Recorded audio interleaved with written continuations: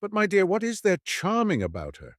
Isn't she like her grandmother, the Princess Daria Petrovna? By the way, she must be very old, the Princess Daria Petrovna. How do you mean old? Cried Tomsky thoughtlessly. She died 7 years ago. The young lady raised her head and made a sign to the young officer. He then remembered that the old countess was never to be informed of the death of any of her contemporaries, and he bit his lips. But the old countess heard the news with the greatest indifference. "Dead," said she, "and I did not know it." We were appointed maids of honor at the same time, and when we were presented to the Empress, and the Countess for the 100th time related to her grandson one of her anecdotes. "Come, Paul," said she when she had finished her story. "Help me to get up. Lizanka, where is my snuff-box?" And the Countess with her 3 maids went behind a screen to finish her toilette. Tomsky was left alone with the young lady. "Who is the gentleman you wish to introduce to the Countess?" asked Lizaveta Ivanovna in a whisper. "Narumov. Do you know him?" "No. Is he a soldier or a civilian?" "A soldier." "Is he in the engineers?" "No, in the cavalry." "What made you think that he was in the engineers?" The young lady smiled, but made no reply. "Paul," cried the Countess from behind the screen, "send me some new novel, only pray don't let it be one of the present-day style." "What do you mean, grandmother?" "That is, a novel in which the hero strangles neither his father nor his mother, and in which there are no drowned bodies. I have a great horror of drowned persons. There are no such novels nowadays. Would you like a Russian one?" "Are there any Russian novels?" "Send me one, my dear, pray send me one." "Goodbye, grandmother. I am in a hurry." "Goodbye, Lizaveta Ivanovna. What made you think that Narumov was in the engineers?" And Tomsky left the boudoir. Lizaveta Ivanovna was left alone. She laid aside her work and began to look out of the window. A few moments afterwards, at a corner house on the other side of the street, a young officer appeared. A deep blush covered her cheeks. She took up her work again and bent her head down over the frame. At the same moment, the Countess returned completely dressed. "Order the carriage, Lizaveta," said she. "We will go out for a drive." Lizaveta arose from the frame and began to arrange her work. "What is the matter with you, my child? Are you deaf?" cried the Countess. "Order the carriage to be got ready at once." "I will do so this moment," replied the young lady, hastening into the anteroom. A servant entered and gave the Countess some books from Prince Paul Alexandrovitch. "Tell him that I am much obliged to him," said the Countess. "Lizaveta, Lizaveta, where are you running to?" "I am going to dress." "There is plenty of time, my dear. Sit down here. Open the first volume and read to me aloud." Her companion took the book and read a few lines. "Louder," said the Countess. "What is the matter with you, my child? Have you lost your voice? Wait, give me that footstool, a little nearer, that will do." Lizaveta read 2 more pages. The Countess yawned. "Put the book down," said she. "What a lot of nonsense! Send it back to Prince Paul with my thanks." "But where is the carriage?" "The carriage is ready," said Lizaveta, looking out into the street. "How is it that you are not dressed?" said the Countess. "I must always wait for you." "It is intolerable, my dear." Liza hastened to her room. She had not been there 2 minutes before the Countess began to ring with all her might. The 3 waiting maids came running in at one door and the valet at another. "How is it that you cannot hear me when I ring for you?" said the Countess. "Tell Lizaveta Ivanovna that I am waiting for her." Lizaveta returned with her hat and cloak on. "At last you are here," said the Countess. "But why such an elaborate toilette?" "Whom do you intend to captivate?" "What sort of weather is it? It seems rather windy." "No, your ladyship, it is very calm," replied the valet. "You never think of what you are talking about." "Open the window. So it is. Windy and bitterly cold. Unharness the horses. Lizaveta, we won't go out. There was no need for you to deck yourself like that." "What a life is mine," thought Lizaveta Ivanovna, and, in truth, Lizaveta Ivanovna was a very unfortunate creature. "The bread of the stranger is bitter," says Dante, "and his staircase hard to climb. But who can know what the bitterness of dependence is so well as the poor companion of an old lady of quality?" The Countess A. had by no means a bad heart, but she was capricious, like a woman who had been spoilt by the world, as well as being avaricious and egotistical, like all old people who have seen their best days, and whose thoughts are with the past and not the present. She participated in all the vanities of the great world, went to balls, where she sat in a corner, painted and dressed in old-fashioned style, like a deformed but indispensable ornament of the ballroom. All the guests on entering approached her and made a profound bow, as if in accordance with a set ceremony, but after that nobody took any further notice of her. She received the whole town at her house, and observed the strictest etiquette, although she could no longer recognize the faces of people. Her numerous domestics, growing fat and old in her antechamber and servants' hall, did just as they liked, and vied with each other in robbing the aged countess in the most barefaced manner. Lizaveta Ivanovna was the martyr of the household. She made tea and was reproached with using too much sugar. She read novels aloud to the countess, and the faults of the author were visited upon her head. She accompanied the countess in her walks and was held answerable for the weather or the state of the pavement.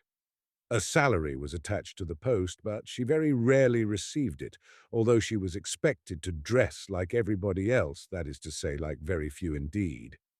In society, she played the most pitiable role. Everybody knew her, and nobody paid her any attention. At balls, she danced only when a partner was wanted, and ladies would only take hold of her arm when it was necessary to lead her out of the room to attend to their dresses. She was very self-conscious and felt her position keenly, and she looked about her with impatience for a deliverer to come to her rescue. But the young men, calculating in their giddiness, honored her with but very little attention, although Lizaveta Ivanovna was 100 times prettier than the bare-faced and cold-hearted marriageable girls around whom they hovered. Many a time did she quietly slink away from the glittering but wearisome drawing-room to go and cry in her own poor little room, in which stood a screen, a chest of drawers, a looking-glass and a painted bedstead, and where a tallow candle burnt feebly in a copper candlestick. One morning, this was about 2 days after the evening party described at the beginning of this story, and a week previous to the scene at which we have just assisted, Lizaveta Ivanovna was seated near the window at her embroidery frame, when, happening to look out into the street, she caught sight of a young engineer officer standing motionless with his eyes fixed upon her window. She lowered her head and went on again with her work. About 5 minutes afterwards, she looked out again. The young officer was still standing in the same place. Not being in the habit of coquetting with passing officers, she did not continue to gaze out into the street, but went on sewing for a couple of hours without raising her head. Dinner was announced. She rose up and began to put her embroidery away, but glancing casually out of the window, she perceived the officer again. This seemed to her very strange. After dinner, she went to the window with a certain feeling of uneasiness, but the officer was no longer there, and she thought no more about him. A couple of days afterwards, just as she was stepping into the carriage with the countess, she saw him again. He was standing close behind the door, with his face half concealed by his fur collar, but his dark eyes sparkled beneath his cap. Lizaveta felt alarmed, though she knew not why, and she trembled as she seated herself in the carriage. On returning home, she hastened to the window. The officer was standing in his accustomed place, with his eyes fixed upon her. She drew back, a prey to curiosity and agitated by a feeling which was quite new to her. From that time forward, not a day passed without the young officer making his appearance under the window at the customary hour, and between him and her there was established a sort of mute acquaintance. Sitting in her place at work, she used to feel his approach, and raising her head, she would look at him longer and longer each day. The young man seemed to be very grateful to her. She saw with the sharp eye of youth how a sudden flush covered his pale cheeks each time that their glances met. After about a week, she commenced to smile at him. When Tomsky asked permission of his grandmother, the countess, to present one of his friends to her, the young girl's heart beat violently. But hearing that Narumov was not an engineer, she regretted that by her thoughtless question, she had betrayed her secret to the volatile Tomsky. Hermann was the son of a German who had become a naturalized Russian and from whom he had inherited a small capital. Being firmly convinced of the necessity of preserving his independence, Hermann did not touch his private income, but lived on his pay without allowing himself the slightest luxury. Moreover, he was reserved and ambitious, and his companions rarely had an opportunity of making merry at the expense of his extreme parsimony. He had strong passions and an ardent imagination, but his firmness of disposition preserved him from the ordinary errors of young men. Thus, though a gamester at heart, he never touched a card, for he considered his position did not allow him, as he said, to risk the necessary in the hope of winning the superfluous. Yet he would sit for nights together at the card table and follow with feverish anxiety the different turns of the game. The story of the three cards had produced a powerful impression upon his imagination, and all night long he could think of nothing else. If, he thought to himself the following evening as he walked along the streets of St. Petersburg, if the old countess would but reveal her secret to me, if she would only tell me the names of the three winning cards. Why should I not try my fortune? I must get introduced to her and win her favor, become her lover. But all that will take time, and she is 87 years old. She might be dead in a week, in a couple of days even. But the story itself, can it really be true? No. Economy, temperance, and industry. Those are my three winning cards. By means of them, I shall be able to double my capital, increase it sevenfold, and procure for myself ease and independence. Musing in this manner, he walked on until he found himself in one of the principal streets of St. Petersburg, in front of a house of antiquated architecture. The street was blocked with equipages. Carriages, one after the other, drew up in front of the brilliantly illuminated doorway. At one moment there stepped out onto the pavement the well-shaped little foot of some young beauty, at another the heavy boot of a cavalry officer, and then the silk stockings and shoes of a member of the diplomatic world. Furs and cloaks passed in rapid succession before the gigantic porter at the entrance. Hermann stopped. "Whose house is this?" he asked of the watchman at the corner. "The Countess dashes," replied the watchman. Hermann started. The strange story of the three cards again presented itself to his imagination. He began walking up and down before the house, thinking of its owner and her strange secret. Returning late to his modest lodging, he could not go to sleep for a long time, and when at last he did doze off, he could dream of nothing but cards, green tables, piles of banknotes, and heaps of ducats. He played one card after the other, winning uninterruptedly, and then he gathered up the gold and filled his pockets with the notes.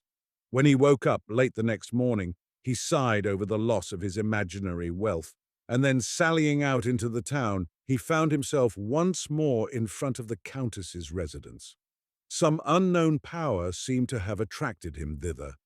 He stopped and looked up at the windows. At one of these he saw a head with luxuriant black hair, which was bent down probably over some book or an embroidery frame. The head was raised. Hermann saw a fresh complexion and a pair of dark eyes. That moment decided his fate. Third. Lizaveta Ivanovna had scarcely taken off her hat and cloak when the Countess sent for her and again ordered her to get the carriage ready. The vehicle drew up before the door, and they prepared to take their seats. Just at the moment when two footmen were assisting the old lady to enter the carriage, Lizaveta saw her engineer standing close beside the wheel. He grasped her hand. Alarm caused her to lose her presence of mind, and the young man disappeared, but not before he had left a letter between her fingers. She concealed it in her glove, and during the whole of the drive she neither saw nor heard anything. It was the custom of the Countess, when out for an airing in her carriage, to be constantly asking such questions as, "Who was that person that met us just now? What is the name of this bridge? What is written on that signboard?" On this occasion, however, Lizaveta returned such vague and absurd answers that the Countess became angry with her. "What is the matter with you, my dear?" she exclaimed. "Have you taken leave of your senses, or what is it? Do you not hear me or understand what I say? Heaven be thanked, I am still in my right mind and speak plainly enough." Lizaveta Ivanovna did not hear her. On returning home, she ran to her room and drew the letter out of her glove. It was not sealed. Lizaveta read it. The letter contained a declaration of love. It was tender, respectful, and copied word for word from a German novel. But Lizaveta did not know anything of the German language, and she was quite delighted. For all that, the letter caused her to feel exceedingly uneasy. For the first time in her life, she was entering into secret and confidential relations with a young man. His boldness alarmed her. She reproached herself for her imprudent behavior and knew not what to do. Should she cease to sit at the window and, by assuming an appearance of indifference towards him, put a check upon the young officer's desire for further acquaintance with her? Should she send his letter back to him, or should she answer him in a cold and decided manner? There was nobody to whom she could turn in her perplexity, for she had neither female friend nor adviser. At length she resolved to reply to him. She sat down at her little writing table, took pen and paper, and began to think. Several times she began her letter and then tore it up. The way she had expressed herself seemed to her either too inviting or too cold and decisive. At last she succeeded in writing a few lines with which she felt satisfied. "I am convinced," she wrote, "that your intentions are honorable and that you do not wish to offend me by any imprudent behavior, but our acquaintance must not begin in such a manner. I return you your letter, and I hope that I shall never have any cause to complain of this undeserved slight." The next day, as soon as Hermann made his appearance, Lizaveta rose from her embroidery, went into the drawing-room, opened the ventilator, and threw the letter into the street, trusting that the young officer would have the perception to pick it up. Hermann hastened forward, picked it up, and then repaired to a confectioner's shop. Breaking the seal of the envelope, he found inside it his own letter and Lizaveta's reply. He had expected this, and he returned home, his mind deeply occupied with his intrigue. 3 days afterwards, a bright-eyed young girl from a milliner's establishment brought Lizaveta a letter. Lizaveta opened it with great uneasiness, fearing that it was a demand for money, when suddenly she recognized Hermann's handwriting. "You have made a mistake, my dear," said she. "This letter is not for me." "Oh, yes, it is for you," replied the girl, smiling very knowingly. "Have the goodness to read it." Lizaveta glanced at the letter.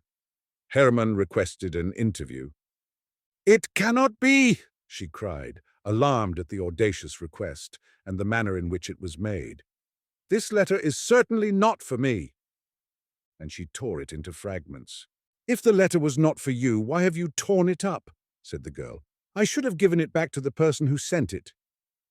"Be good enough, my dear," said Lizaveta, disconcerted by this remark, "not to bring me any more letters for the future, and tell the person who sent you that he ought to be ashamed." But Hermann was not the man to be thus put off. Every day Lizaveta received from him a letter, sent now in this way, now in that. They were no longer translated from the German. Hermann wrote them under the inspiration of passion, and spoke in his own language, and they bore full testimony to the inflexibility of his desire and the disordered condition of his uncontrollable imagination. Lizaveta no longer thought of sending them back to him. She became intoxicated with them and began to reply to them, and little by little her answers became longer and more affectionate. At last she threw out of the window to him the following letter. "This evening there is going to be a ball at the embassy. The Countess will be there. We shall remain until 2 o'clock. You have now an opportunity of seeing me alone. As soon as the Countess is gone, the servants will very probably go out, and there will be nobody left but the Swiss, but he usually goes to sleep in his lodge. Come about 11:30. Walk straight upstairs. If you meet anybody in the ante-room, ask if the Countess is at home. You will be told no, in which case there will be nothing left for you to do but to go away again. But it is most probable that you will meet nobody. The maid-servants will all be together in one room. On leaving the ante-room, turn to the left and walk straight on until you reach the Countess's bedroom.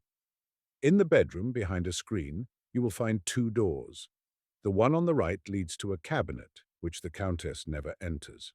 The one on the left leads to a corridor, at the end of which is a little winding staircase. This leads to my room. Hermann trembled like a tiger as he waited for the appointed time to arrive. At 10 o'clock in the evening, he was already in front of the Countess's house. The weather was terrible. The wind blew with great violence. The sleety snow fell in large flakes. The lamps emitted a feeble light. The streets were deserted. From time to time, a sledge, drawn by a sorry-looking hack, passed by, on the lookout for a belated passenger. Hermann was enveloped in a thick overcoat and felt neither wind nor snow. At last the Countess's carriage drew up. Hermann saw two footmen carry out in their arms the bent form of the old lady, wrapped in sable fur, and immediately behind her, clad in a warm mantle, and with her head ornamented with a wreath of fresh flowers, followed Lizaveta. The door was closed. The carriage rolled away heavily through the yielding snow. The porter shut the street door. The windows became dark. Hermann began walking up and down near the deserted house. At length he stopped under a lamp and glanced at his watch. It was 20 minutes past 11. He remained standing under the lamp, his eyes fixed upon the watch, impatiently waiting for the remaining minutes to pass. At 11:30 precisely, Hermann ascended the steps of the house and made his way into the brightly illuminated vestibule. The porter was not there. Hermann hastily ascended the staircase, opened the door of the anteroom, and saw a footman sitting asleep in an antique chair by the side of a lamp. With a light, firm step, Hermann passed by him. The drawing-room and dining-room were in darkness, but a feeble reflection penetrated thither from the lamp in the anteroom. Hermann reached the Countess's bedroom. Before a shrine, which was full of old images, a golden lamp was burning. Faded stuffed chairs and divans with soft cushions stood in melancholy symmetry around the room, the walls of which were hung with China silk. On one side of the room hung two portraits painted in Paris by Madame Lebrun. One of these represented a stout, red-faced man of about 40 years of age, in a bright green uniform and with a star upon his breast. The other, a beautiful young woman with an aquiline nose, forehead curls, and a rose in her powdered hair. In the corners stood porcelain shepherds and shepherdesses, dining-room clocks from the workshop of the celebrated Lefroy, bandboxes, roulettes, fans, and the various playthings for the amusement of ladies that were in vogue at the end of the last century, when Montgolfier's balloons and Mesmer's magnetism were the rage. Hermann stepped behind the screen. At the back of it stood a little iron bedstead. On the right was the door which led to the cabinet. On the left, the other which led to the corridor. He opened the latter and saw the little winding staircase which led to the room of the poor companion. But he retraced his steps and entered the dark cabinet. The time passed slowly. All was still. The clock in the drawing-room struck 12. The strokes echoed through the room one after the other, and everything was quiet again. Hermann stood leaning against the cold stove. He was calm, his heart beat regularly, like that of a man resolved upon a dangerous but inevitable undertaking.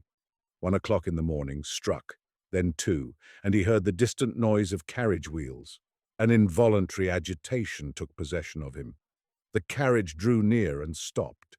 He heard the sound of the carriage steps being let down. All was bustle within the house. The servants were running hither and thither. There was a confusion of voices, and the rooms were lit up. 3 antiquated chambermaids entered the bedroom, and they were shortly afterwards followed by the Countess, who, more dead than alive, sank into a Voltaire armchair. Hermann peeped through a chink. Lizaveta Ivanovna passed close by him, and he heard her hurried steps as she hastened up the little spiral staircase. For a moment his heart was assailed by something like a pricking of conscience, but the emotion was only transitory, and his heart became petrified as before. The Countess began to undress before her looking-glass. Her rose-bedecked cap was taken off, and then her powdered wig was removed from off her white and closely cut hair. Hairpins fell in showers around her. Her yellow satin dress, brocaded with silver, fell down at her swollen feet. Hermann was a witness of the repugnant mysteries of her toilette. At last the Countess was in her nightcap and dressing-gown, and in this costume, more suitable to her age, She appeared less hideous and deformed. Like all old people in general, the Countess suffered from sleeplessness. Having undressed, she seated herself at the window in a Voltaire armchair and dismissed her maids. The candles were taken away, and once more the room was left with only one lamp burning in it. The Countess sat there looking quite yellow, mumbling with her flaccid lips and swaying to and fro. Her dull eyes expressed complete vacancy of mind, and looking at her, one would have thought that the rocking of her body was not a voluntary action of her own, but was produced by the action of some concealed galvanic mechanism. Suddenly the death-like face assumed an inexplicable expression. The lips ceased to tremble, the eyes became animated. Before the Countess stood an unknown man. "Do not be alarmed, for heaven's sake, do not be alarmed," said he in a low but distinct voice. "I have no intention of doing you any harm. I have only come to ask a favor of you." The old woman looked at him in silence, as if she had not heard what he had said. Hermann thought that she was deaf, and bending down towards her ear, he repeated what he had said. The aged Countess remained silent as before. "You can ensure the happiness of my life," continued Hermann, "and it will cost you nothing. I know that you can name 3 cards in order." Hermann stopped. The Countess appeared now to understand what he wanted. She seemed as if seeking for words to reply. "It was a joke," she replied at last. "I assure you it was only a joke." "There is no joking about the matter," replied Hermann angrily. "Remember Chaplitsky, whom you helped to win." The Countess became visibly uneasy. Her features expressed strong emotion, but they quickly resumed their former immobility. "Can you not name me these 3 winning cards?" continued Hermann. The Countess remained silent. Hermann continued, "For whom are you preserving your secret? For your grandsons? They are rich enough without it. They do not know the worth of money. Your cards would be of no use to a spendthrift. He who cannot preserve his paternal inheritance will die in want, even though he had a demon at his service. I am not a man of that sort. I know the value of money. Your 3 cards will not be thrown away upon me. Come." He paused and tremblingly awaited her reply. The Countess remained silent. Hermann fell upon his knees. "If your heart has ever known the feeling of love," said he, "if you remember its rapture, if you have ever smiled at the cry of your newborn child, if any human feeling has ever entered into your breast, I entreat you by the feelings of a wife, a lover, a mother, by all that is most sacred in life, not to reject my prayer. Reveal to me your secret. Of what use is it to you? Maybe it is connected with some terrible sin, with the loss of eternal salvation, with some bargain with the devil. Reflect. You are old, you have not long to live. I am ready to take your sins upon my soul. Only reveal to me your secret. Remember that the happiness of a man is in your hands, that not only I, but my children and grandchildren will bless your memory and reverence you as a saint." The old Countess answered not a word. Hermann rose to his feet. "You old hag," he exclaimed, grinding his teeth. "Then I will make you answer." With these words, he drew a pistol from his pocket. At the sight of the pistol, the Countess, for the second time, exhibited strong emotion. She shook her head and raised her hands as if to protect herself from the shot. Then she fell backwards and remained motionless. "Come, an end to this childish nonsense," said Hermann, taking hold of her hand. "I ask you for the last time, will you tell me the names of your 3 cards, or will you not?" The Countess made no reply. Hermann perceived that she was dead. 4th. Lizaveta Ivanovna was sitting in her room, still in her ball dress, lost in deep thought. On returning home, she had hastily dismissed the chambermaid, who very reluctantly came forward to assist her, saying that she would undress herself, and with a trembling heart had gone up to her own room, expecting to find Hermann there, but yet hoping not to find him. At the first glance, she convinced herself that he was not there, and she thanked her fate for having prevented him keeping the appointment. She sat down without undressing and began to recall to mind all the circumstances which in so short a time had carried her so far. It was not 3 weeks since the time when she first saw the young officer from the window, and yet she was already in correspondence with him, and he had succeeded in inducing her to grant him a nocturnal interview. She knew his name only through his having written it at the bottom of some of his letters. She had never spoken to him, had never heard his voice, and had never heard him spoken of until that evening. But strange to say, that very evening at the ball, Tomsky, being piqued with the young Princess Pauline N., who, contrary to her usual custom, did not flirt with him, wished to revenge himself by assuming an air of indifference. He therefore engaged Lizaveta Ivanovna and danced an endless mazurka with her. During the whole of the time he kept teasing her about her partiality for engineer officers. He assured her that he knew far more than she imagined, and some of his jests were so happily aimed that Lizaveta thought several times that her secret was known to him. "From whom have you learnt all this?" she asked, smiling. "From a friend of a person very well known to you," replied Tomsky. "From a very distinguished man." "And who is this distinguished man?" "His name is Hermann." Lizaveta made no reply, but her hands and feet lost all sense of feeling. "This Hermann," continued Tomsky, "is a man of romantic personality. He has the profile of a Napoleon and the soul of a Mephistopheles. I believe that he has at least 3 crimes upon his conscience. How pale you have become." "I have a headache. But what did this Hermann, or whatever his name is, tell you?" "Hermann is very much dissatisfied with his friend. He says that in his place he would act very differently. I even think that Hermann himself has designs upon you. At least he listens very attentively to all that his friend has to say about you." "And where has he seen me?" "In church, perhaps, or on the parade. God alone knows where.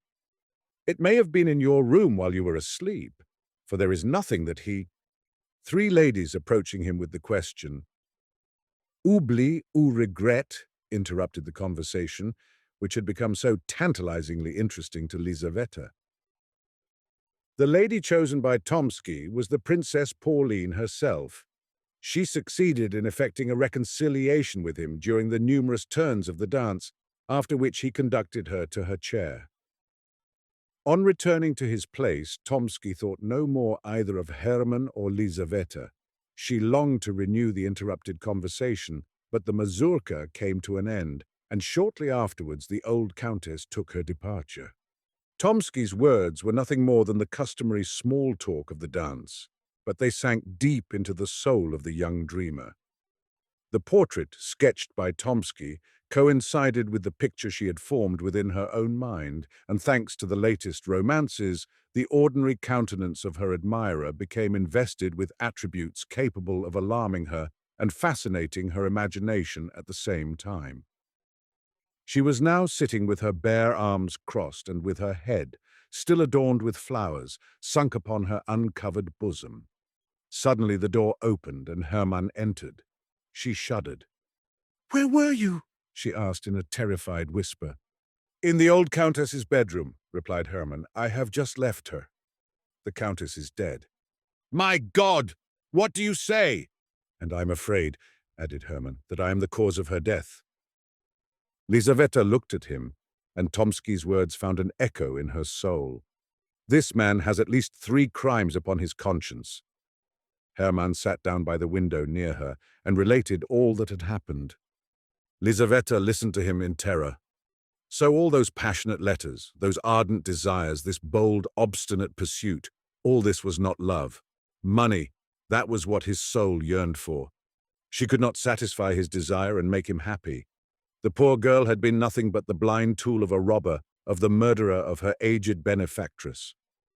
She wept bitter tears of agonized repentance. Hermann gazed at her in silence. His heart, too, was a prey to violent emotion, but neither the tears of the poor girl nor the wonderful charm of her beauty, enhanced by her grief, could produce any impression upon his hardened soul. He felt no pricking of conscience at the thought of the dead old woman. One thing only grieved him, the irreparable loss of the secret from which he had expected to obtain great wealth. "You are a monster," said Lizaveta at last. "I did not wish for her death," replied Hermann. "My pistol was not loaded." Both remained silent. The day began to dawn. Lizaveta extinguished her candle. A pale light illumined her room. She wiped her tear-stained eyes and raised them towards Hermann. He was sitting near the window with his arms crossed and with a fierce frown upon his forehead. In this attitude he bore a striking resemblance to the portrait of Napoleon. This resemblance struck Lizaveta even. "How shall I get you out of the house?" said she at last. "I thought of conducting you down the secret staircase, but in that case it would be necessary to go through the Countess's bedroom, and I am afraid. Tell me how to find this secret staircase. I will go alone." Lizaveta arose, took from her drawer a key, handed it to Hermann, and gave him the necessary instructions. Hermann pressed her cold, limp hand, kissed her bowed head, and left the room. He descended the winding staircase and once more entered the Countess's bedroom. The dead old lady sat as if petrified. Her face expressed profound tranquility. Hermann stopped before her and gazed long and earnestly at her, as if he wished to convince himself of the terrible reality. At last he entered the cabinet, felt behind the tapestry for the door, and then began to descend the dark staircase, filled with strange emotions. Down this very staircase, thought he, perhaps coming from the very same room, and at this very same hour 60 years ago, there may have glided, in an embroidered coat, with his hair dressed à l'oiseau royal, and pressing to his heart his three-cornered hat, some young gallant who has long been mouldering in the grave, but the heart of his aged mistress has only today ceased to beat. At the bottom of the staircase, Hermann found a door, which he opened with a key, and then traversed a corridor which conducted him into the street. 3 days after the fatal night, at 9 o'clock in the morning, Hermann repaired to the convent of, where the last honours were to be paid to the mortal remains of the old countess. Although feeling no remorse, he could not altogether stifle the voice of conscience, which said to him, "You are the murderer of the old woman." In spite of his entertaining very little religious belief, he was exceedingly superstitious, and believing that the dead countess might exercise an evil influence on his life, he resolved to be present at her obsequies in order to implore her pardon. The church was full. It was with difficulty that Hermann made his way through the crowd of people. The coffin was placed upon a rich catafalque beneath a velvet baldachin.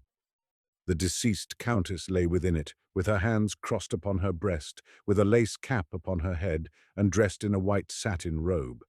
Around the catafalque stood the members of her household, the servants in black caftans, with armorial ribbons upon their shoulders and candles in their hands, the relatives, children, grandchildren, and great-grandchildren in deep mourning. Nobody wept. Tears would have been une affectation.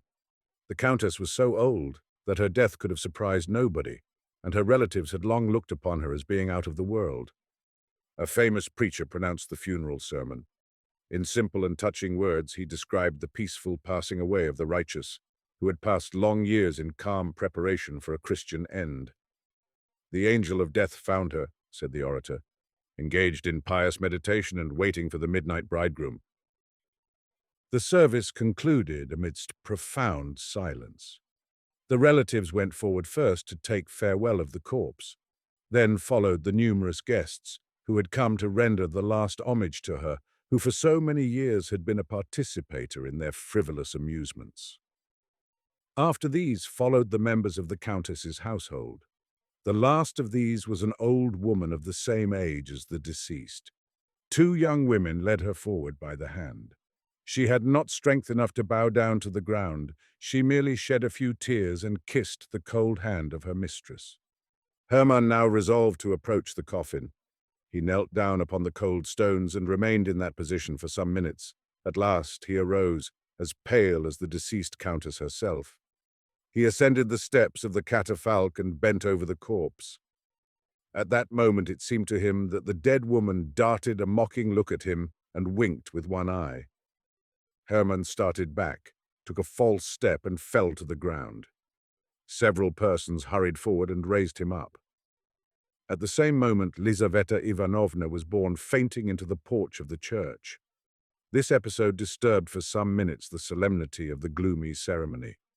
Among the congregation arose a deep murmur, and a tall, thin chamberlain, a near relative of the deceased, whispered in the ear of an Englishman who was standing near him that the young officer was a natural son of the Countess, to which the Englishman coldly replied, "Oh!" During the whole of that day, Hermann was strangely excited. Repairing to an out-of-the-way restaurant to dine, he drank a great deal of wine, contrary to his usual custom, in the hope of deadening his inward agitation. But the wine only served to excite his imagination still more.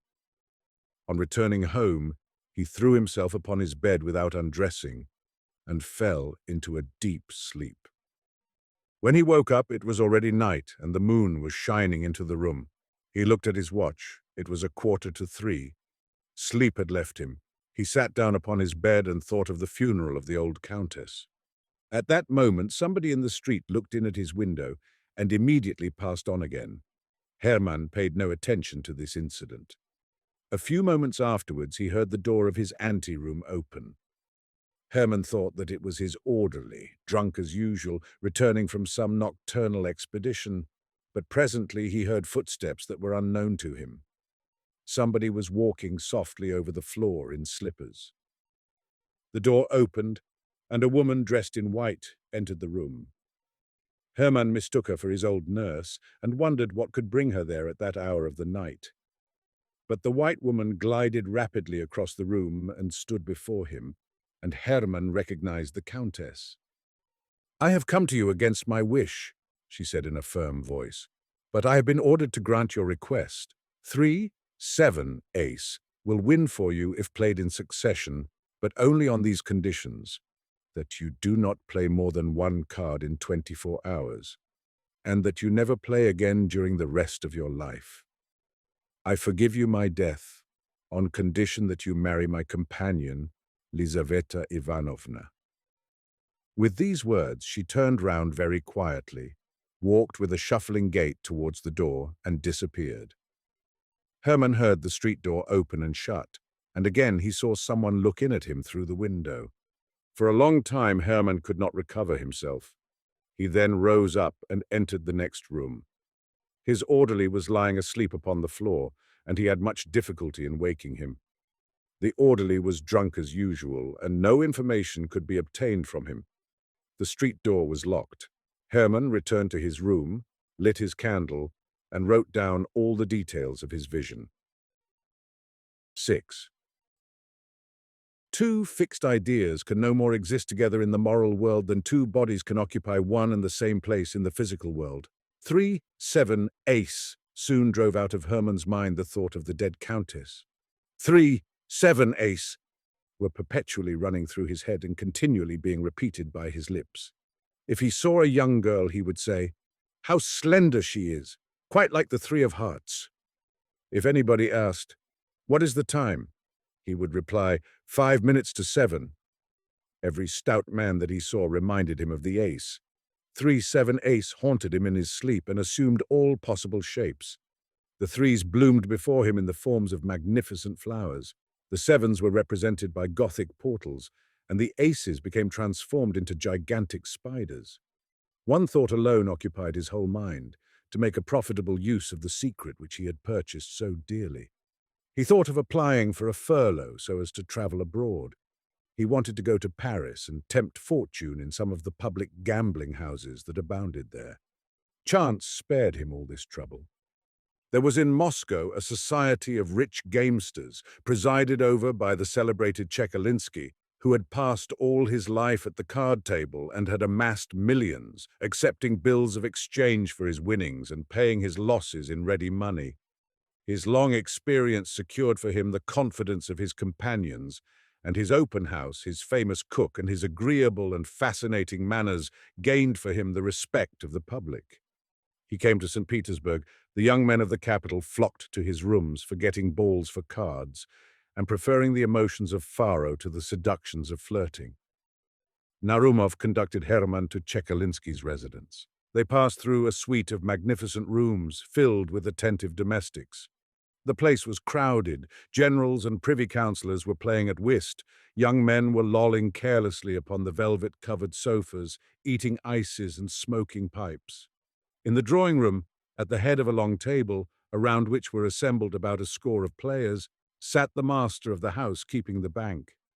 He was a man of about 60 years of age, of a very dignified appearance. His head was covered with silvery white hair. His full, florid countenance expressed good nature, and his eyes twinkled with a perpetual smile. Narumov introduced Hermann to him. Chekalinsky shook him by the hand in a friendly manner, requested him not to stand on ceremony, and then went on dealing. The game occupied some time. On the table lay more than 30 cards. Chekalinsky paused after each throw in order to give the players time to arrange their cards and note down their losses, listened politely to their requests, and more politely still, put straight the corners of cards that some player's hand had chanced to bend. At last the game was finished. Chekalinsky shuffled the cards and prepared to deal again. "Will you allow me to take a card?" said Hermann, stretching out his hand from behind a stout gentleman who was punting. Chekalinsky smiled and bowed silently as a sign of acquiescence. Narumov laughingly congratulated Hermann on his abjuration of that abstention from cards which he had practiced for so long a period, and wished him a lucky beginning. "Stake," said Hermann, writing some figures with chalk on the back of his card. "How much?" asked the banker, contracting the muscles of his eyes. "Excuse me, I cannot see quite clearly." 47,000 rubles, replied Hermann. At these words, every head in the room turned suddenly round, and all eyes were fixed upon Hermann. "He has taken leave of his senses," thought Narumov.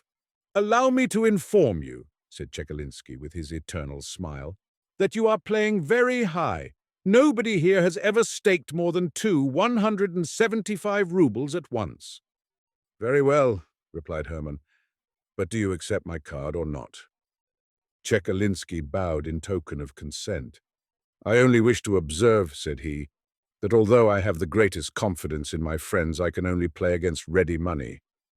For my own part, I am quite convinced that your word is sufficient, but for the sake of the order of the game, and to facilitate the reckoning up, I must ask you to put the money on your card." Hermann drew from his pocket a banknote and handed it to Chekalinsky, who, after examining it in a cursory manner, placed it on Hermann's card. He began to deal. On the right, a 9 turned up, and on the left, a 3. "I have won," said Hermann, showing his card. A murmur of astonishment arose among the players. Chekalinsky frowned, but the smile quickly returned to his face. "Do you wish me to settle with you?" he said to Hermann. "If you please," replied the latter. Chekalinsky drew from his pocket a number of banknotes and paid at once. Hermann took up his money and left the table. Narumov could not recover from his astonishment. Hermann drank a glass of lemonade and returned home. The next evening he again repaired to Chekalinsky's. The host was dealing. Hermann walked up to the table. The punters immediately made room for him. Chekalinsky greeted him with a gracious bow. Hermann waited for the next deal, took a card and placed upon it his 47,000 rubles, together with his winnings of the previous evening. Chekalinsky began to deal. A knave turned up on the right, a 7 on the left. Hermann showed his 7. There was a general exclamation. Chekalinsky was evidently ill at ease, but he counted out the 94,000 rubles and handed them over to Hermann, who pocketed them in the coolest manner possible and immediately left the house. The next evening, Hermann appeared again at the table. Everyone was expecting him. The generals and privy councillors left their whist in order to watch such extraordinary play. The young officers quitted their sofas, and even the servants crowded into the room, all pressed round Hermann. The other players left off punting, impatient to see how it would end. Hermann stood at the table and prepared to play alone against the pale but still smiling Chekalinsky. Each opened a pack of cards. Chekalinsky shuffled. Hermann took a card and covered it with a pile of banknotes. It was like a duel. Deep silence reigned around. Chekalinsky began to deal. His hands trembled. On the right, a queen turned up, and on the left, an ace. "Ace has won!" cried Hermann, showing his card. "Your queen has lost," said Chekalinsky politely. Hermann started instead of an ace. There lay before him the Queen of Spades. He could not believe his eyes, nor could he understand how he had made such a mistake. At that moment it seemed to him that the Queen of Spades smiled ironically and winked her eye at him. He was struck by her remarkable resemblance. "The old Countess!" he exclaimed, seized with terror. Chekalinsky gathered up his winnings. For some time Hermann remained perfectly motionless. When at last he left the table, there was a general commotion in the room. "Splendidly punted," said the players. Chekalinsky shuffled the cards afresh, and the game went on as usual. Hermann went out of his mind and is now confined in room number 17 of the Obukhov Hospital. He never answers any questions, but he constantly mutters with unusual rapidity, 3-7 ace, 3-7 queen. Lizaveta Ivanovna has married a very amiable young man, a son of the former steward of the old countess. He is in the service of the state somewhere and is in receipt of a good income. Lizaveta is also supporting a poor relative. Tomsky has been promoted to the rank of captain and has become the husband of the Princess Pauline. The Cloak, by Muzhik Fed Gogol. In the department of, but it is better not to mention the department. The touchiest things in the world are departments, regiments, courts of justice, in a word, all branches of public service. Each individual nowadays thinks all society insulted in his person. Quite recently, a complaint was received from a district chief of police in which he plainly demonstrated that all the imperial institutions were going to the dogs, and that the Tsar's sacred name was being taken in vain. And in proof, he appended to the complaint a romance in which the district chief of police is made to appear about once in every 10 pages, and sometimes in a downright drunken condition. Therefore, in order to avoid all unpleasantness, it will be better to designate the department in question as a certain department. So, in a certain department there was a certain official, not a very notable one, it must be allowed, short of stature, somewhat pockmarked, red-haired and mole-eyed, with a bald forehead, wrinkled cheeks, and a complexion of the kind known as sanguine. The St. Petersburg climate was responsible for this. As for his official rank, with us Russians the rank comes first, he was what is called a perpetual titular councillor, over which, as is well known, some writers make merry and crack their jokes, obeying the praiseworthy custom of attacking those who cannot bite back. His family name was Bashmachkin. This name is evidently derived from Bashmak, shoe, but when, at what time, and in what manner is not known.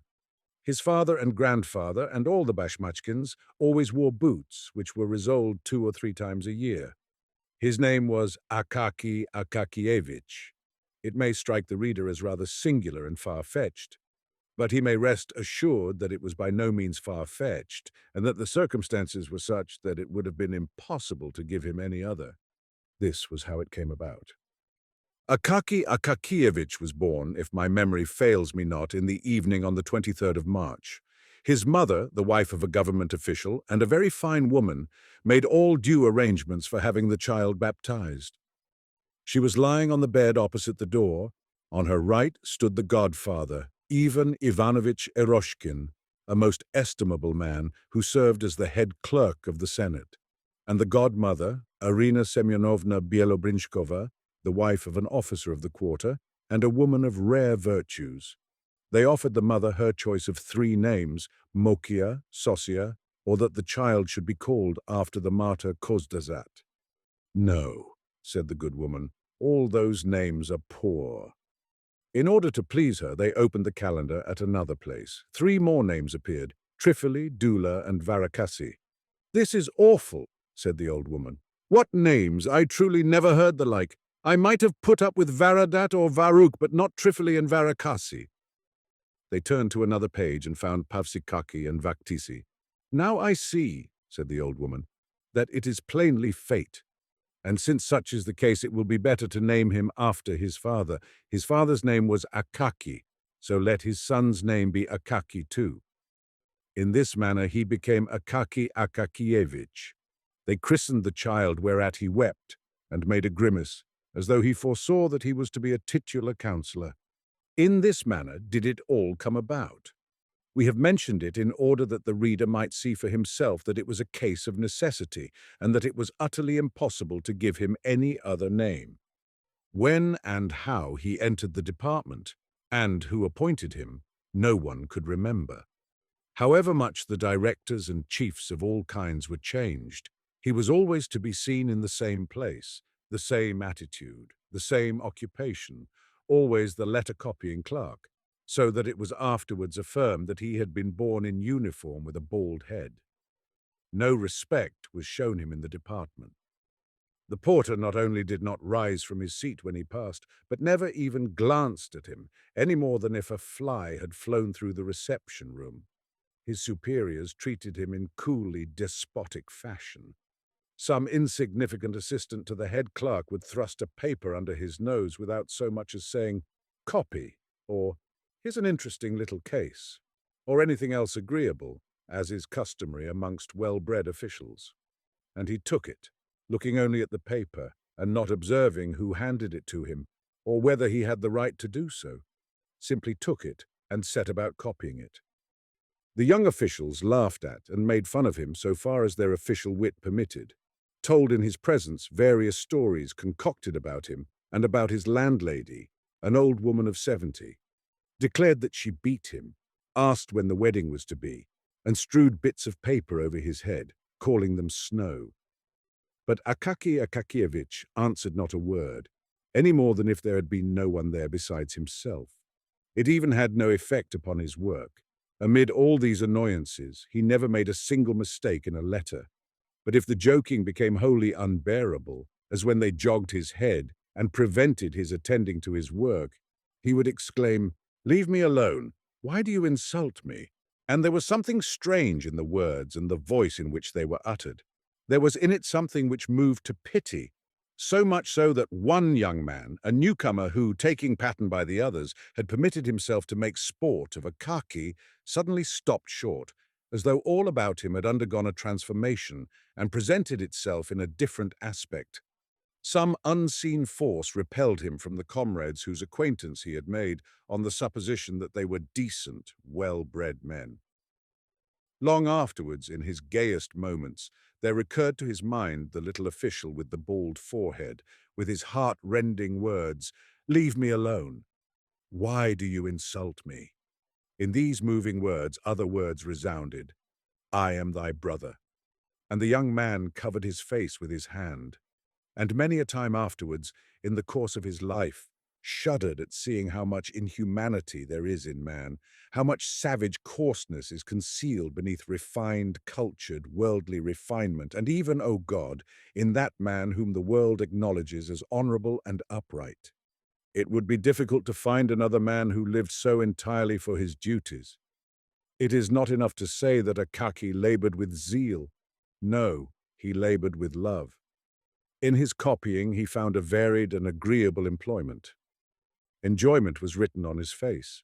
Some letters were even favorites with him, and when he encountered these, he smiled, winked, and worked with his lips, till it seemed as though each letter might be read in his face, as his pen traced it. If his pay had been in proportion to his zeal, he would, perhaps, to his great surprise, have been made even a councillor of state. But he worked, as his companions, the wits put it, like a horse in a mill. However, it would be untrue to say that no attention was paid to him. One director, being a kindly man and desirous of rewarding him for his long service, ordered him to be given something more important than mere copying, so he was ordered to make a report of an already concluded affair to another department, the duty consisting simply in changing the heading and altering a few words from the first to the third person. This caused him so much toil that he broke into a perspiration, rubbed his forehead, and finally said, "No, give me rather something to copy." After that, they let him copy on forever. Outside this copying, it appeared that nothing existed for him. He gave no thought to his clothes. His uniform was not green, but a sort of rusty meal color. The collar was low, so that his neck, in spite of the fact that it was not long, seemed inordinately so as it emerged from it, like the necks of the plaster cats which peddlers carry about on their heads. and something was always sticking to his uniform, either a bit of hay or some trifle. Moreover, he had a peculiar knack, as he walked along the street, of arriving beneath a window just as all sorts of rubbish was being flung out of it. Hence he always bore about on his hat scraps of melon rinds and other such articles. Never once in his life did he give heed to what was going on every day to the street, while it is well known that his young brother officials trained the range of their glances till they could see when anyone's trouser straps came undone upon the opposite sidewalk, which always brought a malicious smile to their faces. But Akaky Akakievich saw in all things the clean, even strokes of his written lines, and only when a horse thrust his nose from some unknown quarter over his shoulder and sent a whole gust of wind down his neck from his nostrils did he observe that he was not in the middle of a line, but in the middle of the street. On reaching home, he sat down at once at the table, sipped his cabbage soup up quickly, and swallowed a bit of beef with onions, never noticing their taste, and gulping down everything with flies and anything else which the Lord happened to send at the moment.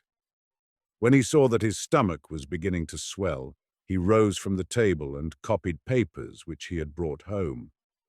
If there happened to be none, he took copies for himself for his own gratification, especially if the document was noteworthy, not on account of its style, but of its being addressed to some distinguished person. Even at the hour when the grey St. Petersburg sky had quite disappeared and all the official world had eaten or dined, each as he could, in accordance with the salary he received and his own fancy, when all were resting from the department jar of pens, running to and fro for their own and other people's indispensable occupations, and from all the work that an uneasy man makes willingly for himself rather than what is necessary.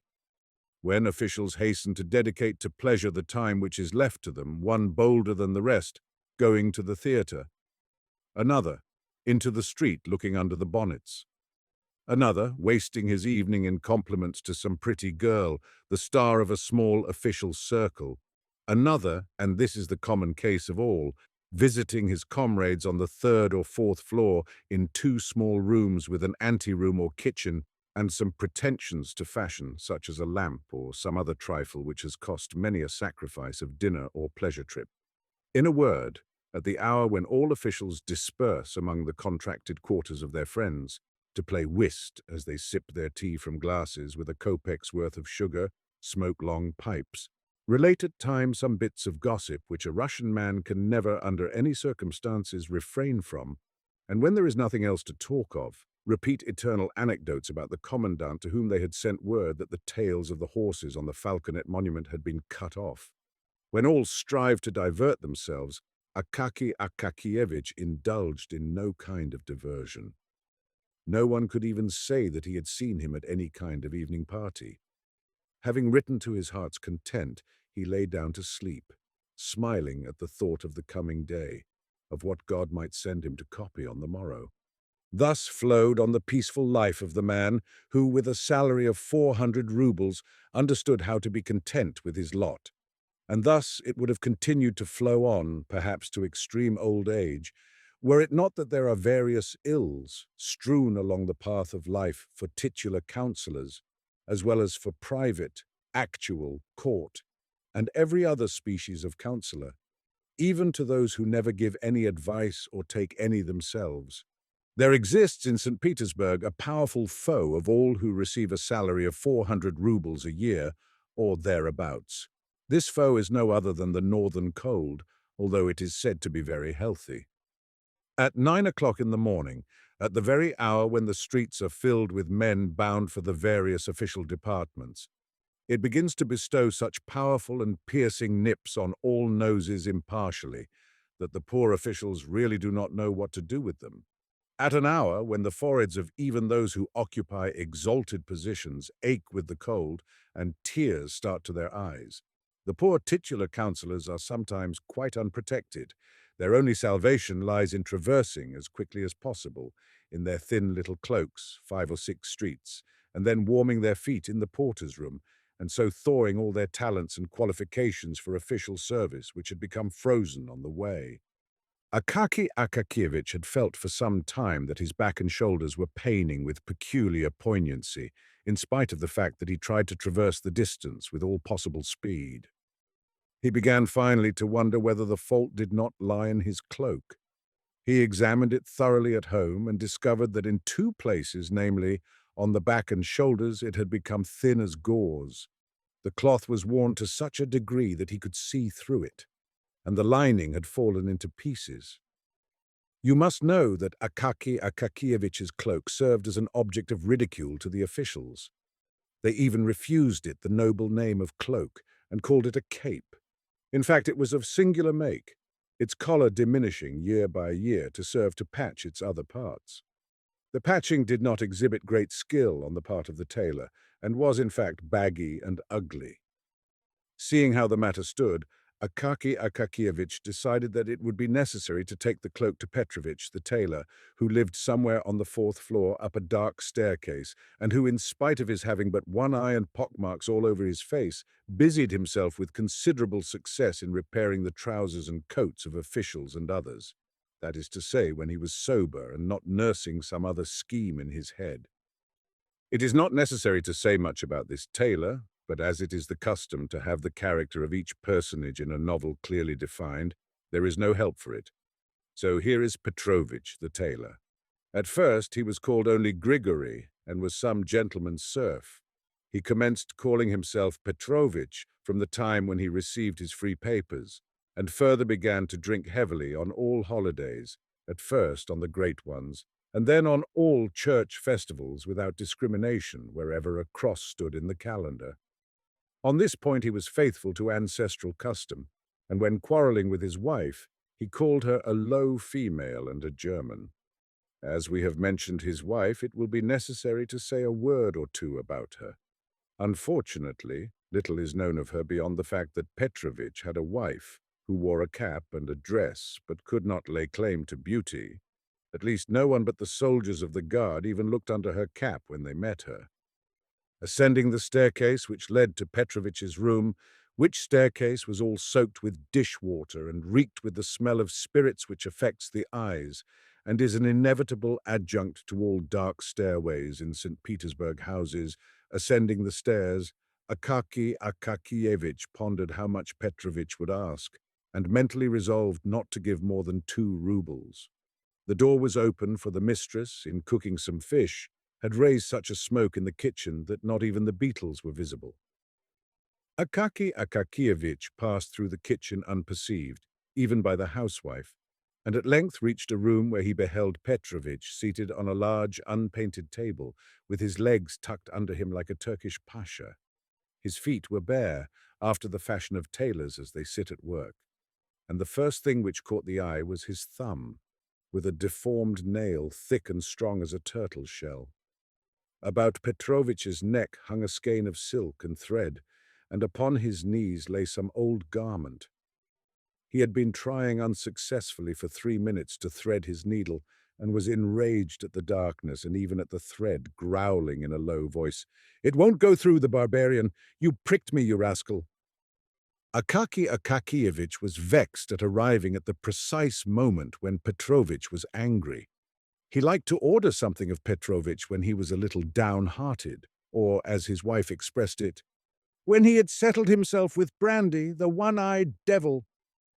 Under such circumstances, Petrovich generally came down in his price very readily, and even bowed and returned thanks.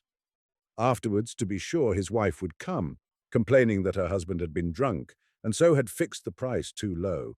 But if only a 10-kopeck piece were added, then the matter would be settled. But now it appeared that Petrovich was in a sober condition, and therefore rough, taciturn, and inclined to demand Satan only knows what price. Akaki Akakievich felt this, and would gladly have beat a retreat, but he was in for it. Petrovich screwed up his one eye very intently at him, and Akaki Akakievich involuntarily said, "How do you do, Petrovich?" "I wish you a good morning, sir," said Petrovich, squinting at Akaki Akakievich's hands to see what sort of booty he had brought. "Ah, aye, to you, Petrovich, this—" It must be known that Akaki Akakievich expressed himself chiefly by prepositions, adverbs, and scraps of phrases which had no meaning whatever. If the matter was a very difficult one, He had a habit of never completing his sentences, so that frequently, having begun a phrase with the words, "This, in fact, is quite—" he forgot to go on, thinking he had already finished it. "What is it?" asked Petrovich, and with his one eye scanned Akaky Akakievich's whole uniform from the collar down to the cuffs, the back, the tails, and the buttonholes, all of which were well known to him, since they were his own handiwork. Such is the habit of tailors. It is the first thing they do on meeting one. "But here, this, Petrovich, a cloak, cloth. Here you see, everywhere, in different places, it is quite strong. It is a little dusty and looks old, but it is new. Only here in one place it is a little on the back, and here on one of the shoulders it is a little worn, yes. Here on this shoulder it is a little, do you see?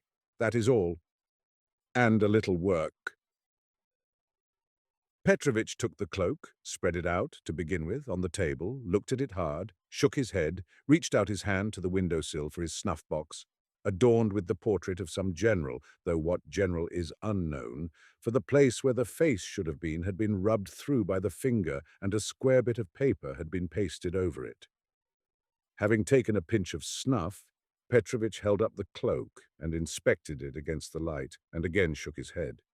Then he turned it, lining upwards, and shook his head once more, after which he again lifted the general-adorned lid with its bit of pasted paper, and having stuffed his nose with snuff, dosed and put away the snuff-box, and said finally, "No, it is impossible to mend it. It is a wretched garment." Akaky Akakievich's heart sank at these words. "Why is it impossible, Petrovich?" he said, almost in the pleading voice of a child. "All that ails it is that it is worn on the shoulders. You must have some pieces." "Yes, patches could be found. Patches are easily found," said Petrovich. "But there's nothing to sew them to. The thing is completely rotten. If you put a needle to it, see, it will give way. Let it give way, and you can put on another patch at once. But there is nothing to put the patches onto. There's no use in strengthening it. It is too far gone. It's lucky that it's cloth, for if the wind were to blow, it would fly away." "Well, strengthen it again. How this, in fact?" "No," said Petrovich decisively. "There is nothing to be done with it. It's a thoroughly bad job. You'd better, when the cold winter weather comes on, make yourself some gaiters out of it, because stockings are not warm. The Germans invented them in order to make more money. Petrovich loved on all occasions to have a fling at the Germans. But it is plain you must have a new cloak." At the word "new," all grew dark before Akaky Akakievich's eyes, and everything in the room began to whirl round. The only thing he saw clearly was the general with the paper face on the lid of Petrovich's snuff-box. "A new one?" said he, as if still in a dream. "Why, I have no money for that." "Yes, a new one," said Petrovich, with barbarous composure. "Well, if it came to a new one, You mean, how much would it cost?" "Yes." "Well, you would have to lay out 150 or more," said Petrovich, and pursed up his lips significantly. He liked to produce powerful effects, liked to stun utterly and suddenly, and then to glance sideways to see what face the stunned person would put on the matter. 150 rubles for a cloak!" shrieked poor Akaky Akakievich, perhaps for the first time in his life, for his voice had always been distinguished for softness. "Yes, sir," said Petrovich, "for any kind of cloak. If you have a marten fur on the collar, or a silk-lined hood, it will mount up to 200. "Petrovich, please," said Akaky Akakievich in a beseeching tone, not hearing and not trying to hear Petrovich's words, and disregarding all his effects, "some repairs in order that it may wear yet a little longer." "No, it would only be a waste of time and money," said Petrovich.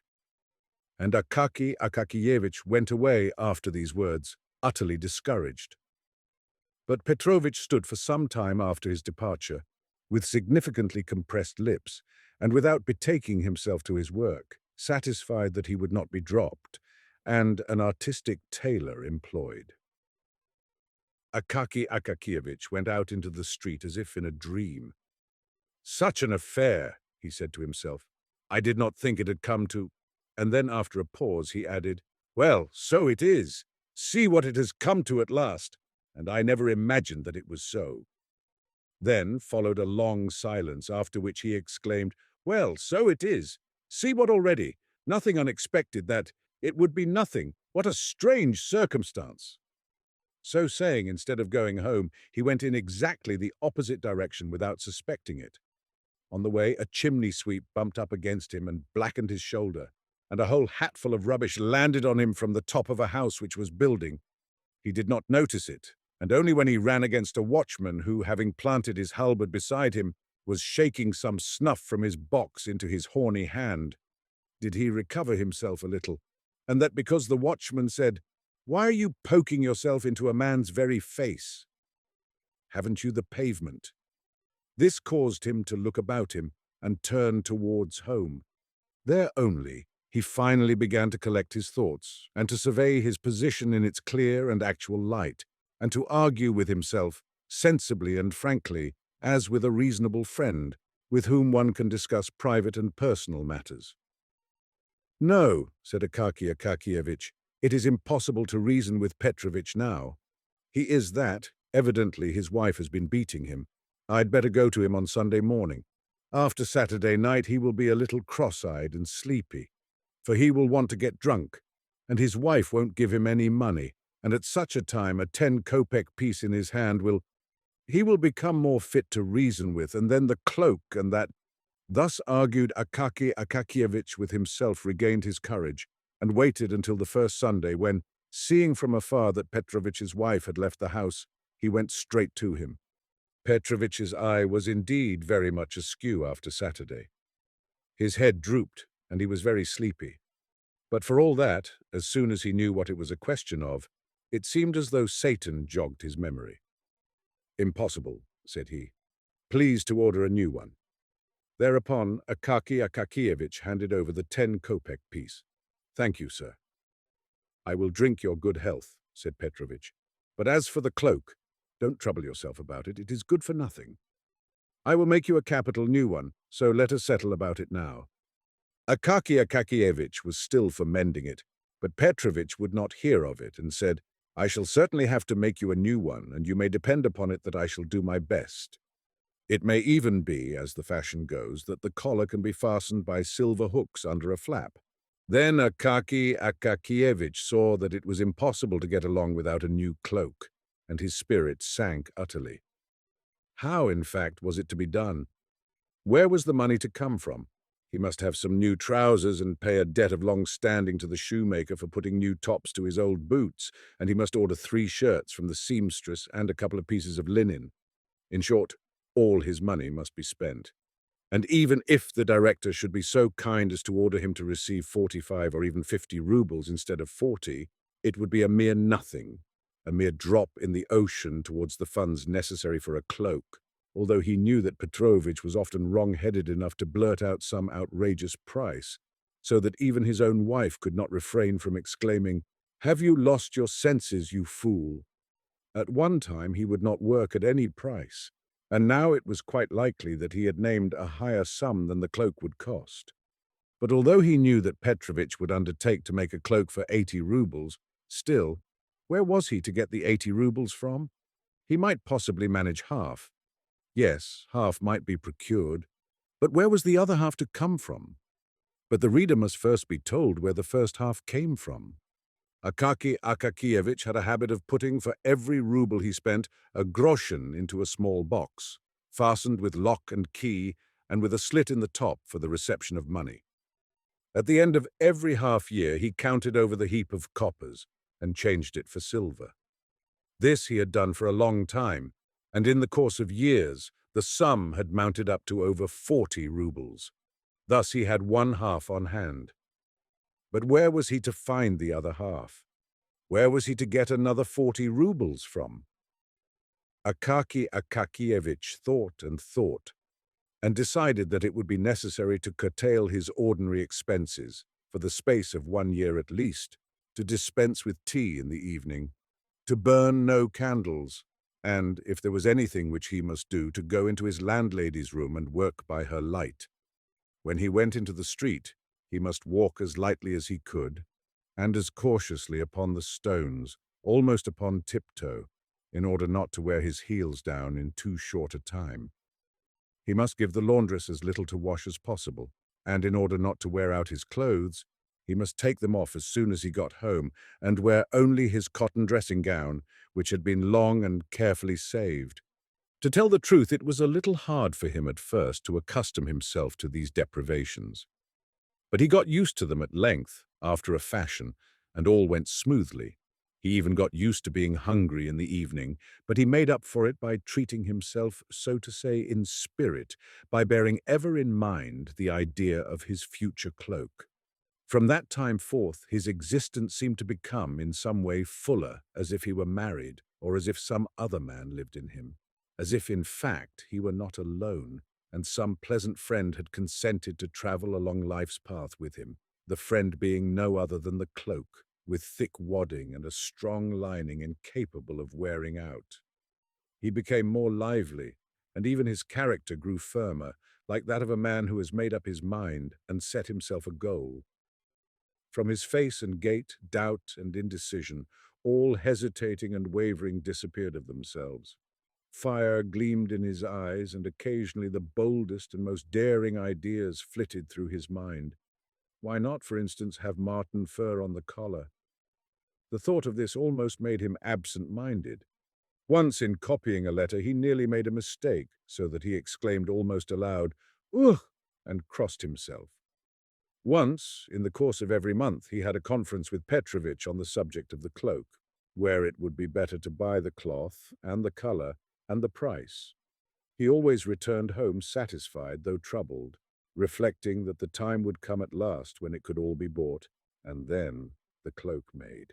The affair progressed more briskly than he had expected, for beyond all his hopes, the director awarded neither 40 nor 45 rubles for Akaky Akakievich's share, but 60. Whether he suspected that Akaky Akakievich needed a cloak, or whether it was merely chance, at all events 20 extra rubles were by this means provided. This circumstance hastened matters. 2 or 3 months more of hunger, and Akaky Akakievich had accumulated about 80 rubles. His heart, generally so quiet, began to throb. On the first possible day, he went shopping in company with Petrovich. They bought some very good cloth, and at a reasonable rate too, for they had been considering the matter for 6 months, and rarely let a month pass without their visiting the shops to inquire prices. Petrovich himself said that no better cloth could be had. For lining, they selected a cotton stuff, but so firm and thick that Petrovich declared it to be better than silk, and even prettier and more glossy. They did not buy the marten fur because it was, in fact, dear, but in its stead they picked out the very best of cat's skin which could be found in the shop, and which might indeed be taken for marten at a distance. Petrovich worked at the cloak 2 whole weeks, for there was a great deal of quilting. Otherwise, it would have been finished sooner. He charged 12 rubles for the job. It could not possibly have been done for less. It was all sewed with silk in small double seams, and Petrovich went over each seam afterwards with his own teeth, stamping in various patterns. It is difficult to say precisely on what day, but probably the most glorious one in Akaky Akakievich's life, when Petrovich at length brought home the cloak. He brought it in the morning, before the hour when it was necessary to start for the department. Never did a cloak arrive so exactly in the nick of time, for the severe cold had set in, and it seemed to threaten to increase.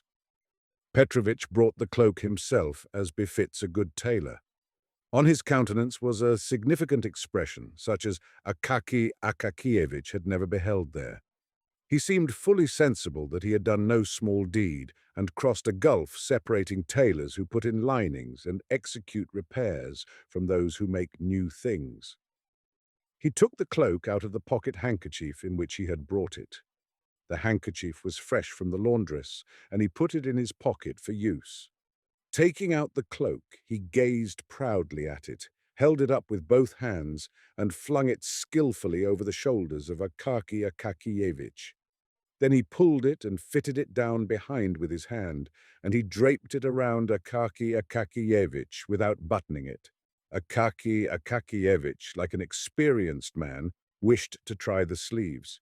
Petrovich helped him on with them, and it turned out that the sleeves were satisfactory also. In short, the cloak appeared to be perfect and most seasonable. Petrovich did not neglect to observe that it was only because he lived in a narrow street and had no signboard, and had known Akaky Akakievich so long that he had made it so cheaply, but that if he had been in business on the Nevsky Prospect, he would have charged 75 rubles for the making alone. Akaky Akakievich did not care to argue this point with Petrovich. He paid him, thanked him, and set out at once in his new cloak for the department. Petrovich followed him, and pausing in the street, gazed long at the cloak in the distance, after which he went to one side expressly to run through a crooked alley and emerge again into the street beyond to gaze once more upon the cloak from another point, namely, directly in front. Meantime, Akaky Akakievich went on in holiday mood. He was conscious every second of the time that he had a new cloak on his shoulders, and several times he laughed with internal satisfaction.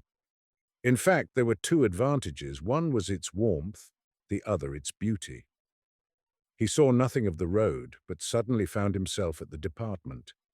He took off his cloak in the anteroom, looked it over carefully, and confided it to the special care of the attendant.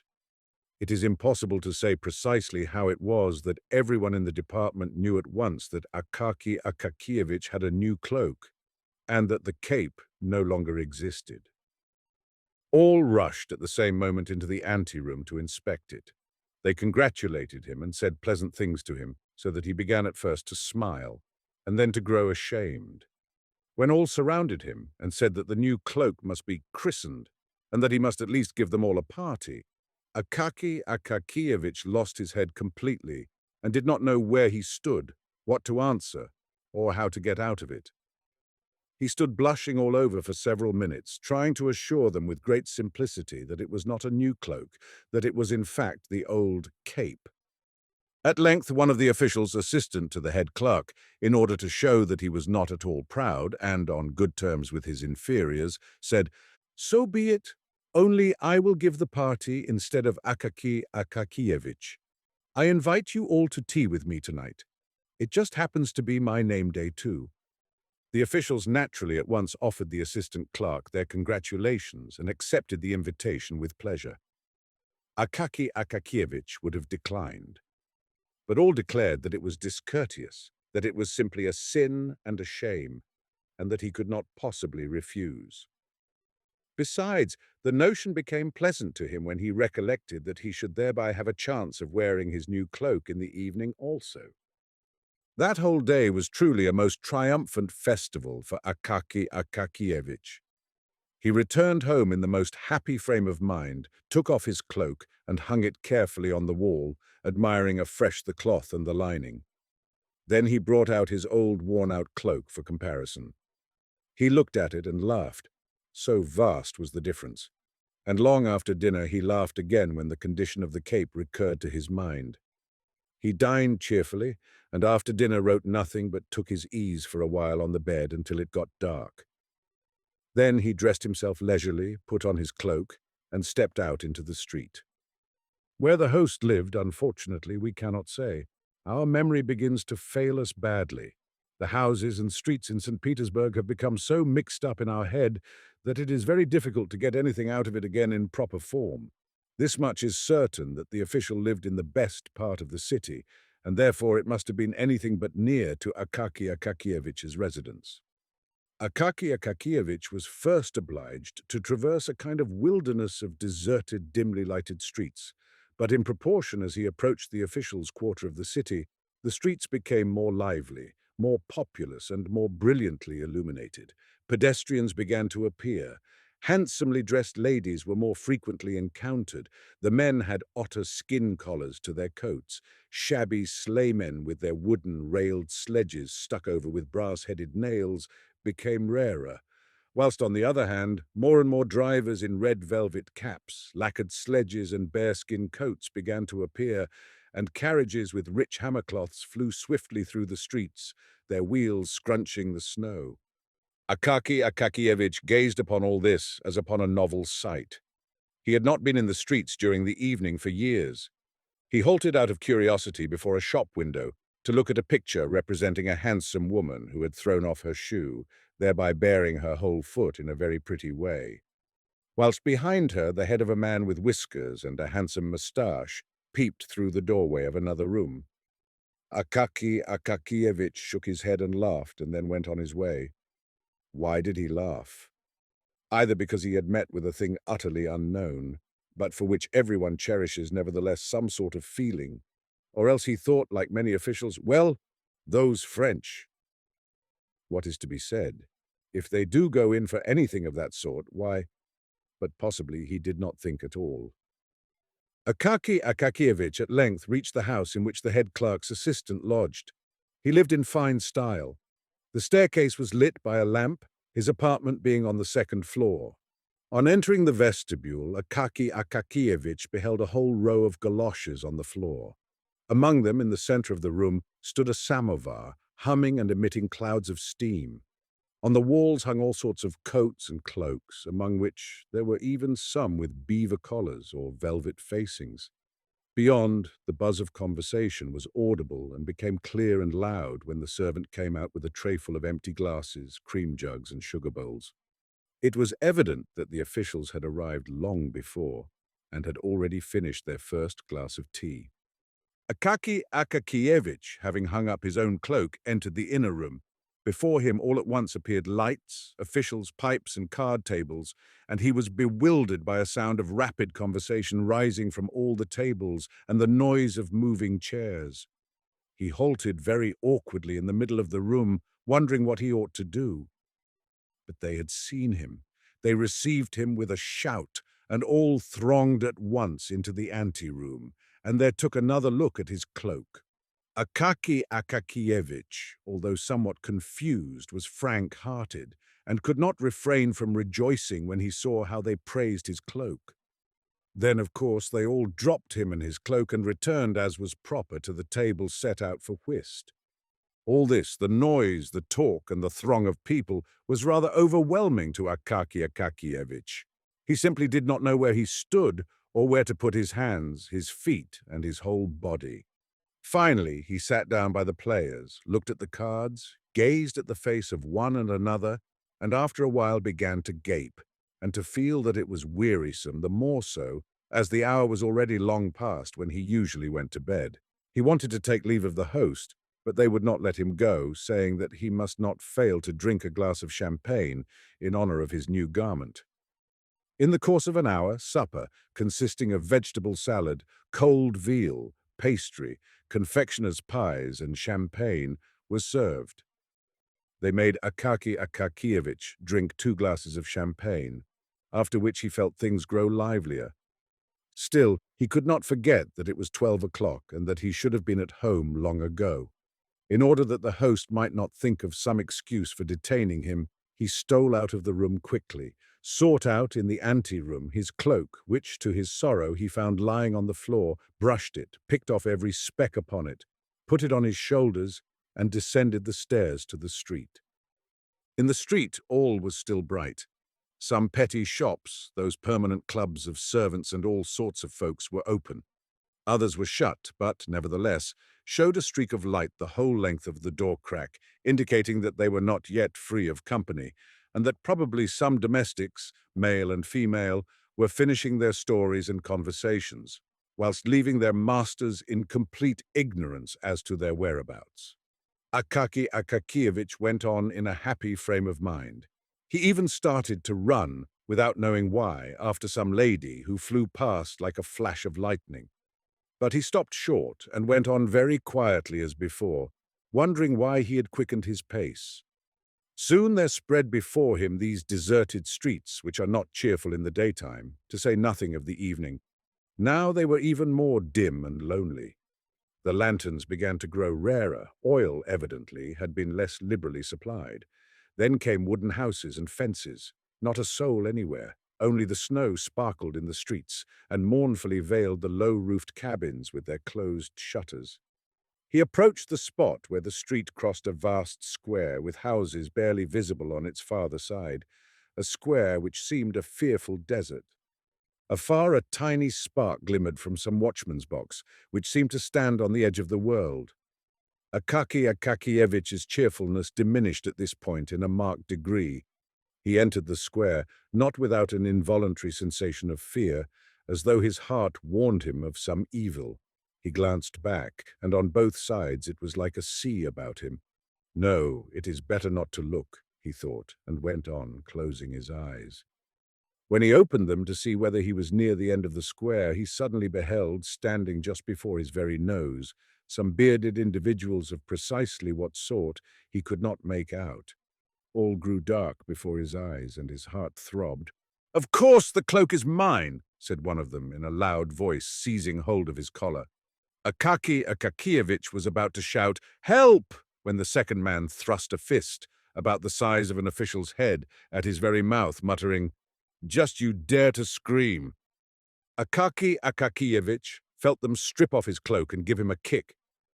He fell headlong upon the snow and felt no more. In a few minutes he recovered consciousness and rose to his feet, but no one was there. He felt that it was cold in the square and that his cloak was gone. He began to shout, but his voice did not appear to reach the outskirts of the square. In despair, but without ceasing to shout, he started at a run across the square, straight towards the watchbox, beside which stood the watchman, leaning on his halberd, and apparently curious to know what kind of a customer was running towards him shouting. Akaki Akakievich ran up to him and began in a sobbing voice to shout that he was asleep, and attended to nothing, and did not see when a man was robbed. The watchman replied that he had seen two men stop him in the middle of the square, but supposed that they were friends of his, and that instead of scolding vainly, he had better go to the police on the morrow so that they might make a search for whoever had stolen the cloak. Akaki Akakievich ran home and arrived in a state of complete disorder, his hair, which grew very thinly upon his temples, and the back of his head all tousled, his body, arms and legs covered with snow. The old woman, who was mistress of his lodgings, on hearing a terrible knocking, sprang hastily from her bed, and with only one shoe on, ran to open the door, pressing the sleeve of her chemise to her bosom out of modesty. But when she had opened it, she fell back on beholding Akaki Akakievich in such a condition. When he told her about the affair, she clasped her hands and said that he must go straight to the district chief of police, for his subordinate would turn up his nose, promise well, and drop the matter there. The very best thing to do, therefore, would be to go to the district chief, whom she knew because Finnish Anna, her former cook, was now nurse at his house. She often saw him passing the house, and he was at church every Sunday, praying, but at the same time gazing cheerfully at everybody, so that he must be a good man, judging from all appearances. Having listened to this opinion, Akaki Akakievich betook himself sadly to his room. And how he spent the night there, anyone who can put himself in another's place may readily imagine. Early in the morning he presented himself at the district chief's, but was told the official was asleep. He went again at 10 and was again informed that he was asleep. At 11, and they said, "The superintendent is not at home." At dinner time, and the clerks in the anteroom would not admit him on any terms, and insisted upon knowing his business. So that at last, for once in his life, Akaki Akakievich felt an inclination to show some spirit, and said curtly that he must see the chief in person, that they ought not to presume to refuse him entrance, that he came from the Department of Justice, and that when he complained of them, they would see. The clerks dared make no reply to this, and one of them went to call the chief, who listened to the strange story of the theft of the coat. Instead of directing his attention to the principal points of the matter, he began to question Akaki Akakievich. Why was he going home so late? Was he in the habit of doing so, or had he been to some disorderly house? So that Akaki Akakievich got thoroughly confused and left him, without knowing whether the affair of his cloak was in proper train or not. All that day, for the first time in his life, he never went near the department. The next day he made his appearance, very pale, and in his old cape, which had become even more shabby.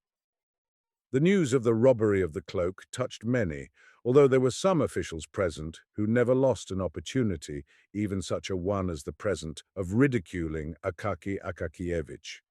They decided to make a collection for him on the spot, but the officials had already spent a great deal in subscribing for the director's portrait, and for some book at the suggestion of the head of that division, who was a friend of the author.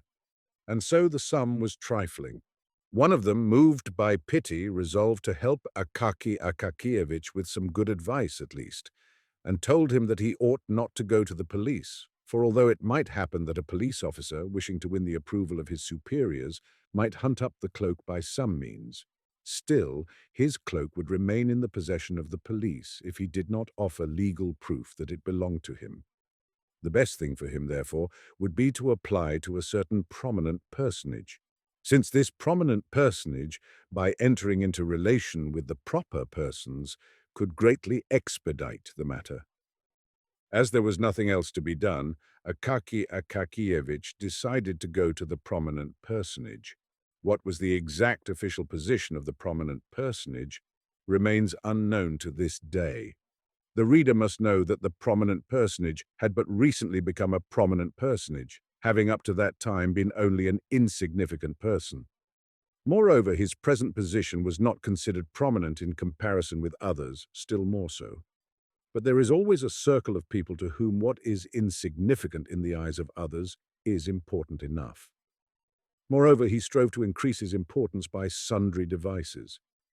For instance, he managed to have the inferior officials meet him on the staircase when he entered upon his service.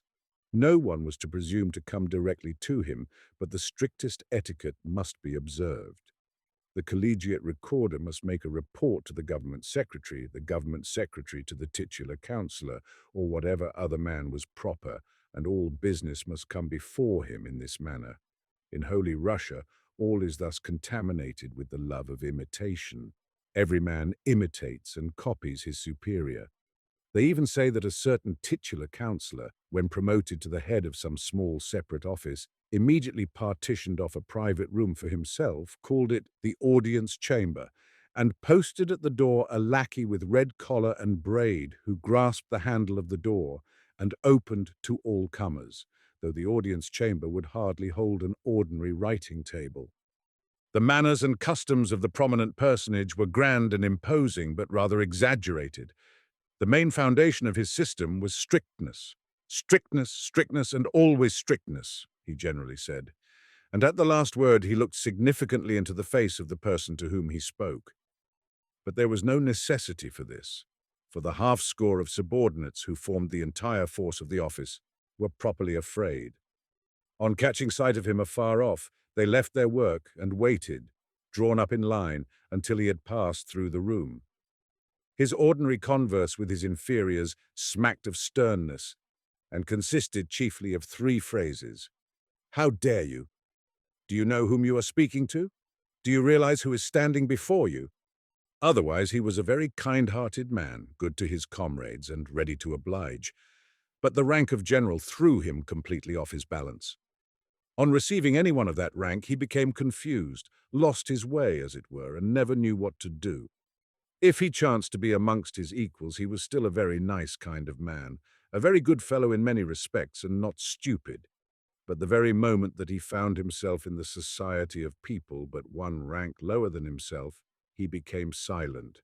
And his situation aroused sympathy, the more so, as he felt himself that he might have been making an incomparably better use of his time. In his eyes there was sometimes visible a desire to join some interesting conversation or group, but he was kept back by the thought, would it not be a very great condescension on his part? Would it not be familiar? And would he not thereby lose his importance?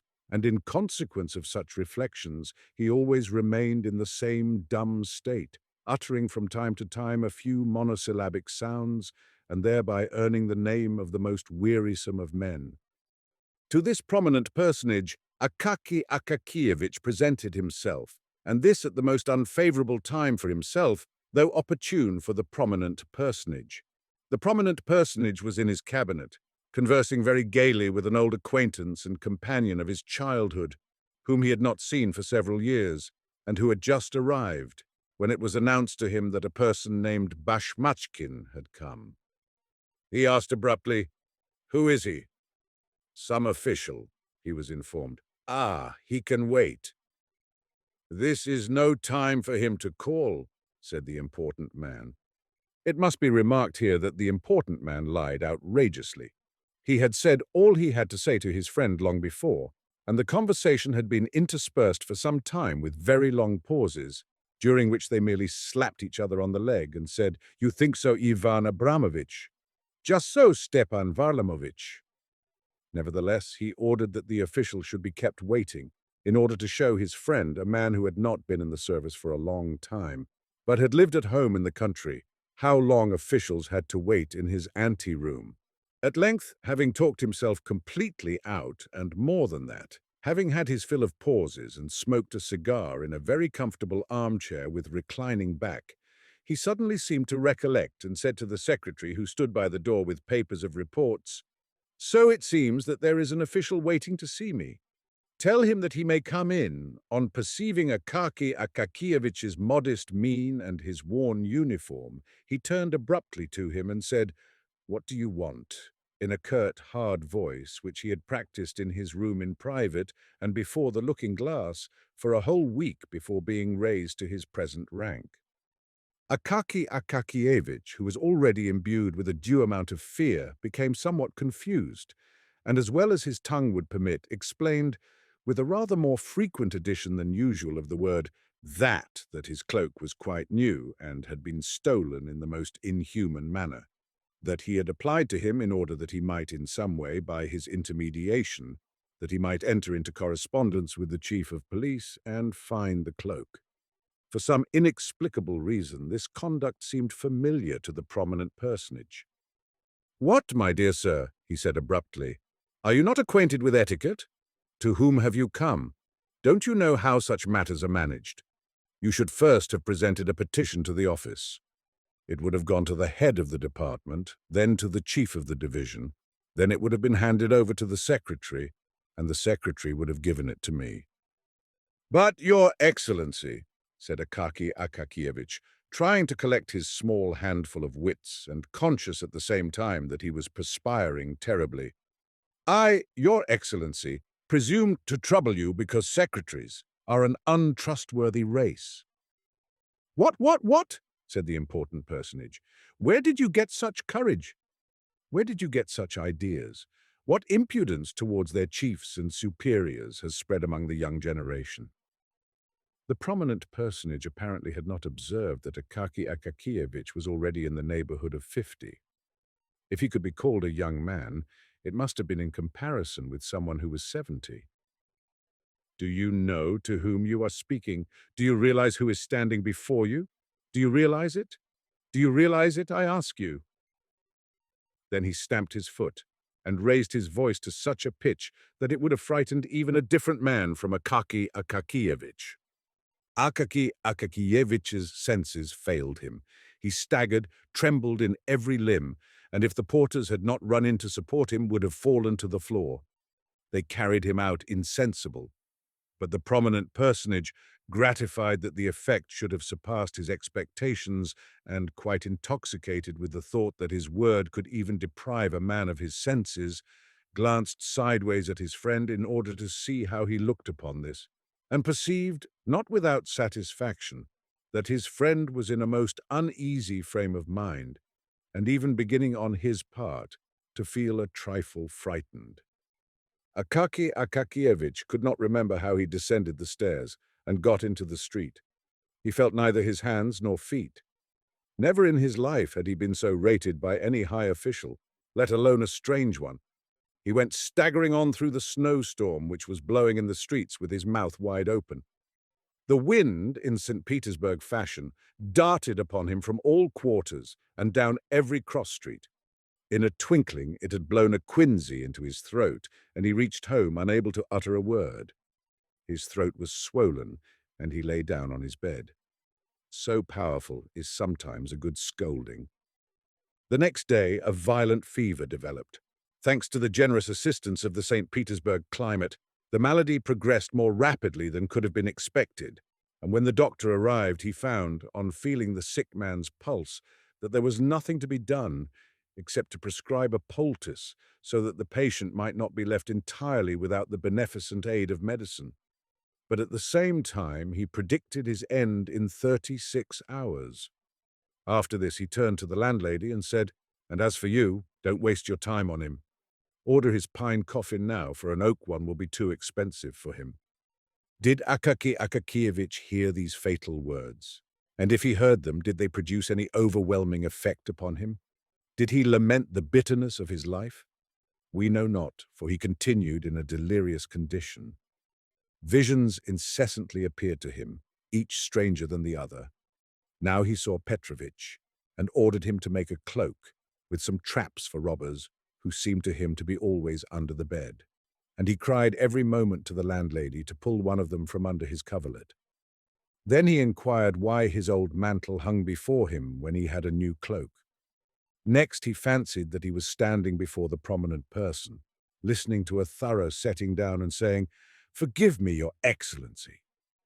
But at last he began to curse, uttering the most horrible words, so that his aged landlady crossed herself, never in her life having heard anything of the kind from him, and more so as these words followed directly after the words, "Your Excellency." Later on he talked utter nonsense, of which nothing could be made, all that was evident being that these incoherent words and thoughts hovered ever about one thing, his cloak. At length poor Akaki Akakievich breathed his last. They sealed up neither his room nor his effects, because in the first place there were no heirs, and in the second there was very little to inherit beyond a bundle of goose quills, a quire of white official paper, 3 pairs of socks, 2 or 3 buttons which had burst off his trousers, and the mantle already known to the reader. To whom all this fell, God knows. I confess that the person who told me this tale took no interest in the matter. They carried Akaki Akakievich out and buried him, and St. Petersburg was left without Akaki Akakievich, as though he had never lived there. A being disappeared, who was protected by none, dear to none, interesting to none, and who never even attracted to himself the attention of those students of human nature who omit no opportunity of thrusting a pin through a common fly and examining it under the microscope. A being who bore meekly the gibes of the department, and went to his grave without having done one unusual deed, but to whom, nevertheless, at the close of his life, appeared a bright visitant in the form of a cloak which momentarily cheered his poor life, and upon him thereafter an intolerable misfortune descended, just as it descends upon the heads of the mighty of this world. Several days after his death, the porter was sent from the department to his lodgings with an order for him to present himself there immediately, the chief commanding it. But the porter had to return unsuccessful, with the answer that he could not come, and to the question, "Why?"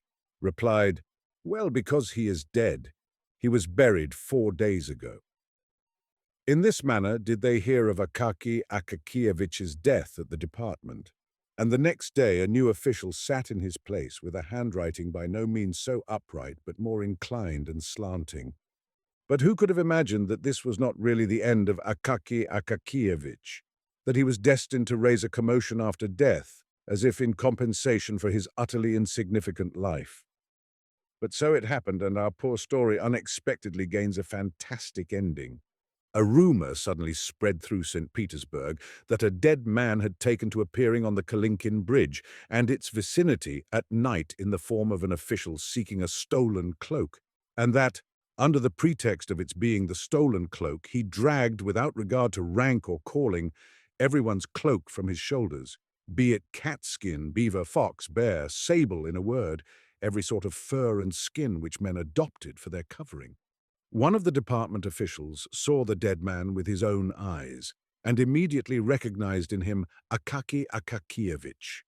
This, however, inspired him with such terror that he ran off with all his might and therefore didn't scan the dead man closely, but only saw how the latter threatened him from afar with his finger.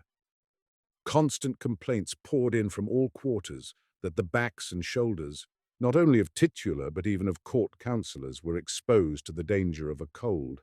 on account of the frequent dragging off of their cloaks. Arrangements were made by the police to catch the corpse, alive or dead at any cost, and punish him as an example to others in the most severe manner.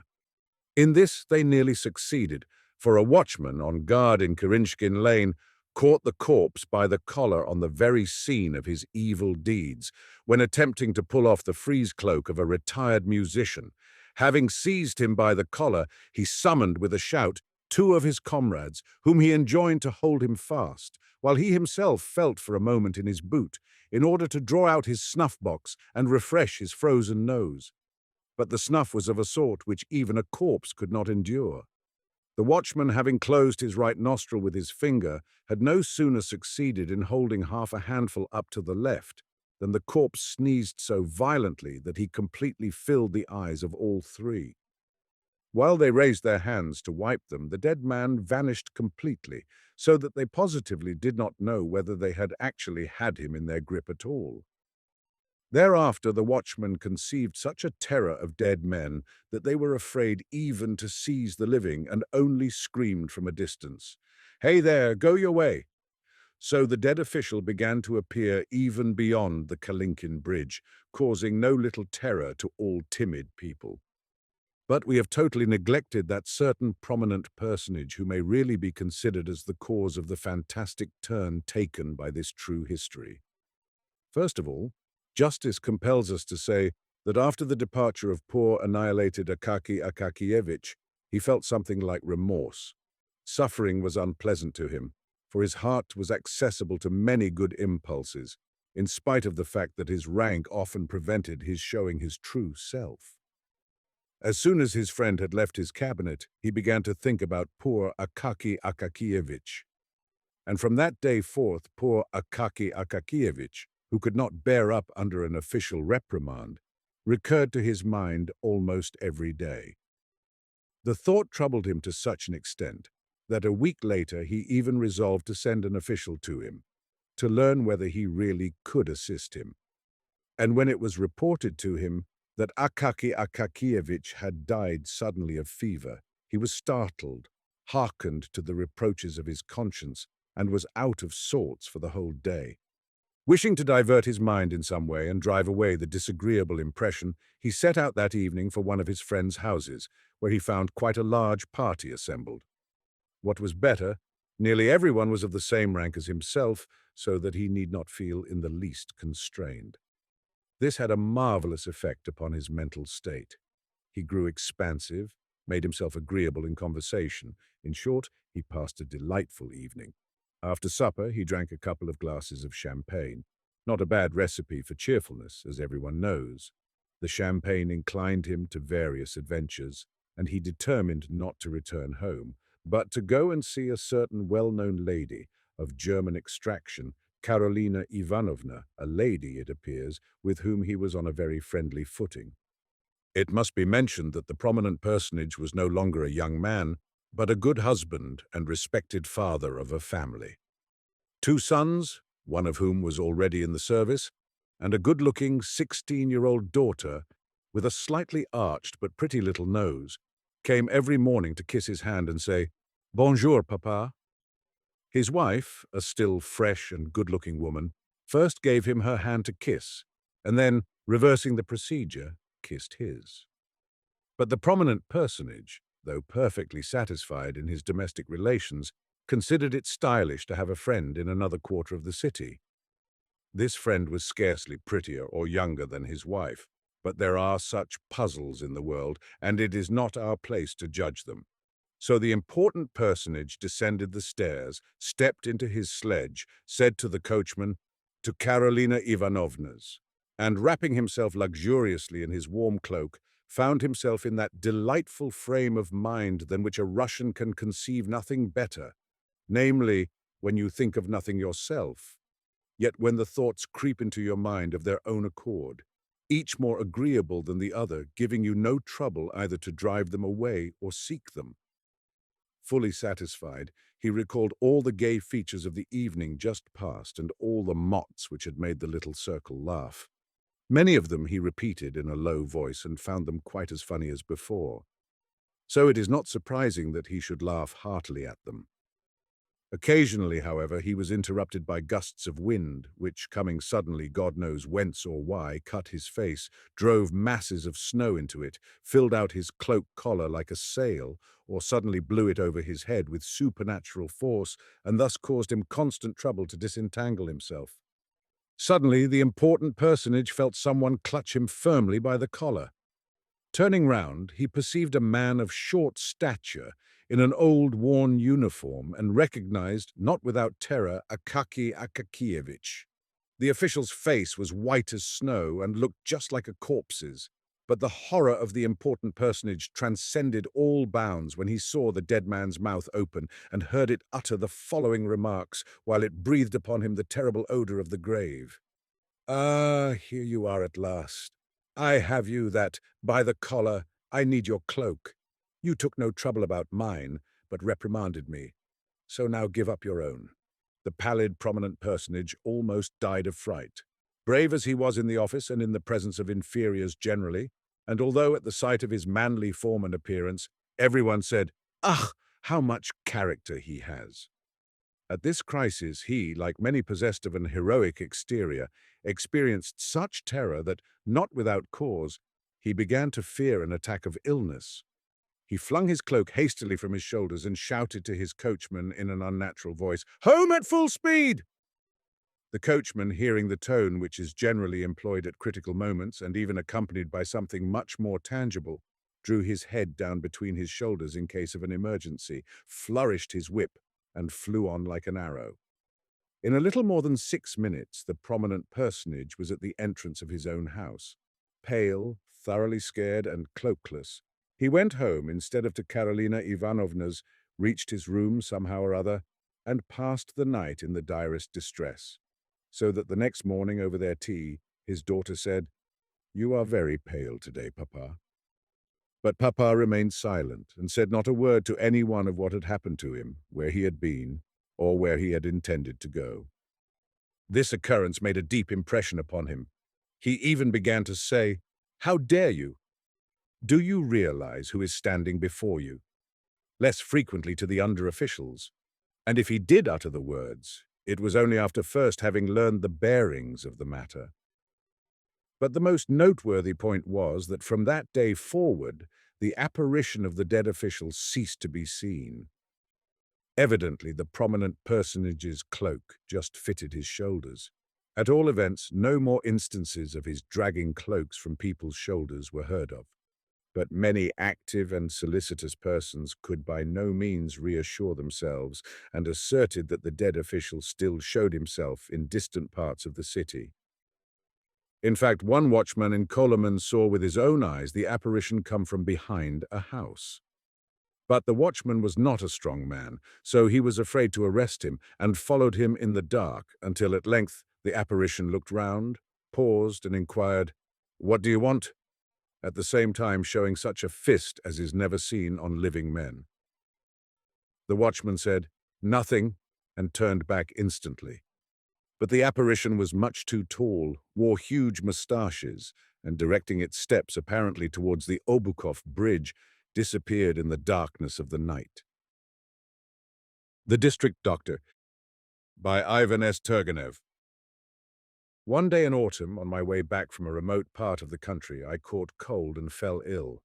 Fortunately, the fever attacked me in the district town at the inn. I sent for the doctor. In half an hour, the district doctor appeared, a thin, dark-haired man of middle height. He prescribed me the usual sudorific, ordered a mustard plaster to be put on, very deftly slid a 5-ruble note up his sleeve, coughing dryly and looking away as he did so, and then was getting up to go home, but somehow fell into talk and remained. I was exhausted with feverishness. I foresaw a sleepless night, and was glad of a little chat with a pleasant companion. Tea was served. My doctor began to converse freely. He was a sensible fellow, and expressed himself with vigor and some humor. Queer things happen in the world. You may live a long while with some people and be on friendly terms with them, and never once speak openly with them from your soul. With others you have scarcely time to get acquainted, and all at once you are pouring out to him, or he to you, all your secrets, as though you were at confession. I don't know how I gained the confidence of my new friend anyway. With nothing to lead up to it, he told me a rather curious incident, and here I will report his tale for the information of the indulgent reader. I will try to tell it in the doctor's own words. You don't happen to know, he began in a weak and quavering voice, the common result of the use of unmixed Berezov snuff. You don't happen to know the judge here, Milov Pavlukich? You don't know him? Well, it's all the same. He cleared his throat and rubbed his eyes. Well, you see, the thing happened, to tell you exactly without mistake, in Lent, at the very time of the thaws. I was sitting at his house, our judge's, playing preference. Our judge is a good fellow and fond of playing preference. Suddenly, the doctor made frequent use of this word, suddenly, they tell me, there's a servant asking for you. I say, what does he want? They say, he has brought a note. It must be from a patient. Give me the note, I say. So it is from a patient, well and good, you understand. It's our bread and butter. But this is how it was. A lady, a widow, writes to me. She says, my daughter is dying. Come, for God's sake, she says, and the horses have been sent for you. Well, that's all right. But she was 20 miles from the town, and it was midnight out of doors, and the roads in such a state, my word. And as she was poor herself, one could not expect more than 2 silver roubles, and even that problematic. And perhaps it might only be a matter of a roll of linen and a sack of oatmeal in payment. However, duty, before everything, a fellow creature may be dying.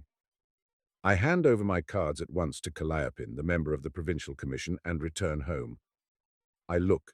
A wretched little trap was standing at the steps, with peasants' horses, fat, too fat, and their coat as shaggy as felt, and the coachman sitting with his cap off out of respect. Well, I think to myself, it's clear, my friend, these patients aren't rolling in riches. You smile, but I tell you, a poor man like me has to take everything into consideration. If the coachman sits like a prince and doesn't touch his cap and even sneers at you behind his beard and flicks his whip, then you may bet on 6 roubles. But this case I saw had a very different air. However, I think there's no help for it. Duty before everything. I snatch up the most necessary drugs and set off. Will you believe it? I only just managed to get there at all. The road was infernal. Streams, snow, watercourses, and the dike had suddenly burst there. That was the worst of it. However, I arrived at last. It was a little thatched house. There was a light in the windows that meant they expected me. I was met by an old lady, very venerable, in a cap. Save her, she says. She is dying. I say, pray don't distress yourself. Where is the invalid?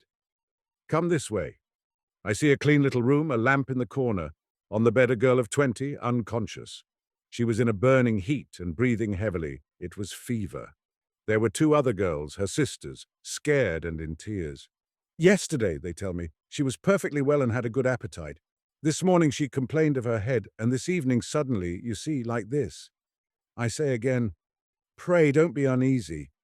It's a doctor's duty, and I went up to her and bled her, told them to put on a mustard plaster and prescribed a mixture.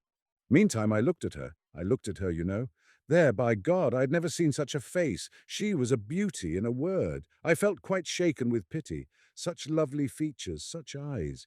But thank God she became easier. She fell into a perspiration, seemed to come to her senses, looked round, smiled, and passed her hand over her face. Her sisters bent over her.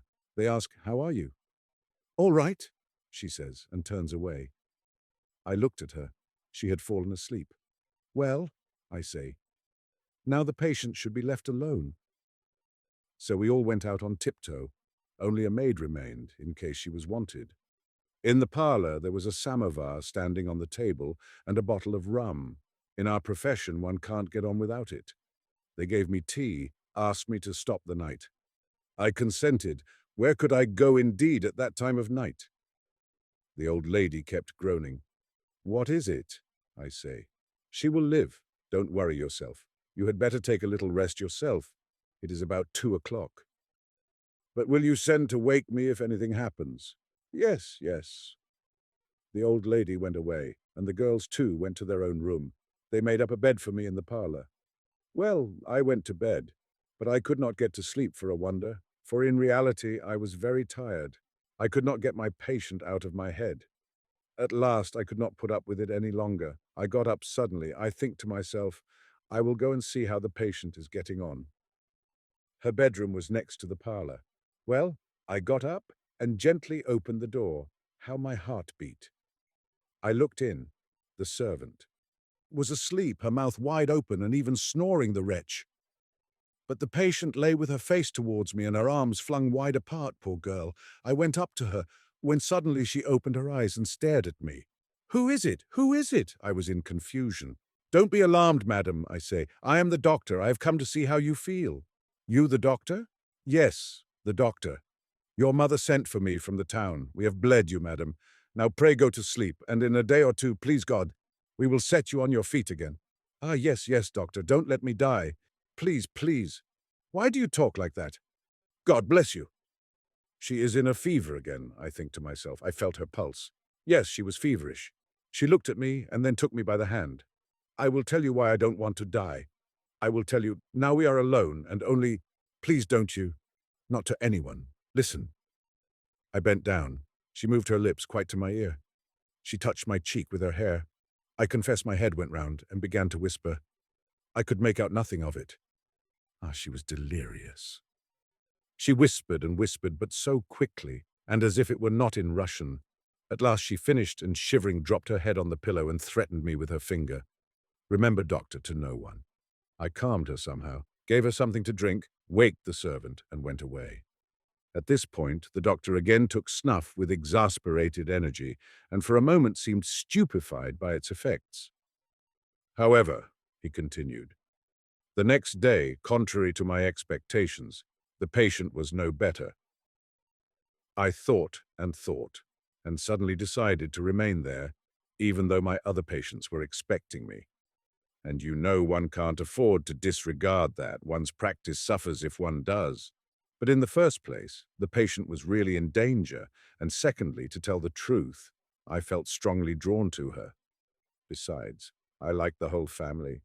Though they were really badly off, they were singularly, I may say, cultivated people. Their father had been a learned man, an author. He died, of course, in poverty. But he had managed before he died to give his children an excellent education. He left a lot of books too, either because I looked after the invalid very carefully or for some other reason. Anyway, I can venture to say all the household loved me as if I were one of the family. Meantime, the roads were in a worse state than ever. All communications, so to say, were cut off completely. Even medicine could with difficulty be got from the town. The sick girl was not getting better. Day after day and day after day, but here, the doctor made a brief pause. I declare I don't know how to tell you. He again took snuff, coughed, and swallowed a little tea. I will tell you without beating about the bush. My patient, how should I say? Well, she had fallen in love with me, or no, it was not that she was in love. However, really, how should one say? The doctor looked down and grew red. No, he went on quickly, in love, indeed. A man should not overestimate himself. She was an educated girl, clever and well-read, and I had even forgotten my Latin, one may say, completely. As to appearance, the doctor looked himself over with a smile. I am nothing to boast of there either, but God Almighty did not make me a fool. I don't take black for white. I know a thing or two. I could see very clearly, for instance, that Alexandra Andreevna, that was her name, did not feel love for me, but had a friendly, so to say, inclination, a respect or something for me. Though she herself perhaps mistook this sentiment, anyway, this was her attitude. You may form your own judgment of it.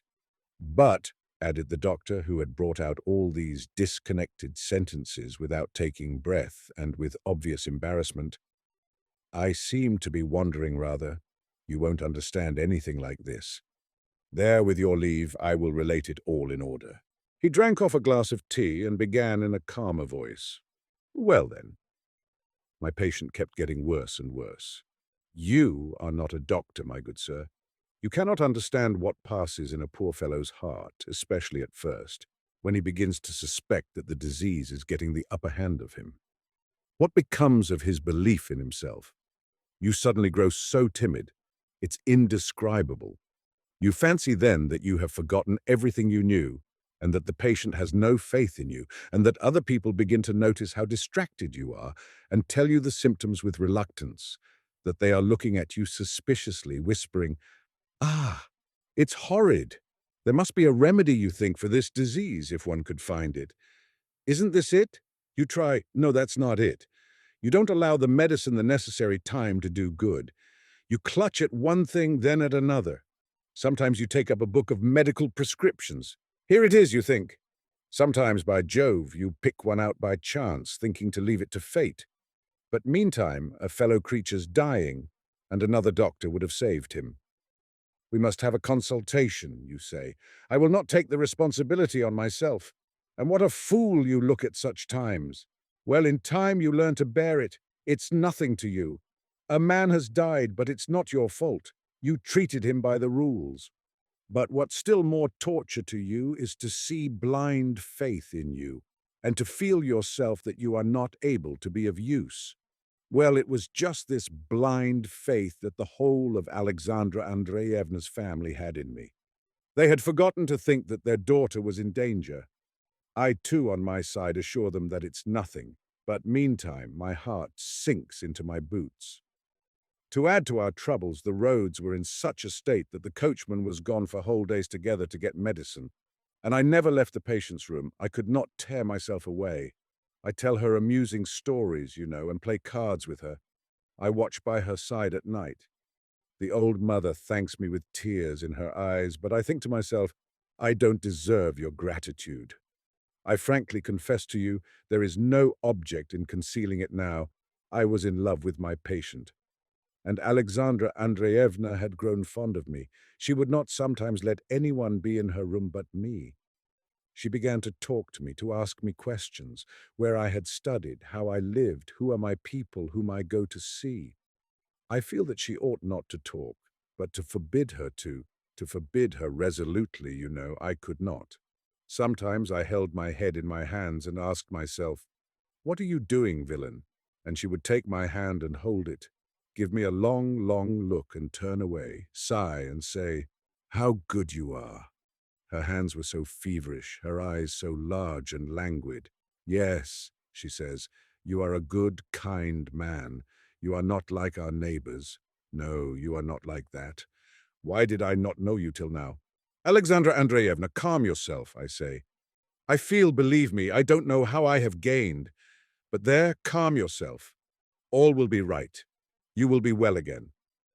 And meanwhile, I must tell you," continued the doctor, bending forward and raising his eyebrows, "that they associated very little with the neighbors, because the smaller people were not on their level, and pride hindered them from being friendly with the rich. I tell you, they were an exceptionally cultivated family, so it was gratifying for me. She would only take her medicine from my hands. She would lift herself up, poor girl, with my aid, take it and gaze at me. My heart felt as if it were bursting, and meanwhile she was growing worse and worse all the time. She will die, I think to myself. She must die. Believe me, I would sooner have gone to the grave myself. And here were her mother and sisters watching me, looking into my eyes, and their faith in me was wearing away. "Well, how is she?" "Oh, all right, all right. All right indeed. My mind was failing me.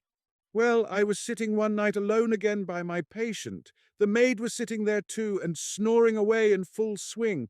I can't find fault with the poor girl, though. She was worn out too. Alexandra Andreevna had felt very unwell all the evening. She was very feverish. Until midnight she kept tossing about. At last she seemed to fall asleep. At least she lay still without stirring. The lamp was burning in the corner before the holy image. I sat there, with my head bent. I even dozed a little. Suddenly it seemed as though someone touched me in the side. I turned round. Good God! Alexandra Andreevna was gazing with intent eyes at me. Her lips parted. Her cheeks seemed burning. "What is it? Doctor, shall I die? Merciful heavens! No, doctor, no, please don't tell me I shall live. Don't say so. If you knew, listen, for God's sake, don't conceal my real position." And her breath came so fast. "If I can know for certain that I must die, Then I will tell you all. Alexandra Andreevna, I beg. Listen, I have not been asleep at all. I have been looking at you a long while. For God's sake, I believe in you. You are a good man, an honest man. I entreat you by all that is sacred in the world, tell me the truth. If you knew how important it is for me, doctor, for God's sake, tell me, am I in danger? What can I tell you, Alexandra Andreevna, pray? For God's sake, I beseech you. I can't disguise from you, I say, Alexandra Andreevna, you are certainly in danger, but God is merciful. I shall die, I shall die. And it seemed as though she were pleased. Her face grew so bright, I was alarmed. Don't be afraid, don't be afraid. I am not frightened of death at all. She suddenly sat up and leaned on her elbow. Now, yes, now I can tell you that I thank you with my whole heart, that you are kind and good, that I love you. I stare at her like one possessed. It was terrible for me, you know. Do you hear? I love you. Alexandra Andreevna, how have I deserved? No, no, you don't. You don't understand me. And suddenly she stretched out her arms, and taking my head in her hands, she kissed it. Believe me, I almost screamed aloud. I threw myself on my knees and buried my head in the pillow. She did not speak. Her fingers trembled in my hair. I listen. She is weeping. I began to soothe her, to assure her. I really don't know what I did say to her. You will wake up the girl, I say to her. Alexandra Andreevna, I thank you. Believe me. Calm yourself. Enough, enough, she persisted. Never mind all of them. Let them wake then. Let them come in. It does not matter. I am dying, you see. And what do you fear? Why are you afraid? Lift up your head. Or perhaps you don't love me. Perhaps I'm wrong. In that case, forgive me. Alexandra Andreevna, what are you saying? I love you, Alexandra Andreevna. She looked straight into my eyes and opened her arms wide. Then take me in your arms. I tell you frankly, I don't know how it was I did not go mad that night. I feel that my patient is killing herself. I see that she is not fully herself. I understand, too, that if she did not consider herself on the point of death, she would never have thought of me. And indeed, say what you will, it's hard to die at 20 without having known love. This was what was torturing her. This was why, in despair, she caught at me. Do you understand now? But she held me in her arms and would not let me go. Have pity on me, Alexandra Andreevna, and have pity on yourself, I say. Why? She says. What is there to think of? You know I must die. This she repeated incessantly. If I knew that I should return to life and be a proper young lady again, I should be ashamed. Of course, ashamed. But why now? But who has said you will die? Oh no, leave off. You will not deceive me. You don't know how to lie. Look at your face.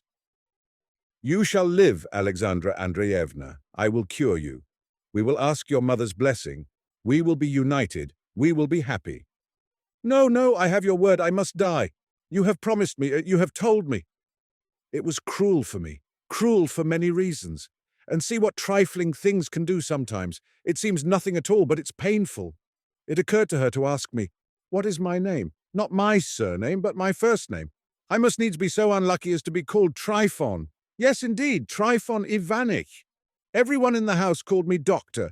However, there's no help for it. I say, Trifon, madam.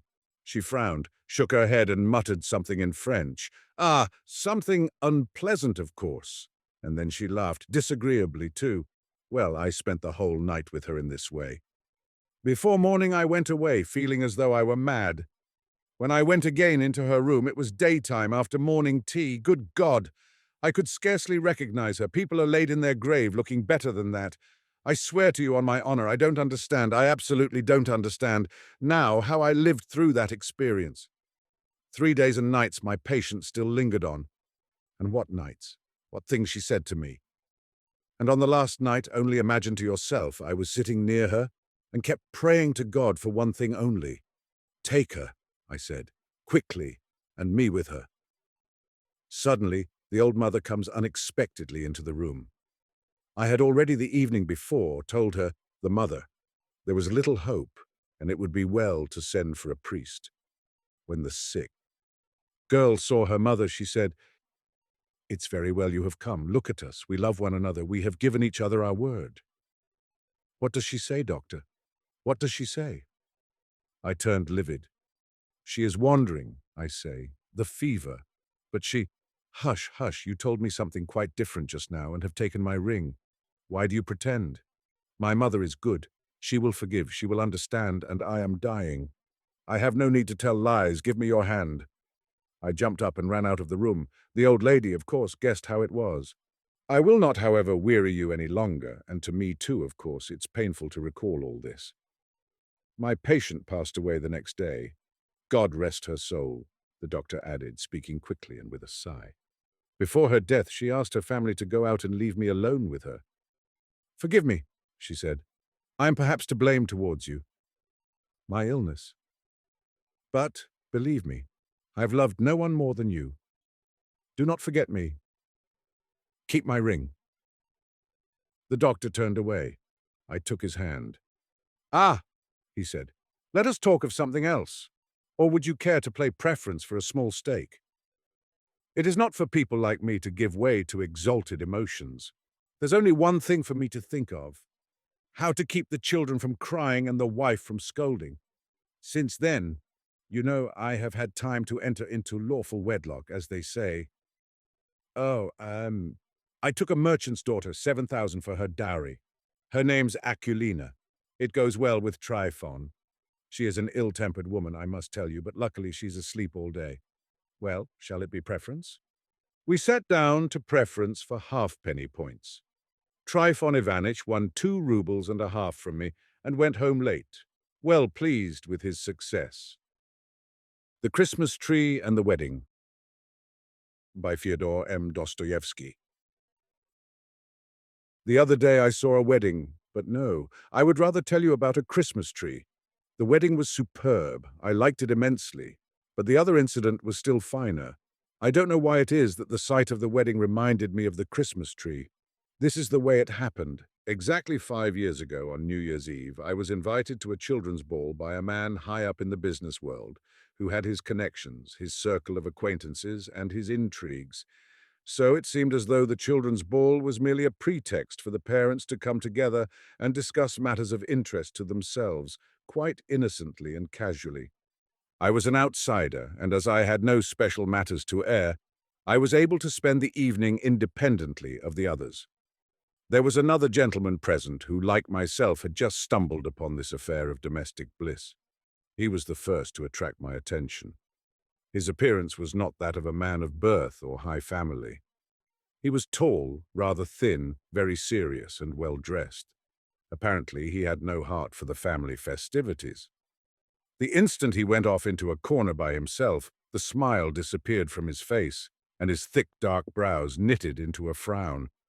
He knew no one except the host and showed every sign of being bored to death, though bravely sustaining the role of thorough enjoyment to the end. Later I learned that he was a provincial, had come to the capital on some important, brain-racking business, had brought a letter of recommendation to our host, and our host had taken him under his protection, not at all con amore. It was merely out of politeness that he had invited him to the children's ball. They did not play cards with him. They did not offer him cigars. No one entered into conversation with him. Possibly they recognized the bird by its feathers from a distance. Thus, my gentleman, not knowing what to do with his hands, was compelled to spend the evening stroking his whiskers.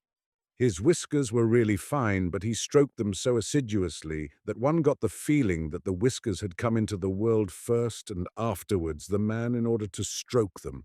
There was another guest who interested me, but he was of quite a different order. He was a personage. They called him Julian Mastakovich. At first glance, one could tell he was an honored guest and stood in the same relation to the host as the host to the gentleman of the whiskers. The host and hostess said no end of amiable things to him, were most attentive, whining him, hovering over him, bringing guests up to be introduced, but never leading him to anyone else. I noticed tears glisten in our host's eyes when Julian Mastakovich remarked that he had rarely spent such a pleasant evening. Somehow I began to feel uncomfortable in this personage's presence.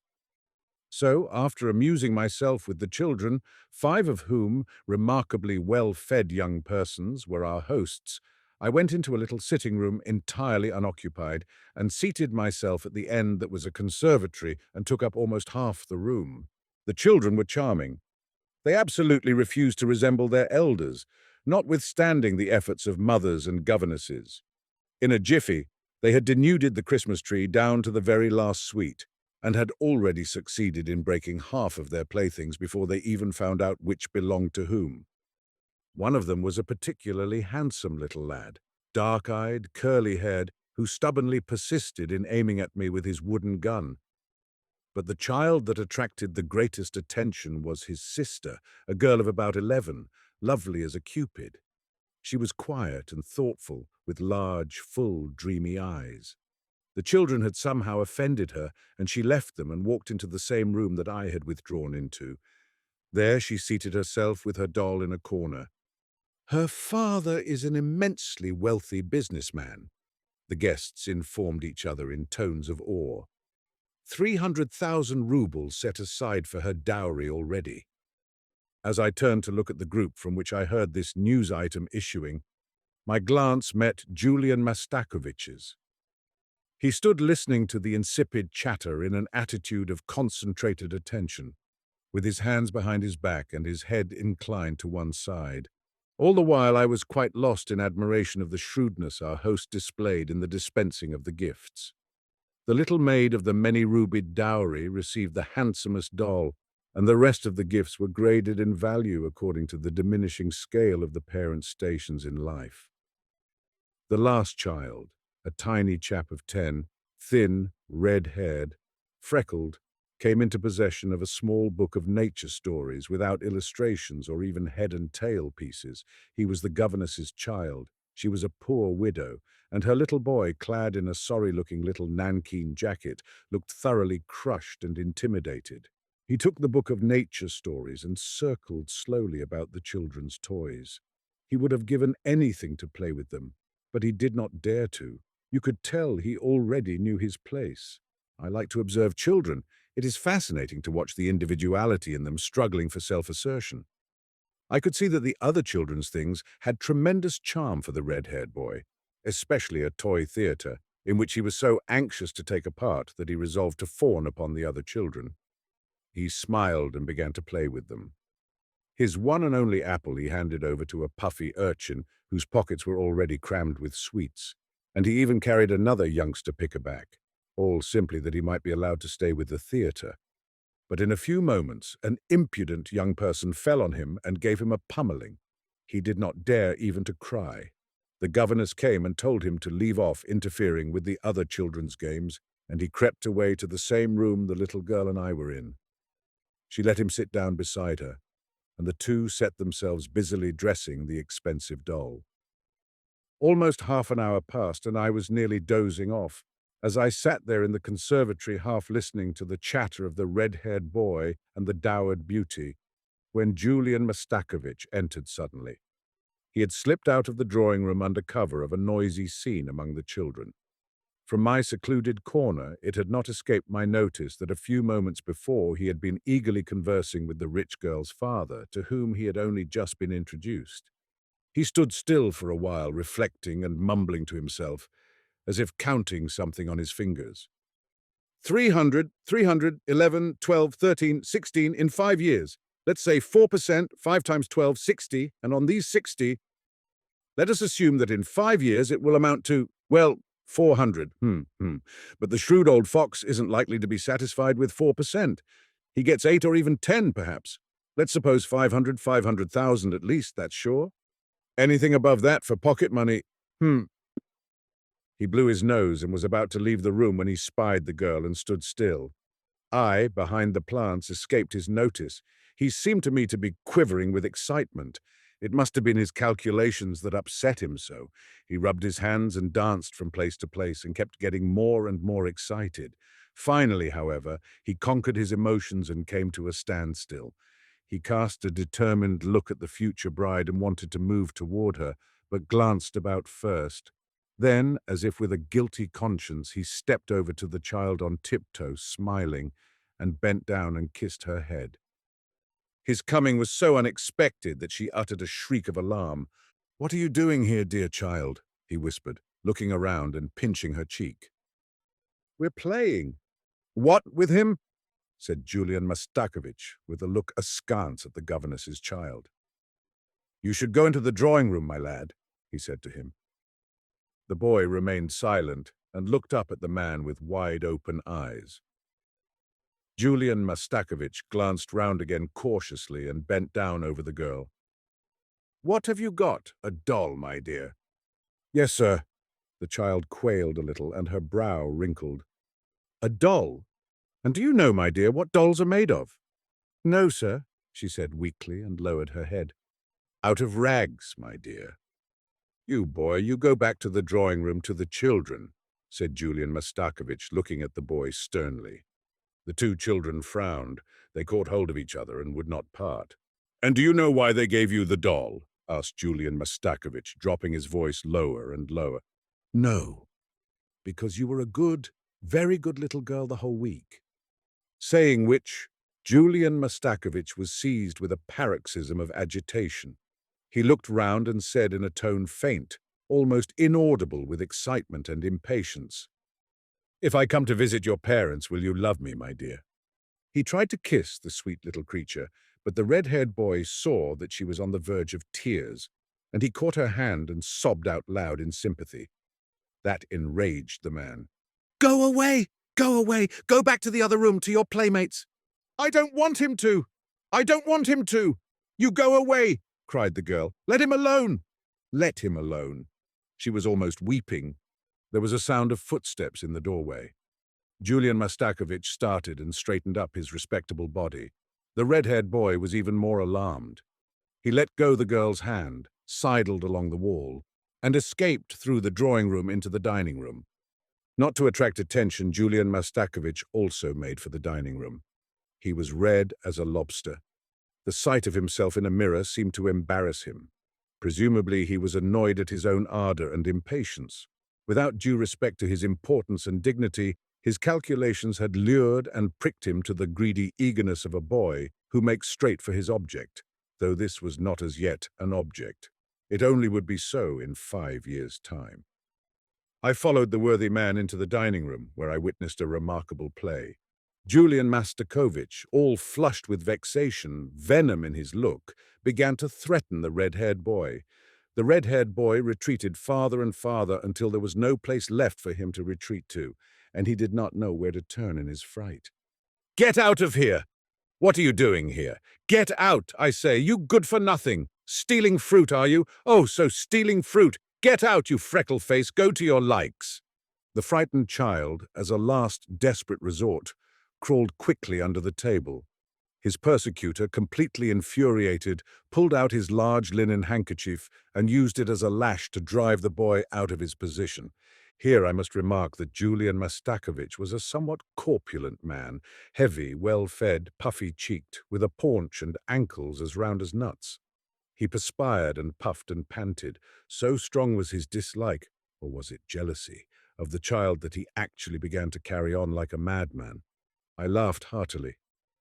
Julian Mastakovich turned. He was utterly confused and for a moment, apparently, quite oblivious of his immense importance. At that moment, our host appeared in the doorway opposite. The boy crawled out from under the table and wiped his knees and elbows. Julian Mastakovich hastened to carry his handkerchief, which he had been dangling by the corner, to his nose. Our host looked at the three of us rather suspiciously.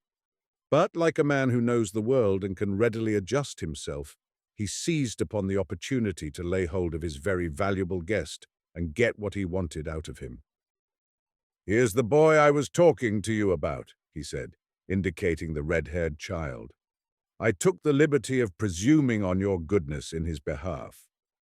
"Oh," replied Julian Mastakovich, still not quite master of himself. "He's my governess's son," our host continued in a beseeching tone. "She's a poor creature, the widow of an honest official. That's why, if it were possible for you—" "Impossible, impossible!" Julian Mastakovich cried hastily. "You must excuse me, Philip Alexeyevich, I really cannot. I've made inquiries. There are no vacancies, and there is a waiting list of 10 who have a greater right. I'm sorry." "Too bad," said our host. "He's a quiet, unobtrusive child." "A very naughty little rascal, I should say," said Julian Mastakovich wryly. "Go away, boy." "Why are you here still? Be off with you to the other children." Unable to control himself, he gave me a sidelong glance, nor could I control myself. I laughed straight in his face. He turned away and asked our host, in tones quite audible to me, who that odd young fellow was. They whispered to each other and left the room, disregarding me. I shook with laughter. Then I, too, went to the drawing room. There the great man, already surrounded by the fathers and mothers and the host and the hostess, had begun to talk eagerly with a lady to whom he had just been introduced. The lady held the rich little girl's hand. Julian Mastakovich went into fulsome praise of her.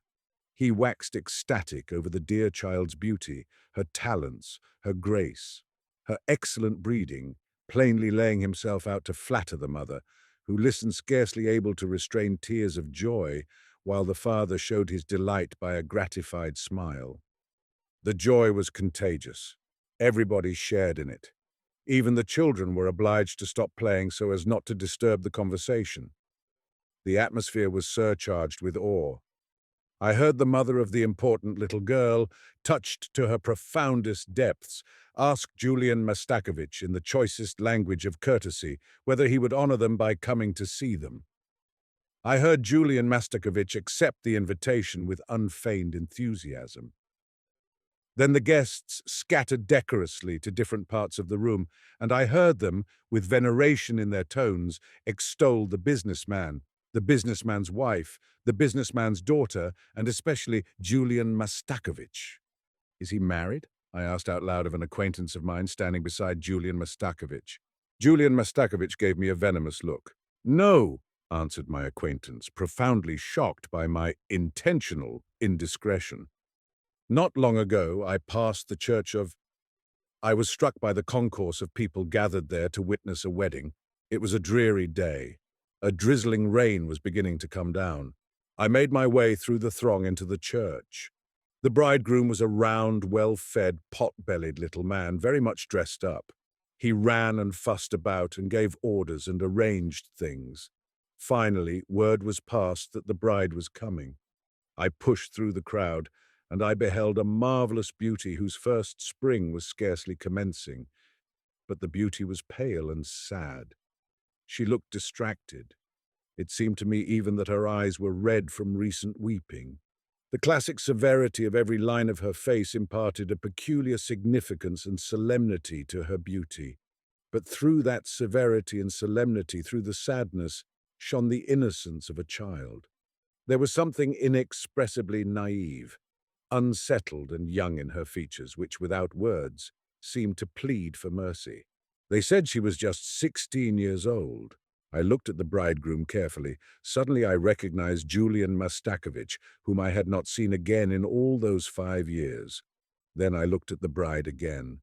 Good God! I made my way, as quickly as I could, out of the church. I heard gossiping in the crowd about the bride's wealth, about her dowry of 500,000 rubles, so and so much for pocket money. Then his calculations were correct, I thought, as I pressed out into the street. God sees the truth, but waits.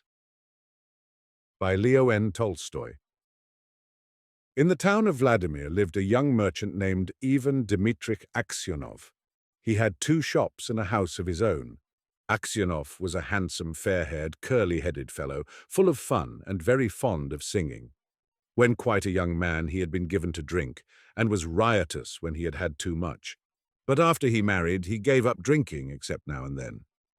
One summer, Aksionov was going to the Nizhny Fair, and as he bade goodbye to his family, his wife said to him, "Ivan Dmitrich, do not start today. I have had a bad dream about you." Aksionov laughed and said, "You are afraid that when I get to the fair, I shall go on a spree." His wife replied, "I do not know what I am afraid of. All I know is that I had a bad dream. I dreamt you returned from the town, and when you took off your cap, I saw that your hair was quite grey." Aksionov laughed. "That's a lucky sign," said he.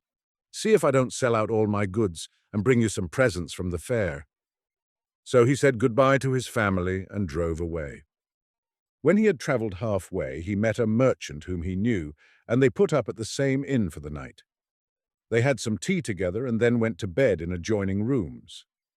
It was not Aksionov's habit to sleep late, and wishing to travel while it was still cool, he aroused his driver before dawn and told him to put in the horses. Then he made his way across to the landlord of the inn, who lived in a cottage at the back, paid his bill, and continued his journey. When he had gone about 25 miles, he stopped for the horses to be fed. Aksionov rested a while in the passage of the inn, then he stepped out into the porch and, ordering a samovar to be heated, got out his guitar and began to play. Suddenly, a troika drove up with tinkling bells, and an official alighted, followed by 2 soldiers. He came to Aksionov and began to question him, asking him who he was and whence he came. Aksionov answered him fully and said, "Won't you have some tea with me?" But the official went on cross-questioning him and asking him, "Where did you spend last night? Were you alone or with a fellow merchant? Did you see the other merchant this morning? Why did you leave the inn before dawn?" Aksionov wondered why he was asked all these questions, but he described all that had happened and then added, "Why do you cross-question me as if I were a thief or a robber? I am traveling on business of my own, and there is no need to question me." Then the official, calling the soldiers, said, "I am the police officer of this district, and I question you because the merchant with whom you spent last night has been found with his throat cut. We must search your things." They entered the house. The soldiers and the police officer unstrapped Aksionov's luggage and searched it. Suddenly the officer drew a knife out of a bag, crying, "Whose knife is this?" Aksionov looked, and seeing a blood-stained knife taken from his bag, he was frightened. "How is it there is blood on this knife?" Aksionov tried to answer but could hardly utter a word, and only stammered, "I don't know, not mine." Then the police officer said, "This morning the merchant was found in bed with his throat cut. You are the only person who could have done it. The house was locked from inside and no one else was there. Here is this blood-stained knife in your bag, and your face and manner betray you. Tell me how you killed him, and how much money you stole." Aksionov swore he had not done it, that he had not seen the merchant after they had had tea together, that he had no money except 8,000 rubles of his own, and that the knife was not his. But his voice was broken, his face pale, and he trembled with fear as though he went guilty. The police officer ordered the soldiers to bind Aksionov and to put him in the cart. As they tied his feet together and flung him into the cart, Aksionov crossed himself and wept. His money and goods were taken from him, and he was sent to the nearest town and imprisoned there. Inquiries as to his character were made in Vladimir. The merchants and other inhabitants of that town said that in former days he used to drink and waste his time, but that he was a good man. Then the trial came on. He was charged with murdering a merchant from Ryazan and robbing him of 20,000 rubles. His wife was in despair and did not know what to believe. Her children were all quite small. One was a baby at her breast. Taking them all with her, she went to the town where her husband was in jail. At first, she was not allowed to see him, but after much begging, she obtained permission from the officials and was taken to him. When she saw her husband in prison dress and in chains, shut up with thieves and criminals, she fell down and did not come to her senses for a long time. Then she drew her children to her and sat down near him. She told him of things at home and asked about what had happened to him. He told her all, and she asked, "What can we do now?" "We must petition the Tsar not to let an innocent man perish." His wife told him that she had sent a petition to the Tsar, but it had not been accepted. Aksionov did not reply, but only looked downcast. Then his wife said, "It was not for nothing I dreamt your hair had turned grey. You remember? You should not have started that day." And passing her fingers through his hair, she said, "Vanya, dearest, tell your wife the truth. Was it not you who did it?" "So you too suspect me," said Aksionov, and hiding his face in his hands, he began to weep. Then a soldier came to say that the wife and children must go away, and Aksionov said goodbye to his family for the last time. When they were gone, Aksionov recalled what had been said, and when he remembered that his wife also had suspected him, he said to himself, "It seems that only God can know the truth. It is to him alone we must appeal, and from him alone expect mercy." And Aksionov wrote no more petitions, gave up all hope, and only prayed to God. Aksionov was condemned to be flogged and sent to the mines. So he was flogged with a knot, and when the wounds made by the knot were healed, he was driven to Siberia with other convicts. For 26 years, Aksionov lived as a convict in Siberia. His hair turned white as snow, and his beard grew long, thin, and grey. All his mirth went. He stooped. He walked slowly, spoke little, and never laughed, but he often prayed. In prison, Aksionov learnt to make boots and earned a little money, with which he bought the lives of the saints. He read this book when there was light enough in the prison, and on Sundays in the prison church he read the lessons and sang in the choir, for his voice was still good. The prison authorities liked Aksionov for his meekness, and his fellow prisoners respected him. They called him Grandfather and the Saint. When they wanted to petition the prison authorities about anything, they always made Aksionov their spokesman, and when there were quarrels among the prisoners, they came to him to put things right and to judge the matter. No news reached Aksionov from his home, and he did not even know if his wife and children were still alive. One day, a fresh gang of convicts came to the prison. In the evening, the old prisoners collected round the new ones and asked them what towns or villages they came from and what they were sentenced for. Among the rest, Aksionov sat down near the newcomers and listened with downcast air to what was said. One of the new convicts, a tall, strong man of 60 with a closely cropped grey beard, was telling the others what he had been arrested for. "Well, friends," he said, "I only took a horse that was tied to a sledge, and I was arrested and accused of stealing. I said I had only taken it to get home quicker and had then let it go. Besides, the driver was a personal friend of mine, so I said, 'It's all right.' 'No,' said they, 'you stole it.' But how or where I stole it they could not say. I once really did something wrong and ought by rights to have come here long ago, but that time I was not found out. Now I have been sent here for nothing at all, eh? But it's lies I'm telling you. I've been to Siberia before, but I did not stay long." "Where are you from?" asked someone. "From Vladimir. My family are of that town. My name is Makar, and they also call me Semyonik." Aksionov raised his head and said, "Tell me, Semyonik, do you know anything of the merchants Aksionov of Vladimir? Are they still alive?" "Know them? Of course I do. The Aksionovs are rich, though their father is in Siberia, a sinner like ourselves, it seems. As for you, Grandad, how did you come here?" Aksionov did not like to speak of his misfortune. He only sighed and said, "For my sins I have been in prison these 26 years. "What sins?" asked Makar Semyonich. But Aksionov only said, well, I must have deserved it." He would have said no more, but his companions told the newcomers how Aksionov came to be in Siberia, how someone had killed a merchant and had put the knife among Aksionov's things, and Aksionov had been unjustly condemned. When Makar Semyonich heard this, he looked at Aksionov, slapped his own knee, and exclaimed, "Well, this is wonderful, really wonderful. But how old you've grown, Grandad." The others asked him why he was so surprised and where he had seen Aksionov before, but Makar Semyonich did not reply. He only said, "It's wonderful that we should meet here, lads." These words made Aksionov wonder whether this man knew who had killed the merchant. So he said, "Perhaps, Semyonich, you have heard of that affair, or maybe you've seen me before." "How could I help hearing? The world's full of rumors, but it's a long time ago and I've forgotten what I heard." "Perhaps you heard who killed the merchant?" asked Aksionov. Makar Semyonich laughed and replied, "It must have been him in whose bag the knife was found. If someone else hid the knife there, he's not a thief till he's caught, as the saying is. How could anyone put a knife into your bag while it was under your head? It would surely have woke you up." When Aksionov heard these words, he felt sure this was the man who had killed the merchant. He rose and went away. All that night, Aksionov lay awake. He felt terribly unhappy, and all sorts of images rose in his mind.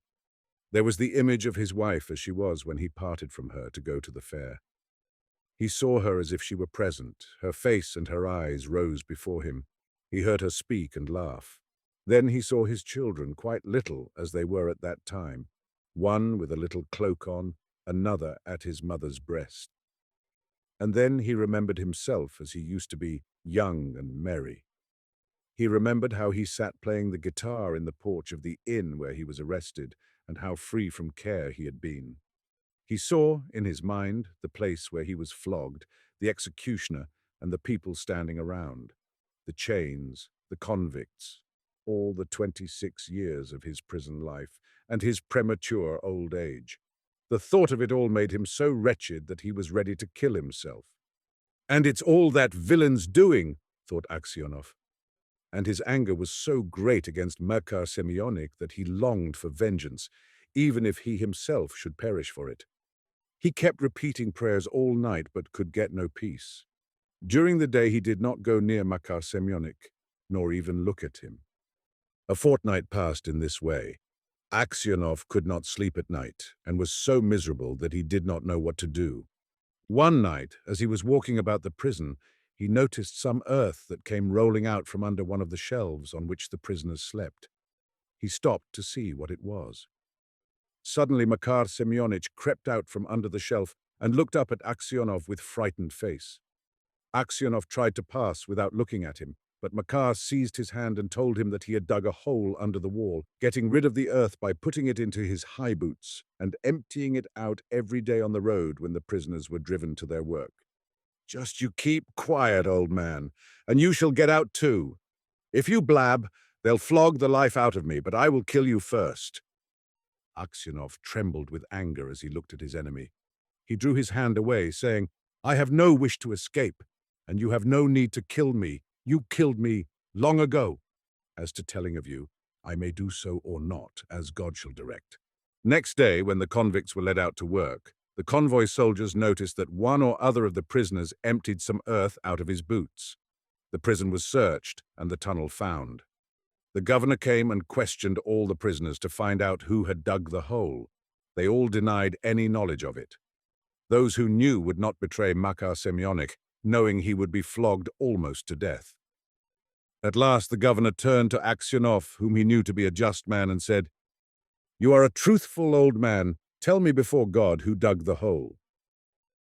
Makar Semyonik stood as if he were quite unconcerned, looking at the governor and not so much as glancing at Aksionov. Aksionov's lips and hands trembled, and for a long time he could not utter a word. He thought, "Why should I screen him who ruined my life?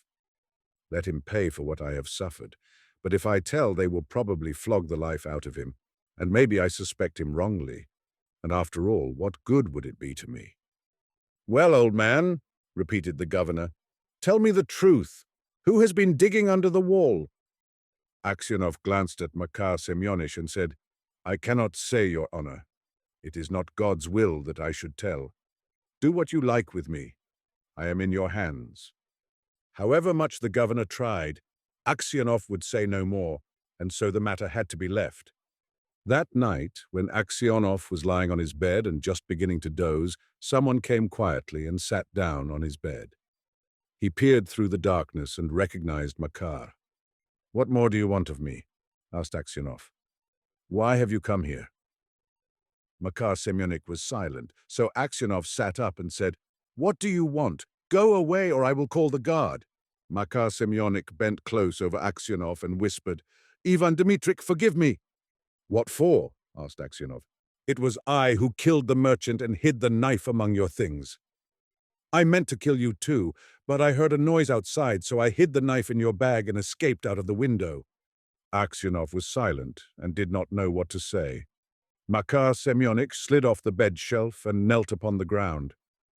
"Ivan Dmitrych," said he, "forgive me. For the love of God, forgive me. I will confess that it was I who killed the merchant, and you will be released and can go to your home." "It is easy for you to talk," said Aksionov, "but I have suffered for you these 26 years. Where could I go to now? My wife is dead, and my children have forgotten me. I have nowhere to go." Makar Semyonich did not rise, but beat his head on the floor. "Ivan Dmitritch, forgive me," he cried. "When they flogged me with the knot, it was not so hard to bear as it is to see you now. Yet you had pity on me, and did not tell. For Christ's sake, forgive me, wretch that I am." And he began to sob. When Aksionov heard him sobbing, he too began to weep. "God will forgive you," said he.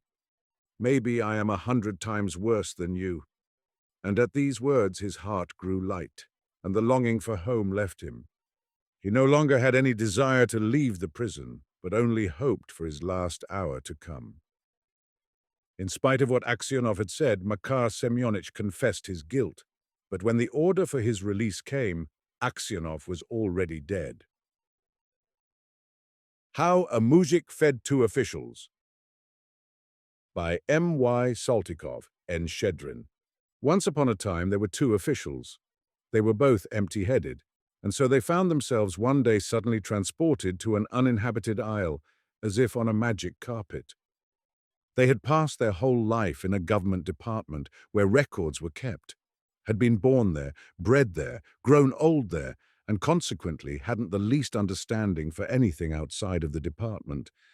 And the only words they knew were, "With assurances of the highest esteem, I am your humble servant."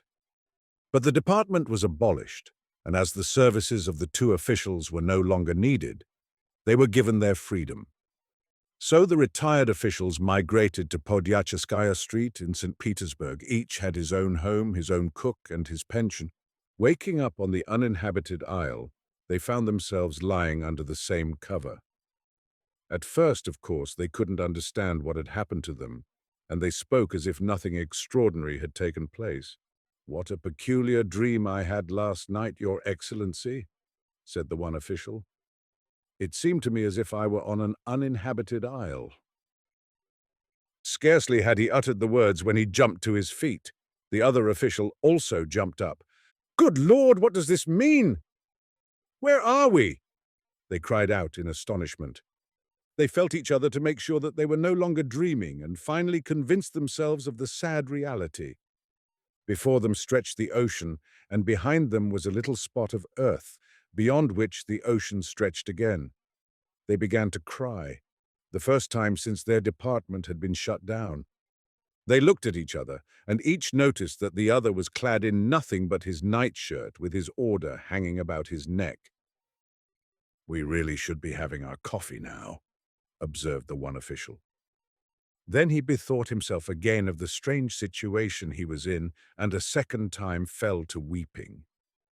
"What are we going to do now?" he sobbed. "Even supposing we were to draw up a report, what good would that do?" "You know what, Your Excellency," replied the other official. "You go to the east, and I will go to the west. Toward evening we will come back here again, and perhaps we shall have found something." They started to ascertain which was the east and which was the west.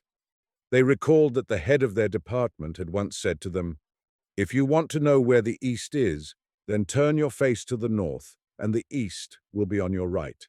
But when they tried to find out which was the north, they turned to the right and to the left and looked around on all sides. Having spent their whole life in the Department of Records, their efforts were all in vain. "To my mind, Your Excellency, the best thing to do would be for you to go to the right and me to go to the left," said one official, who had served not only in the Department of Records, but had also been teacher of handwriting in the School for Reserves, and so was a little bit cleverer. So said, so done. The one official went to the right. He came upon trees bearing all sorts of fruits. Gladly would he have plucked an apple, but they all hung so high that he would have been obliged to climb up. He tried to climb up in vain. All he succeeded in doing was tearing his nightshirt. Then he struck upon a brook. It was swarming with fish. "Wouldn't it be wonderful if we had all this fish in Podyachaskaya Street?" he thought, and his mouth watered. Then he entered woods and found partridges, grouse, and hares. "Good Lord, what an abundance of food!" he cried. His hunger was going up tremendously. but he had to return to the appointed spot with empty hands. He found the other official waiting for him. "Well, Your Excellency, how went it?" "Did you find anything?" "Nothing but an old number of the Moscow Gazette, not another thing." The officials lay down to sleep again, but their empty stomachs gave them no rest. They were partly robbed of their sleep by the thought of who was now enjoying their pension, and partly by the recollection of the fruit, fishes, partridges, grouse and hares that they had seen during the day. The human pabulum in its original form flies, swims and grows on trees. "Who would have thought it, Your Excellency?" said the one official. "To be sure," rejoined the other official. "I, too, must admit that I had imagined that our breakfast rolls came into the world just as they appear on the table, from which it is to be deduced that if we want to eat a pheasant, we must catch it first, kill it, pull its feathers, and roast it. But how's that to be done?" "Yes, how's that to be done?" repeated the other official. They turned silent and tried again to fall asleep, but their hunger scared sleep away. Before their eyes swarmed flocks of pheasants and ducks, herds of porklings, and they were all so juicy, done so tenderly and garnished so deliciously with olives, capers, and pickles. "I believe I could devour my own boots now," said the one official. "Gloves are not bad either, especially if they have been born quite mellow," said the other official. The two officials stared at each other fixedly. In their glances gleamed an evil-boding fire. Their teeth chattered and a dull groaning issued from their breasts. Slowly they crept upon each other, and suddenly they burst into a fearful frenzy. There was a yelling and groaning, the rags flew about, and the official who had been teacher of handwriting bit off his colleague's order and swallowed it. However, the sight of blood brought them both back to their senses. "God help us!" they cried at the same time. "We certainly don't mean to eat each other up. How could we have come to such a pass as this? What evil genius is making sport of us?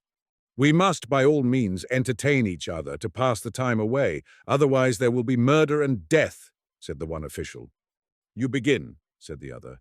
"Can you explain why it is that the sun first rises and then sets? Why isn't it the reverse?" "Aren't you a funny man, Your Excellency? You get up first, then you go to your office and work there, and at night you lie down to sleep. But why can't one assume the opposite, that is, that one goes to bed, sees all sorts of dream figures, and then gets up?" "Well, yes, certainly. But when I was still an official, I always thought this way. Now it is dawn, then it will be day, then will come supper, and finally will come the time to go to bed." The word supper recalled that incident in the day's doings, and the thought of it made both officials melancholy, so that the conversation came to a halt. "A doctor once told me that human beings can sustain themselves for a long time on their own juices," the one official began again. "What does that mean?" "It is quite simple. You see, one's own juices generate other juices, and these in their turn still other juices, and so it goes on until finally all the juices are consumed. And then what happens? Then food has to be taken into the system again." The devil!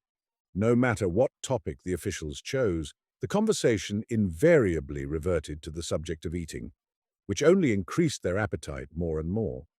So they decided to give up talking altogether, and recollecting the Moscow Gazette that the one of them had found, they picked it up and began to read eagerly. Banquet given by the mayor. The table was set for 100 persons. The magnificence of it exceeded all expectations. The remotest provinces were represented at this feast of the gods by the costliest gifts. The golden sturgeon from Shexna and the silver pheasant from the Caucasian woods held a rendezvous with strawberries so seldom to be had in our latitude in winter. "The devil! For God's sake, stop reading, Your Excellency. Couldn't you find something else to read about?" cried the other official in sheer desperation.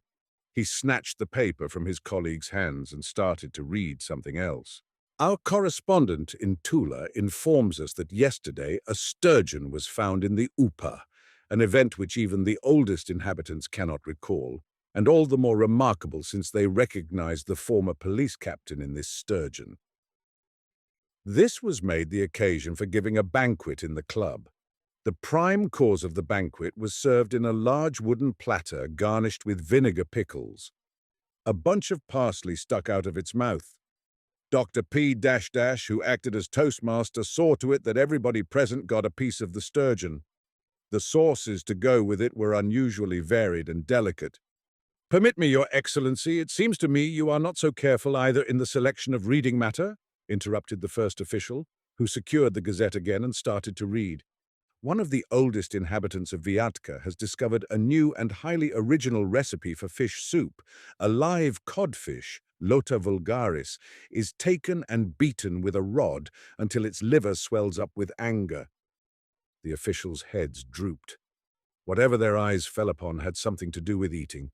Even their own thoughts were fatal. No matter how much they tried to keep their minds off beefsteak and the like, it was all in vain. Their fancy returned invariably with irresistible force back to that for which they were so painfully yearning. Suddenly an inspiration came to the official who had once taught handwriting. "I have it!" he cried delightedly. "What do you say to this, Your Excellency? What do you say to our finding a mujik?" "A mujik, Your Excellency? What sort of a mujik?" "Why, a plain, ordinary mujik. A mujik like all other mujiks. He would get the breakfast rolls for us right away, and he could also catch partridges and fish for us." A mujik. But where are we to fetch one from if there is no mujik here?" "Why shouldn't there be a mujik here?" "There are mujiks everywhere. All one has to do is hunt for them. There certainly must be a mujik hiding here somewhere so as to get out of working." This thought so cheered the officials that they instantly jumped up to go in search of a mujik. For a long while they wandered about on the island without the desired result, until finally a concentrated smell of black bread and old sheepskin assailed their nostrils and guided them in the right direction. There under a tree was a colossal mujik lying fast asleep with his hands under his head. It was clear that to escape his duty to work, he had impudently withdrawn to this island. The indignation of the officials knew no bounds. "What? Lying asleep here, you lazy bones, you!" they raged at him. "It is nothing to you that there are 2 officials here who are fairly perishing of hunger. Up, forward, march, work!" The mujik rose and looked at the 2 severe gentlemen standing in front of him. His first thought was to make his escape, but the officials held him fast. He had to submit to his fate. He had to work. First, he climbed up on a tree and plucked several dozen of the finest apples for the officials. He kept a rotten one for himself. Then he turned up the earth and dug out some potatoes. Next, he started a fire with 2 bits of wood that he rubbed against each other. Out of his own hair, he made a snare and caught partridges.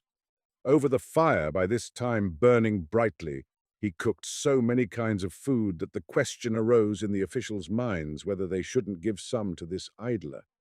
Beholding the efforts of the mujik, they rejoiced in their hearts. They had already forgotten how the day before they had nearly been perishing of hunger, and all they thought of now was, "What a good thing it is to be an official. Nothing bad can ever happen to an official." "Are you satisfied, gentlemen?" the lazy mujik asked. "Yes, we appreciate your industry," replied the officials. "Then you will permit me to rest a little?" "Go take a little rest, but first make a good strong cord." The mujik gathered wild hemp stalks, laid them in water, beat them and broke them, and toward evening a good stout cord was ready. The officials took the cord and bound the mujik to a tree so that he should not run away. Then they laid themselves to sleep. Thus day after day passed, and the mujik became so skillful that he could actually cook soup for the officials in his bare hands. The officials had become round and well-fed and happy. It rejoiced them that here they needn't spend any money, and that in the meanwhile their pensions were accumulating in St. Petersburg.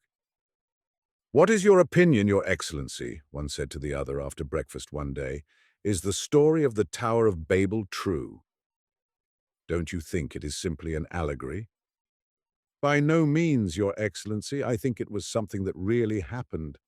What other explanation is there for the existence of so many different languages on Earth?" "Then the flood must really have taken place too?" "Certainly else. How would you explain the existence of antediluvian animals? Besides, the Moscow Gazette says..." They made search for the old number of the Moscow Gazette, seated themselves in the shade and read the whole sheet from beginning to end. They read of festivities in Moscow, Tula, Penza and Ryazan, and strangely enough felt no discomfort at the description of the delicacies served. There is no saying how long this life might have lasted. Finally, however, it began to bore the officials. They often thought of their cooks in St. Petersburg, and even shed a few tears in secret. "I wonder how it looks in Podyachiskaya Street now, Your Excellency," one of them said to the other. "Oh, don't remind me of it, Your Excellency. I am pining away with homesickness. It is very nice here. There is really no fault to be found with this place, but the lamb longs for its mother sheep. And it is a pity, too, for the beautiful uniforms." Yes, indeed, a uniform of the 4th class is no joke. The gold embroidery alone is enough to make one dizzy. Now they began to importune the Muzhik to find some way of getting them back to Podyachiskaya Street. And strange to say, the Muzhik even knew where Podyachiskaya Street was.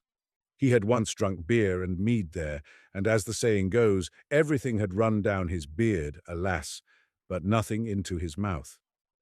The officials rejoiced and said, "We are officials from Podyachiskaya Street. And I am one of those men, do you remember, who sit on a scaffolding hung by ropes from the roofs and paint the outside walls. I am one of those who crawl about on the roofs like flies." "That is what I am," replied the mujik. The mujik now pondered long and heavily on how to give great pleasure to his officials, who had been so gracious to him, the lazybones, and had not scorned his work. And he actually succeeded in constructing a ship. It was not really a ship, but still it was a vessel that would carry them across the ocean close to Podyachiskaya Street. "Now take care, you dog, that you don't drown us," said the officials, when they saw the raft rising and falling on the waves. "Don't be afraid. We mujiks are used to this," said the mujik, making all the preparations for the journey. He gathered swans down and made a couch for his 2 officials. Then he crossed himself and rowed off from shore.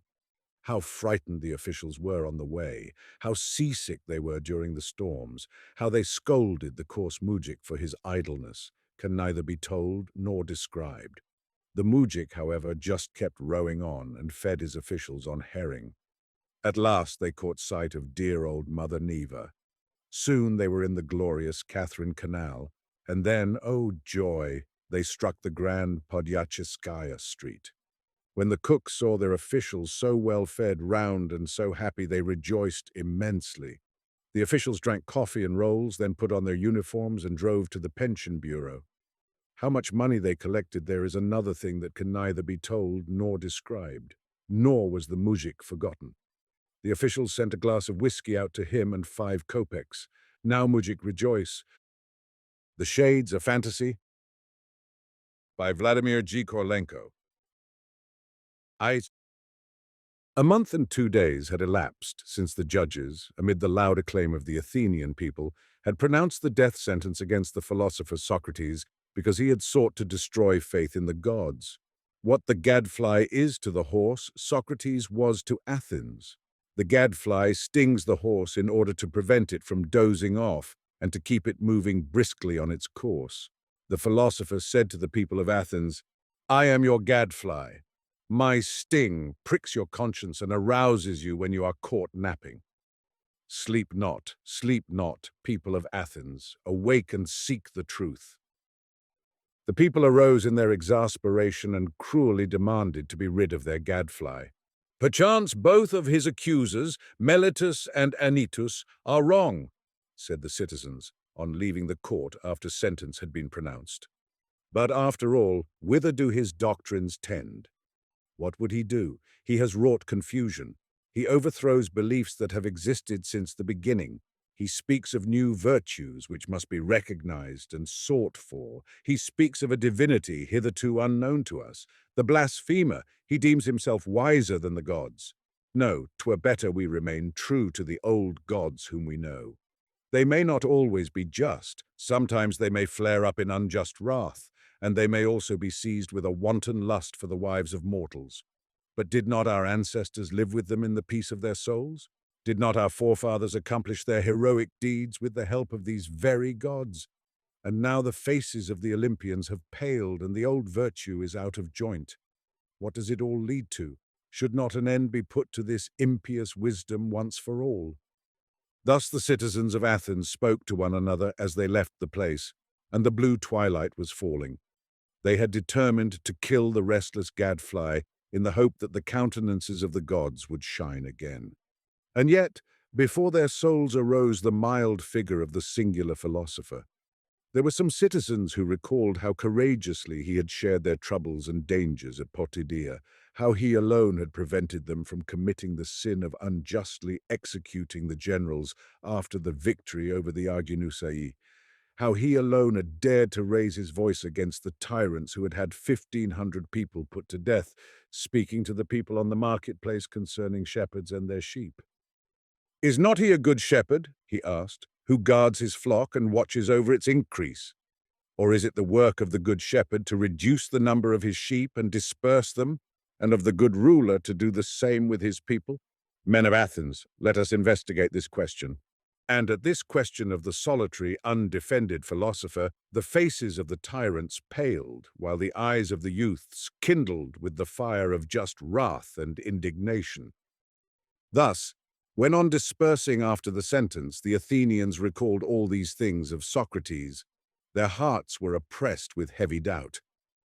Have we not done a cruel wrong to the son of Sophroniscus? But then the good Athenians looked upon the harbour and the sea, and in the red glow of the dying day they saw the purple sails of the sharp-keeled ship, sent to the Delian festival, shimmering in the distance on the blue Pontus. The ship would not return until the expiration of a month, and the Athenians recollected that during this time no blood might be shed in Athens, whether the blood of the innocent or the guilty. A month, moreover, has many days and still more hours.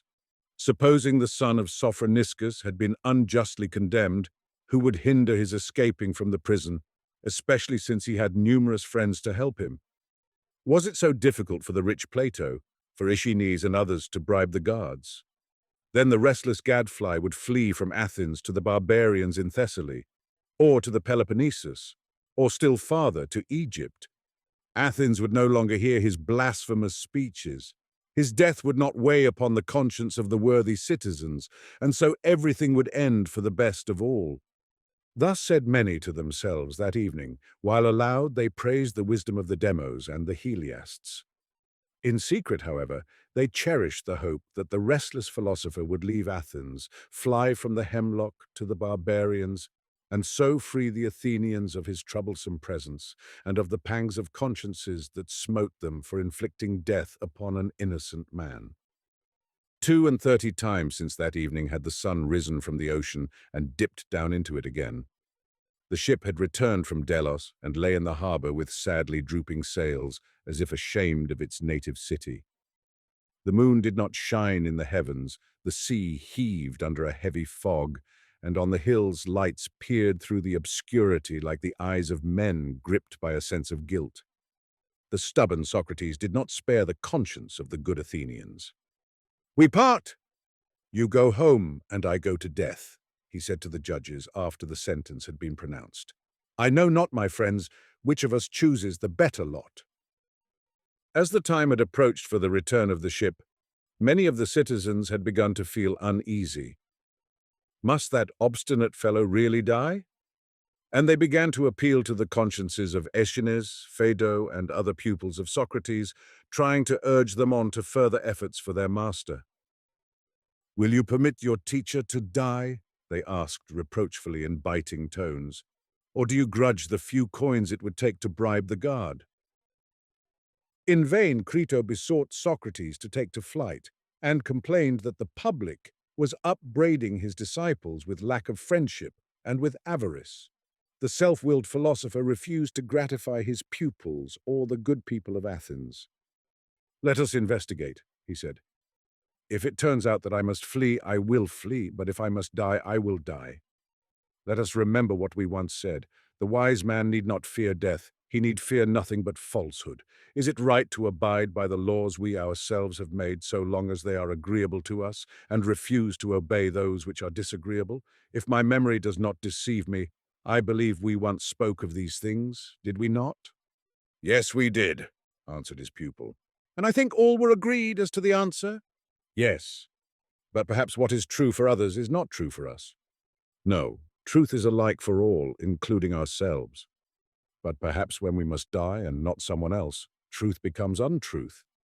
No, Socrates, truth remains the truth under all circumstances. After his pupil had thus agreed to each premise of Socrates in turn, he smiled and drew his conclusion. If that is so, my friend, mustn't I die? Or has my head already become so weak that I am no longer in a condition to draw a logical conclusion? Then correct me, my friend, and show my erring brain the right way. His pupil covered his face with his mantle and turned aside. Yes, he said, now I see you must die.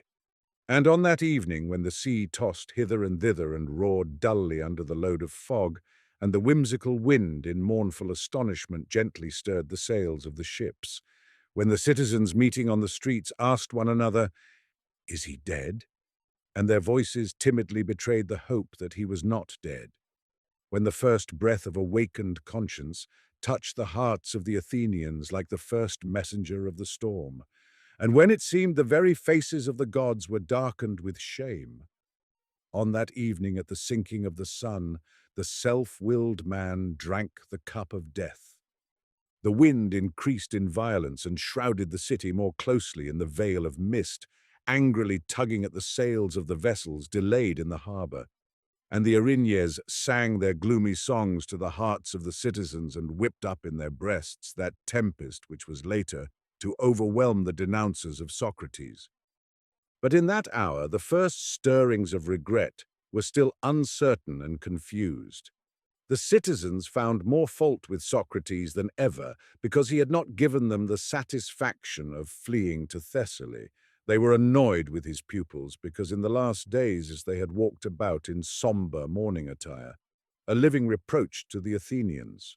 They were vexed with the judges because they had not had the sense and the courage to resist the blind rage of the excited people. They bore even the gods' resentment. "To you, ye gods, have we brought this sacrifice," spoke many. "Rejoice, ye unsatiable. I know not which of us chooses the better lot." Those words of Socrates came back to their memory, those his last words to the judges and to the people gathered in the court. Now he lay in the prison quiet and motionless under his cloak, while over the city hovered mourning, horror, and shame. Again he became the tormentor of the city, he who was himself no longer accessible to torment. The gadfly had been killed, but it stung the people more sharply than ever. Sleep not this night, O men of Athens, sleep not. You have committed an injustice, a cruel injustice, which can never be erased. Second, during those sad days, Xenophon the general, a pupil of Socrates, was marching with his 10,000 in a distant land, amid dangers, seeking a way of return to his beloved fatherland. Aeschines, Crito, Critobulus, Phaedo, and Apollodorus were now occupied with the preparations for the modest funeral. Plato was burning his lamp and bending over a parchment. The best disciple of the philosopher was busy inscribing the deeds, words, and teachings that marked the end of the sage's life. A thought is never lost, and the truth discovered by a great intellect illumines the way for future generations like a torch in the dark. There was one other disciple of Socrates. Not long before, the impetuous Ctesippus had been one of the most frivolous and pleasure-seeking of the Athenian youths. He had set up beauty as his sole god, and had bowed before Clinias as its highest exemplar. But since he had become acquainted with Socrates, all desire for pleasure and all light-mindedness had gone from him. He looked on indifferently while others took his place with Clinias. The grace of thought and the harmony of spirit that he found in Socrates seemed 100 times more attractive than the graceful form and the harmonious features of Clinias. With all the intensity of his stormy temperament, he hung on the man who had disturbed the serenity of his virginal soul, which for the first time opened to doubts as the bud of a young oak opens to the fresh winds of spring. Now that the master was dead, he could find peace neither at his own hearth, nor in the oppressive stillness of the streets, nor among his friends and fellow disciples. The gods of hearth and home and the gods of the people inspired him with repugnance. "I know not," he said, "whether ye are the best of all the gods to whom numerous generations have burned incense and brought offerings. All I know is that for your sake the blind mob extinguished the clear torch of truth, and for your sake sacrificed the greatest and best of mortals." It almost seemed to Ctesippus as though the streets and marketplaces still echoed with the shrieking of that unjust sentence. And he remembered how it was here that the people clamored for the execution of the generals who had led them to victory against the Argonesi, and how Socrates alone had opposed the savage sentence of the judges and the blind rage of the mob. But when Socrates himself needed a champion, no one had been found to defend him with equal strength. Ctesippus blamed himself and his friends, and for that reason he wanted to avoid everybody, even himself if possible. That evening he went to the sea, but his grief grew only the more violent. It seemed to him that the mourning daughters of Nereus were tossing hither and thither on the shore, bewailing the death of the best of the Athenians and the folly of the frenzied city. The waves broke on the rocky coast with a growl of lament. Their booming sounded like a funeral dirge. He turned away, left the shore, and went on further without looking before him. He forgot time and space and his own ego, filled only with the afflicting thought of Socrates. Yesterday he still was. Yesterday his mild words still could be heard. How is it possible that today he no longer is? O night, O giant mountain shrouded in mist, O heaving sea moved by your own life, O restless winds that carry the breath of an immeasurable world on your wings, O starry vault flecked with flying clouds. Take me to you, disclose to me the mystery of this death, if it is revealed to you. And if ye know not, then grant my ignorant soul your own lofty indifference. Remove from me these torturing questions. I no longer have strength to carry them in my bosom without an answer, without even the hope of an answer. For who shall answer them, now that the lips of Socrates are sealed in eternal silence, and eternal darkness is laid upon his lids? Thus Ctesippus cried out to the sea and the mountains, and to the dark night, which followed its invariable course, ceaselessly, invisibly, over the slumbering world. Many hours passed before Ctesippus glanced up and saw whither his steps had unconsciously led him. A dark horror seized his soul as he looked about him. Third, it seemed as if the unknown gods of eternal night had heard his impious prayer. Ctesippus looked about without being able to recognize the place where he was. The lights of the city had long been extinguished by the darkness.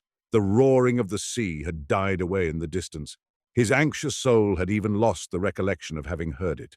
No single sound, no mournful cry of nocturnal bird, nor whir of wings, nor rustling of trees, nor murmur of a merry stream broke the deep silence. Only the blind will-o'-the-wisps flickered here and there over rocks, and sheet lightning, unaccompanied by any sound, flared up and died down against crag peaks. This brief illumination merely emphasized the darkness, and the dead light disclosed the outlines of dead deserts crossed by gorges like crawling serpents, and rising into rocky heights in a wild chaos. All the joyous gods that haunt green groves, purling brooks, and mountain valleys seemed to have fled forever from these deserts. Pan alone, the great and mysterious Pan, was hiding somewhere nearby in the chaos of nature, and with mocking glance seemed to be pursuing the tiny ant that a short time before had blasphemously asked to know the secret of the world and of death. Dark, senseless horror overwhelmed the soul of Ctesippus.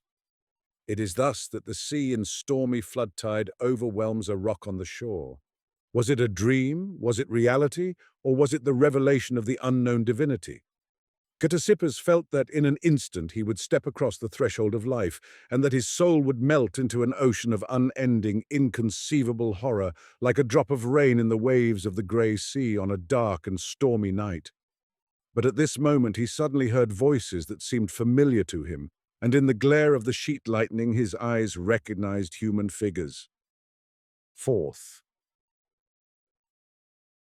On a rocky slope sat a man in deep despair. He had thrown a cloak over his head and was bowed to the ground. Another figure approached him softly, cautiously climbing upward and carefully feeling every step. The first man uncovered his face and exclaimed, "Is that you? I just now saw, my good Socrates. Is that you passing by me in this cheerless place? I have already spent many hours here without knowing when day will relieve the night. I have been waiting in vain for the dawn." "Yes, I am Socrates, my friend, and are you not Elpidias, who died 3 days before me?" "Yes, I am Elpidias, formerly the richest tanner in Athens. My friend, if it is disagreeable for you where you are, why don't you move to another spot?" "Oh, Socrates, I marvel at you. How dare you wander about in this cheerless gloom? I sit here overcome with grief and bemoan the joys of a fleeting life." "Friend Elpidias, like you, I too was plunged in this gloom when the light of earthly life was removed from my eyes. But an inner voice told me, 'Tread this new path without hesitation,' and I went." "But whither do you go, O son of Sophroniscus?" "Here there is no way, no path, not even a ray of light, nothing but a chaos of rocks, mist, and gloom." "True. But my Elpidias, since you are aware of this sad truth, have you not asked yourself what is the most distressing thing in your present situation?" "Undoubtedly the dismal darkness." "Then one should seek for light. Perchance you will find here the great law that mortals must in darkness seek the source of life. Do you not think it is better so to seek than to remain sitting in one spot?" "I think it is, therefore I keep walking. Farewell." "O good Socrates, abandon me not. You go with sure steps through the pathless chaos in Hades. Hold out to me but a fold of your mantle. If you think it is better for you too, then follow me, friend Elpidias." And the two shades walked on, while the soul of Ctesippus, released by sleep from its mortal envelope, flew after them, greedily absorbing the tones of the clear Socratic speech. "Are you here, good Socrates?" The voice of the Athenian again was heard. "Why are you silent?" "Converse shortens the way, and I swear by Hercules, never did I have to traverse such a horrid way." "Put questions, friend Elpidias. The question of one who seeks knowledge brings forth answers and produces conversation." Elpidias maintained silence for a moment, and then, after he had collected his thoughts, asked, "Yes, this is what I wanted to say. Tell me, my poor Socrates, did they at least give you a good burial?" "I must confess, friend Elpidias, I cannot satisfy your curiosity." "I understand, my poor Socrates, it doesn't help you cut a figure. Now with me it was so different. Oh, how they buried me! How magnificently they buried me, my poor fellow wanderer! I still think with great pleasure of those lovely moments after my death. First they washed me and sprinkled me with well-smelling balsam. Then my faithful Larissa dressed me in garments of the finest weave. The best mourning women of the city tore their hair from their heads because they had been promised good pay, and in the family vault they placed an amphora, a crater with beautiful decorated handles of bronze, and besides a vial. Stay, friend Elpidias. I'm convinced that the faithful Larissa converted her love into several minas, yet exactly 10 minas and 4 drachmas, not counting the drinks for the guests. I hardly think that the richest tanner can come before the souls of his ancestors and boast of such respect on the part of the living. Friend Elpidias, don't you think that money would have been of more use to the poor people who are still alive in Athens than to you at this moment?" "Admit, Socrates, you are speaking in envy," responded Elpidias, pained. "I am sorry for you, unfortunate Socrates, although between ourselves you really deserved your fate. I myself in the family circle said more than once that an end ought to be put to your impious doings, because— Stay, friend. I thought you wanted to draw a conclusion, and I fear you are straying from the straight path. Tell me, my good friend, whither does your wavering thought tend?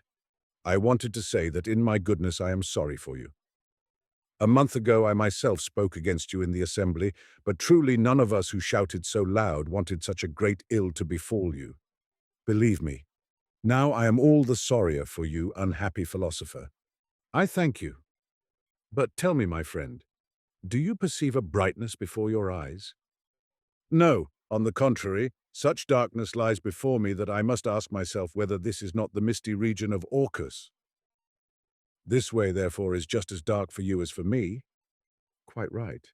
If I am not mistaken, you are even holding on to the folds of my cloak. Also true. Then we are in the same position? You see, your ancestors are not hastening to rejoice in the tale of your pompous burial. Where is the difference between us, my good friend? But Socrates, have the gods enveloped your reason in such obscurity that the difference is not clear to you? Friend, if your situation is clearer to you, then give me your hand and lead me, for I swear by the dog you let me go ahead in this darkness. Cease your scoffing, Socrates. Do not make sport, and do not compare yourself, your godless self, with a man who died in his own bed. Ah, I believe I am beginning to understand you. But tell me, Elpidius, do you hope ever again to rejoice in your bed? Oh, I think not. And was there ever a time when you did not sleep in it? Yes, that was before I bought goods from Agesilaus at half their value. You see that Agesilaus is really a deep-dyed rogue. Ah, never mind about Agesilaus. Perhaps he's getting them back from your widow at a quarter their value. Then wasn't I right when I said that you were in possession of your bed only part of the time? Yes, you were right. Well, and I, too, was in possession of the bed in which I died part of the time. Proteus, the good guard of the prison, lent it to me for a period. Oh, if I had known what you were aiming at with your talk, I wouldn't have answered your wily questions. By Hercules, such profanation is unheard of. He compares himself with me. Why, I could put an end to you with 2 words, if it came to it. Say them, Elpidius, without fear. Words can scarcely be more destructive to me than the hemlock. Well then, that is just what I wanted to say. You unfortunate man, you died by the sentence of the court and had to drink hemlock. But I have known that since the day of my death, even long before. And you, unfortunate Elpidius, tell me what caused your death. Oh, with me it was different, entirely different. You see, I got the dropsy in my abdomen. An expensive physician from Corinth was called who promised to cure me for 2 minas, and he was given half that amount in advance. I am afraid that Larissa, in her lack of experience in such things, gave him the other half too. Then the physician did not keep his promise. That's it. And you died from dropsy? Ah, Socrates, believe me, 3 times it wanted to vanquish me, and finally it quenched the flame of my life. Then tell me, did death by dropsy give you great pleasure? Oh, wicked Socrates, don't make sport of me. I told you it wanted to vanquish me 3 times. I bellowed like a steer under the knife of the slaughterer, and begged the parquet to cut the thread of my life as quickly as possible. That doesn't surprise me. But from what do you conclude that the dropsy was pleasanter to you than the hemlock to me? The hemlock made an end of me in a moment. I see I fell into your snare again, you crafty sinner. I won't enrage the gods still more by speaking with you, you destroyer of sacred customs. Both were silent, and quiet reigned, but in a short while Elpidius was again the first to begin a conversation. Why are you silent, good Socrates? My friend, didn't you yourself ask for silence? I'm not proud, and I can treat men who are worse than I am considerately. Don't let us quarrel. I did not quarrel with you, friend Elpidius, and did not wish to say anything to insult you. I am merely accustomed to get at the truth of things by comparisons. My situation is not clear to me. You consider your situation better, and I should be glad to learn why. On the other hand, it would not hurt you to learn the truth, whatever shape it may take. Well, no more of this. Tell me, are you afraid? I don't think that the feeling I now have can be called fear. I am afraid, although I have less cause than you to be at odds with the gods. But don't you think that the gods, in abandoning us to ourselves here in this chaos, have cheated us of our hopes? That depends upon what sort of hopes they were. What did you expect from the gods, Elpidius? Well, what did I expect from the gods? What curious questions you ask, Socrates. If a man throughout life brings offerings, and at his death passes away with a pious heart and with all that custom demands, the gods might at least send someone to meet him, at least one of the inferior gods, to show a man the way. But that reminds me, Many a time when I begged for good luck in traffic in hides, I promised Hermes calves. And you didn't have luck? Oh yes, I had luck, good Socrates, but I understand you had no calf. Bah! Socrates, a rich tanner, and not have calves. Now I understand. You had luck, had calves, but you kept them for yourself, and Hermes received nothing. You're a clever man. I've often said so. I kept only 3 of my 10 oaths, and I didn't deal differently with the other gods. If the same is the case with you, isn't that the reason, possibly, why we are now abandoned by the gods? To be sure, I ordered Larissa to sacrifice a whole hecatomb after my death. But that is Larissa's affair, whereas it was you, friend Elpidius, who made the promises. That's true, that's true. But you, good Socrates, could you, godless as you are, deal better with the gods than I who was a god-fearing tanner? My friend, I know not whether I dealt better or worse. At first I brought offerings without having made vows. Later I offered neither calves nor vows. What, not a single calf, you unfortunate man? Yes, friend, if Hermes had had to live by my gifts, I'm afraid he would have grown very thin. I understand.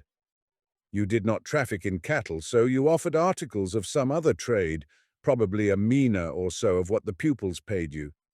You know, my friend, I didn't ask pay of my pupils, and my trade scarcely sufficed to support me. If the gods reckoned on the sorry remnants of my meals, they miscalculated. Oh, blasphemer, in comparison with you, I can be proud of my piety. Ye gods, look upon this man. I did deceive you at times, but now and then I shared with you the surplus of some fortunate deal. He who gives at all gives much in comparison with a blasphemer who gives nothing. Socrates, I think you had better go on alone. I fear that your company, godless one, damages me in the eyes of the gods. As you will, good Elpidius. I swear by the dog no one shall force his company on another. Unhand the fold of my mantle and farewell. I will go on alone. And Socrates walked forward with a sure tread, feeling the ground, however, at every step. But Elpidius behind him instantly cried out, Wait, wait, my good fellow citizen. Do not leave an Athenian alone in this horrible place. I was only making fun. Take what I said as a joke, and don't go so quickly. I marvel how you can see a thing in this hellish darkness. Friend, I have accustomed my eyes to it. That's good. Still, I can't approve of your not having brought sacrifices to the gods. No, I can't, poor Socrates, I can't. The honorable Sophroniscus certainly taught you better in your youth, and you yourself used to take part in the prayers. I saw you. Yes, but I am accustomed to examine all our motives and to accept only those that after investigation prove to be reasonable. And so a day came on which I said to myself, Socrates, here you are praying to the Olympians. Why are you praying to them? Elpidius laughed. Really, you philosophers sometimes don't know how to answer the simplest questions. I'm a plain tanner who never in my life studied sophistry, yet I know why I must honor the Olympians. Tell me quickly so that I too may know why. Why? Ha ha ha, it's too simple, you wise Socrates. So much the better if it's simple. But don't keep your wisdom from me. Tell me, why must one honor the gods? Why? Because everybody does it. Friend, you know very well that not everyone honors the gods. Wouldn't it be more correct to say many? Very well, many. But tell me, don't more men deal wickedly than righteously? I think so. You find more wicked people than good people. Therefore, if you follow the majority, you ought to deal wickedly and not righteously. What are you saying? I'm not saying it, you are. But I think the reason that men reverence the Olympians is not because the majority worship them. We must find another, more rational ground. Perhaps you mean they deserve reverence? Yes, very right. Good. But then arises a new question. Why do they deserve reverence? Because of their greatness. Ah, that's more like it. Perhaps I will soon be agreeing with you. It only remains for you to tell me wherein their greatness consists. That's a difficult question, isn't it? Let us seek the answer together. Homer says that the impetuous Ares, when stretched flat on the ground by a stone thrown by Pallas Athene, covered with his body the space that can be traveled in 7 mornings. You see what an enormous space. Is that wherein greatness consists? There you have me, my friend. That raises another question. Do you remember the athlete Theophantes? He towered over the people a whole head's length, whereas Pericles was no larger than you. But whom do we call great, Pericles or Theophantes? I see that greatness does not consist in size of body. In that you're right. I am glad we agree. Perhaps greatness consists in virtue. Certainly. I think so too. Well then, who must bow to whom? The small before the large, or those who are great in virtues before the wicked? The answer is clear. I think so too. Now we will look further into this matter. Tell me truly, did you ever kill other people's children with arrows? It goes without saying, never. Do you think so ill of me?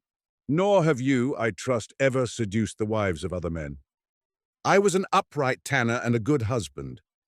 Don't forget that, Socrates, I beg of you. You never became a brute, nor by your lustfulness gave your faithful Larissa occasion to revenge herself on women whom you had ruined and on their innocent children. You anger me really, Socrates. But perhaps you snatched your inheritance from your father and threw him into prison. Never! Why these insulting questions? Wait, my friend. Perhaps we will both reach a conclusion. Tell me, would you have considered a man great who had done all these things of which I have spoken? No, no, no! I should have called such a man a scoundrel and lodged public complaint against him with the judges in the marketplace. Well, Elpidius, why did you not complain in the marketplace against Zeus and the Olympians? The son of Cronos carried on war with his own father and was seized with brutal lust for the daughters of men, while Hera took vengeance upon innocent virgins. Did not both of them convert the unhappy daughter of Inachos into a common cow? Did not Apollo kill all the children of Niobe with his arrows? Did not Calenius steal bulls? Well then, Elpidius, if it is true that he who has less virtue must do honor to him who has more, then you should not build altars to the Olympians, but they to you. Blaspheme not, impious Socrates. Keep quiet. How dare you judge the acts of the gods?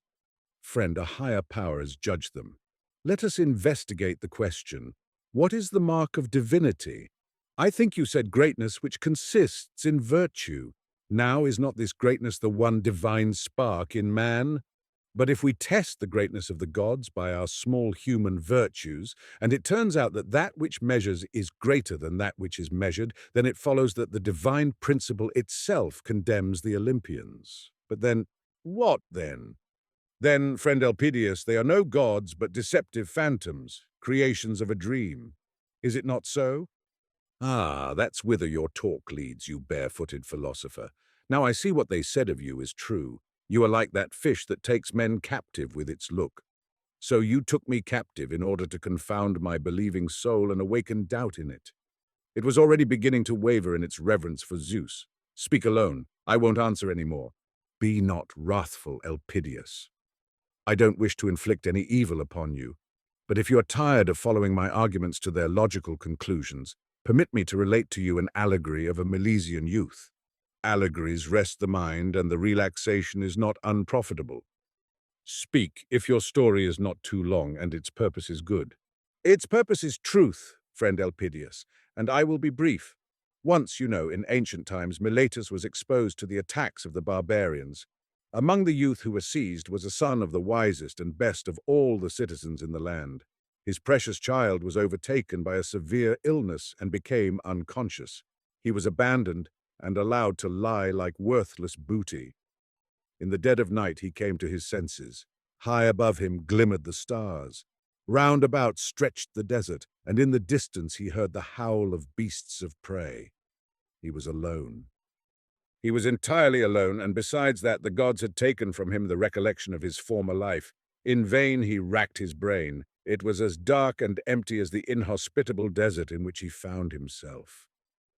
But somewhere far away, behind the misty and obscure figures conjured up by his reason, loomed the thought of his lost home, and a vague realization of the figure of the best of all men, and in his heart resounded the word Father. Doesn't it seem to you that the fate of this youth resembles the fate of all humanity? How so? Do we not all awake to life on earth with a hazy recollection of another home? And does not the figure of the great unknown hover before our souls? Continue, Socrates, I am listening. The youth revived, arose, and walked cautiously, seeking to avoid all dangers. When after long wanderings his strength was nearly gone, he discerned a fire in the misty distance which illumined the darkness and banished the cold. A faint hope crept into his weary soul, and the recollections of his father's house again awoke within him. The youth walked toward the light and cried, "It is you, my father, it is you." And was it his father's house? No, it was merely a night lodging of wild nomads. So for many years he led the miserable life of a captive slave, and only in his dreams saw the distant home and rested on his father's bosom. Sometimes with weak hand he endeavored to lure from dead clay or wood or stone the face and form that ever hovered before him. There even came moments when he grew weary and embraced his own handiwork and prayed to it and wet it with his tears.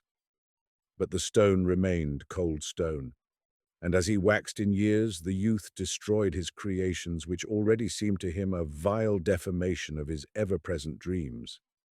At last, fate brought him to a good barbarian, who asked him for the cause of his constant mourning. When the youth confided to him the hopes and longings of his soul, the barbarian, a wise man, said, "The world would be better did such a man and such a country exist as that of which you speak. But by what mark would you recognize your father?" "In my country," answered the youth, "they reverenced wisdom and virtue and looked up to my father as to the master." "Well and good," answered the barbarian. "I must assume that a kernel of your father's teaching resides in you. Therefore take up the wanderer's staff and proceed on your way. Seek perfect wisdom and truth, and when you have found them, cast aside your staff. There will be your home and your father." And the youth went on his way at break of day. Did he find the one whom he sought? He is still seeking. Many countries, cities, and men has he seen. He has come to know all the ways by land. He has traversed the stormy seas. He has searched the courses of the stars in heaven by which a pilgrim can direct his course in the limitless deserts.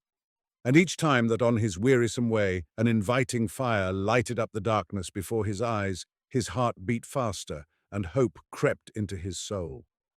"That is my father's hospitable house," he thought. And when a hospitable host would greet the tired traveler and offer him the peace and blessing of his hearth, the youth would fall at his feet and say with emotion, "I thank you, my father. Do you not recognize your son?" And many were prepared to take him as their son, for at that time children were frequently kidnapped. But after the first glow of enthusiasm, the youth would detect traces of imperfection, sometimes even of wickedness. Then he would begin to investigate and to test his host with questions concerning justice and injustice. And soon he would be driven forth again upon the cold, wearisome way. More than once he said to himself, "I will remain at this last hearth. I will preserve my last belief. It shall be the home of my father." Do you know, Socrates, perhaps that would have been the most sensible thing to do. So he thought sometimes. But the habit of investigating the confused dream of a father gave him no peace. Again and again he shook the dust from his feet. Again and again he grasped his staff. Not a few stormy nights found him shelterless. Doesn't it seem to you that the fate of this youth resembles the fate of mankind? Why? Does not the race of man make trial of its childish belief and doubt it while seeking the unknown? Doesn't it fashion the form of its father in wood, stone, custom, and tradition? And then man finds the form imperfect, destroys it, and again goes on his wanderings in the desert of doubt, always for the purpose of seeking something better. "Oh, you cunning sage, now I understand the purpose of your allegory. And I will tell you to your face that if only a ray of light were to penetrate this gloom, I would not put the Lord on trial with unnecessary questions." "Friend, the light is already shining," answered Socrates. V. It seemed as if the words of the philosopher had taken effect. High up in the distance, a beam of light penetrated a vapory envelope and disappeared in the mountains. It was followed by a second and a third. There beyond the darkness, luminous genii seemed to be hovering, and a great mystery seemed about to be revealed, as if the breath of life were blowing, as if some great ceremony were in process. But it was still very remote. The shades descended thicker and thicker. Foggy clouds rolled into masses, separated, and chased one another endlessly, ceaselessly. A blue light from a distant peak fell upon a deep ravine. The clouds rose and covered the heavens to the zenith. The rays disappeared and withdrew to a greater and greater distance, as if fleeing from this veil of shades and horrors. Socrates stood and looked after them sadly. Elpidias peered up at the peak full of dread. "Look, Socrates, what do you see there on the mountain?" "Friend," answered the philosopher, "let us investigate our situation. Since we are in motion, we must arrive somewhere. And since earthly existence must have a limit, I believe that this limit is to be found at the parting of two beginnings. In the struggle of light with darkness, we attain the crown of our endeavors. Since the ability to think has not been taken from us, I believe that it is the will of the divine being who called our power of thinking into existence that we should investigate the goal of our endeavors ourselves. Therefore, Elpidias, let us in dignified manner go to meet the dawn that lies beyond those clouds." "Oh, my friend, if that is the dawn, I would rather the long, cheerless night had endured forever, for it was quiet and peaceful. Don't you think our time passed tolerably well in instructive converse? And now my soul trembles before the tempest drawing nigh. Say what you will, but there before us are no ordinary shades of the dead night." Zeus hurled a bolt into the bottomless gulf. Ctesippus looked up to the peak, and his soul was frozen with horror. Huge, somber figures of the Olympian gods crowded on the mountain in a circle. A last ray shot through the region of clouds and mists and died away like a faint memory. A storm was approaching now, and the powers of night were once more in the ascendant. Dark figures covered the heavens. In the center, Ctesippus could discern the all-powerful son of Kronos, surrounded by a halo. The somber figures of the older gods encircled him in wrathful excitement, like flocks of birds winging their way in the twilight, like eddies of dust driven by a hurricane, like autumn leaves lashed by Boreas. Numerous minor gods hovered in long clouds and occupied the spaces. When the clouds gradually lifted from the peak and sent down dismal horror to embrace the earth, Ctesippus fell upon his knees. Later, he admitted that in this dreadful moment he forgot all his master's deductions and conclusions. His courage failed him, and terror took possession of his soul. He merely listened. Two voices resounded there where before had been silence, the one the mighty and threatening voice of the Godhead, the other the weak voice of a mortal which the wind carried from the mountain slope to the spot where Ctesippus had left Socrates. "Are you," thus spake the voice from the clouds, "are you the blasphemous Socrates who strives with the gods of heaven and earth? Once there were none so joyous, so immortal as we. Now, for long, we have passed our days in darkness because of the unbelief and doubt that have come upon earth. Never has the mist closed in on us so heavily as since the time your voice resounded in Athens, the city we once so dearly loved. Why did you not follow the commands of your father, Sophroniscus? The good man permitted himself a few little sins, especially in his youth, yet by way of recompense we frequently enjoyed the smell of his offerings. Stay, son of Kronos, and solve my doubts. Do I understand that you prefer cowardly hypocrisy to searchings for the truth?" At this question the crags trembled with the shock of a thundering peal. The first breath of the tempest scattered in the distant gorges. But the mountains still trembled, for he who was enthroned upon them still trembled. And in the anxious quiet of the night, only distant sighs could be heard. In the very bowels of the earth, the chained Titan seemed to be groaning under the blow of the son of Kronos. "Where are you now, you impious questioner?" Suddenly came the mocking voice of the Olympian. "I am here, son of Kronos, on the same spot. Nothing but your answer can move me from it. I am waiting." Thunder bellowed in the clouds like a wild animal, amazed at the daring of a Libyan tamer's fearless approach. At the end of a few moments, the voice again rolled over the spaces. "Son of Sophroniscus, is it not enough that you bred so much skepticism on earth that the clouds of your doubt reached even to Olympus?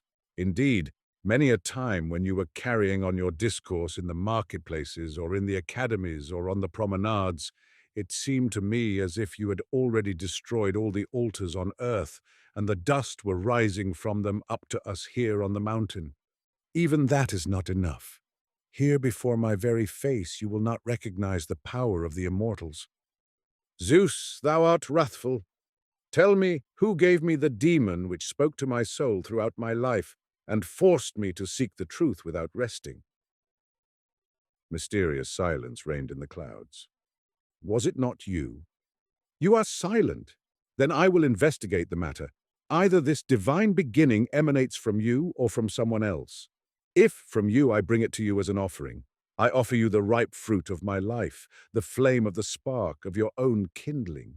See, son of Kronos, I preserved my gift. In my deepest heart grew the seed that you sowed. It is the very fire of my soul. It burned in those crises when with my own hand I tore the thread of life. Why will you not accept it?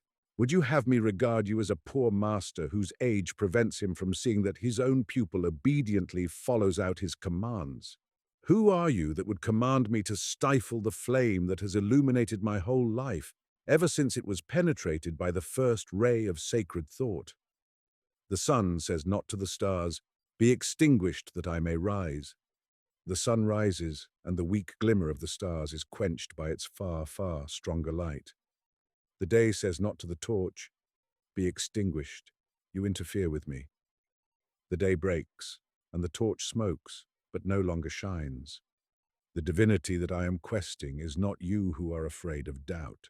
That divinity is like the day, like the sun, and shines without extinguishing other lights. The God I seek is the God who would say to me, "Wanderer, give me your torch, you no longer need it, for I am the source of all light. Searcher for truth, set upon my altar the little gift of your doubt, because in me is its solution. If you are that God, hearken to my questions.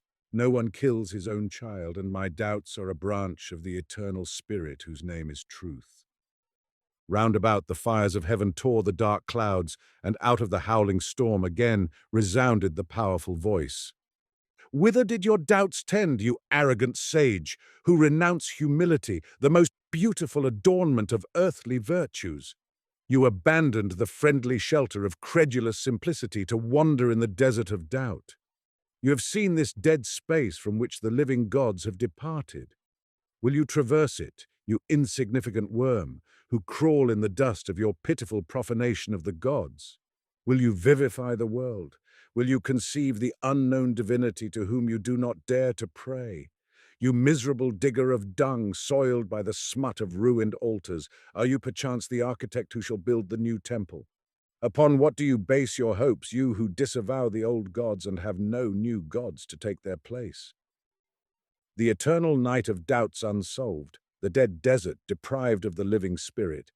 This is your world, you pitiful worm who gnawed at the living belief which was a refuge for simple hearts, who converted the world into a dead chaos. Now then, where are you, you insignificant, blasphemous sage? Nothing was heard but the mighty storm roaring through the spaces. Then the thunder died away, the wind folded its pinions, and torrents of rain streamed through the darkness, like incessant floods of tears which threatened to devour the earth and drown it in a deluge of unquenchable grief. It seemed to Ctesippus that the master was overcome, and that the fearless, restless, questioning voice had been silenced forever. But a few moments later it issued again from the same spot. "Your words, son of Kronos, hit the mark better than your thunderbolts. The thoughts you have cast into my terrified soul have haunted me often, and it has sometimes seemed as if my heart would break under the burden of their unendurable anguish. Yes, I abandoned the friendly shelter of credulous simplicity. Yes, I have seen the spaces from which the living gods have departed enveloped in the night of eternal doubt. But I walked without fear, for my demon lighted the way, the divine beginning of all life. Let us investigate the question. Are not offerings of incense burnt on your altars in the name of him who gives life? You are stealing what belongs to another. Not you, but that other is served by credulous simplicity. Yes, you are right, I'm no architect. I'm not the builder of a new temple. Not to me was it given to raise from the earth to the heavens the glorious structure of the coming faith. I am one who digs dung, soiled by the smut of destruction. But my conscience tells me, son of Kronos, that the work of one who digs dung is also necessary for the future temple. When the time comes for the proud and stately edifice to stand on the purified place, and for the living divinity of the new belief to erect his throne upon it, I, the modest digger of dung, will go to him and say, "Here am I who restlessly crawled in the dust of disavowal. When surrounded by fog and soot, I had no time to raise my eyes from the ground. My head had only a vague conception of the future building. Will you reject me, you just one, just and true, and great?" Silence and astonishment reigned in the spaces. Then Socrates raised his voice and continued. The sunbeam falls upon the filthy puddle, and light vapor, leaving heavy mud behind, rises to the sun, melts, and dissolves in the ether. With your sunbeam you touched my dust-laden soul, and it aspired to you, unknown one, whose name is mystery. I sought for you because you are truth. I strove to attain to you because you are justice. I loved you because you are love. I died for you because you are the source of life. Will you reject me, O unknown? My torturing doubts, my passionate search for truth, my difficult life, my voluntary death, accept them as a bloodless offering, as a prayer, as a sigh. Absorb them as the immeasurable ether absorbs the evaporating mists. Take them, you whose name I do not know. Let not the ghosts of the night I have traversed bar the way to you, to eternal light. Give way, you shades who dim the light of the dawn. I tell you, gods of my people, you are unjust, and where there is no justice, there can be no truth, but only phantoms, creations of a dream. To this conclusion have I come, I, Socrates, who sought to fathom all things. Rise, dead mists, I go my way to him whom I have sought all my life long. The thunder burst again, a short, abrupt peal, as if the aegis had fallen from the weakened hand of the thunderer.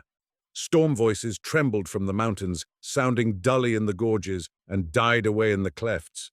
In their place resounded other marvelous tones. When Ctesippus looked up in astonishment, a spectacle presented itself such as no mortal eyes had ever seen. The night vanished.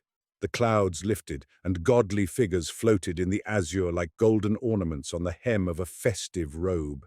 Heroic forms glimmered over the remote crags and ravines, and Elpidias, whose little figure was seen standing at the edge of a cleft in the rocks, stretched his hands toward them, as if beseeching the vanishing gods for a solution of his fate. A mountain peak now stood out clearly above the mysterious mist, gleaming like a torch over dark blue valleys. The son of Kronos, the thunderer, was no longer enthroned upon it, and the other Olympians too were gone. Socrates stood alone in the light of the sun under the high heavens. Ctesippus was distinctly conscious of the pulse beat of a mysterious life quivering throughout nature, stirring even the tiniest blade of grass. A breath seemed to be stirring the balmy air, a voice to be sounding in wonderful harmony, an invisible tread to be heard, the tread of the radiant dawn. And on the illumined peak a man still stood, stretching out his arms in mute ecstasy, moved by a mighty impulse. A moment, and all disappeared, and the light of an ordinary day shone upon the awakened soul of Ctesippus. It was like dismal twilight after the revelation of nature that had blown upon him the breath of an unknown life. In deep silence, the pupils of the philosopher listened to the marvelous recital of Ctesippus. Plato broke the silence. "Let us investigate the dream and its significance," he said. "Let us investigate it," responded the others. The Signal, by Vasivolod M. Garshin. Semyon Ivanov was a track walker. His hut was 10 versts away from a railroad station in one direction and 12 versts away in the other.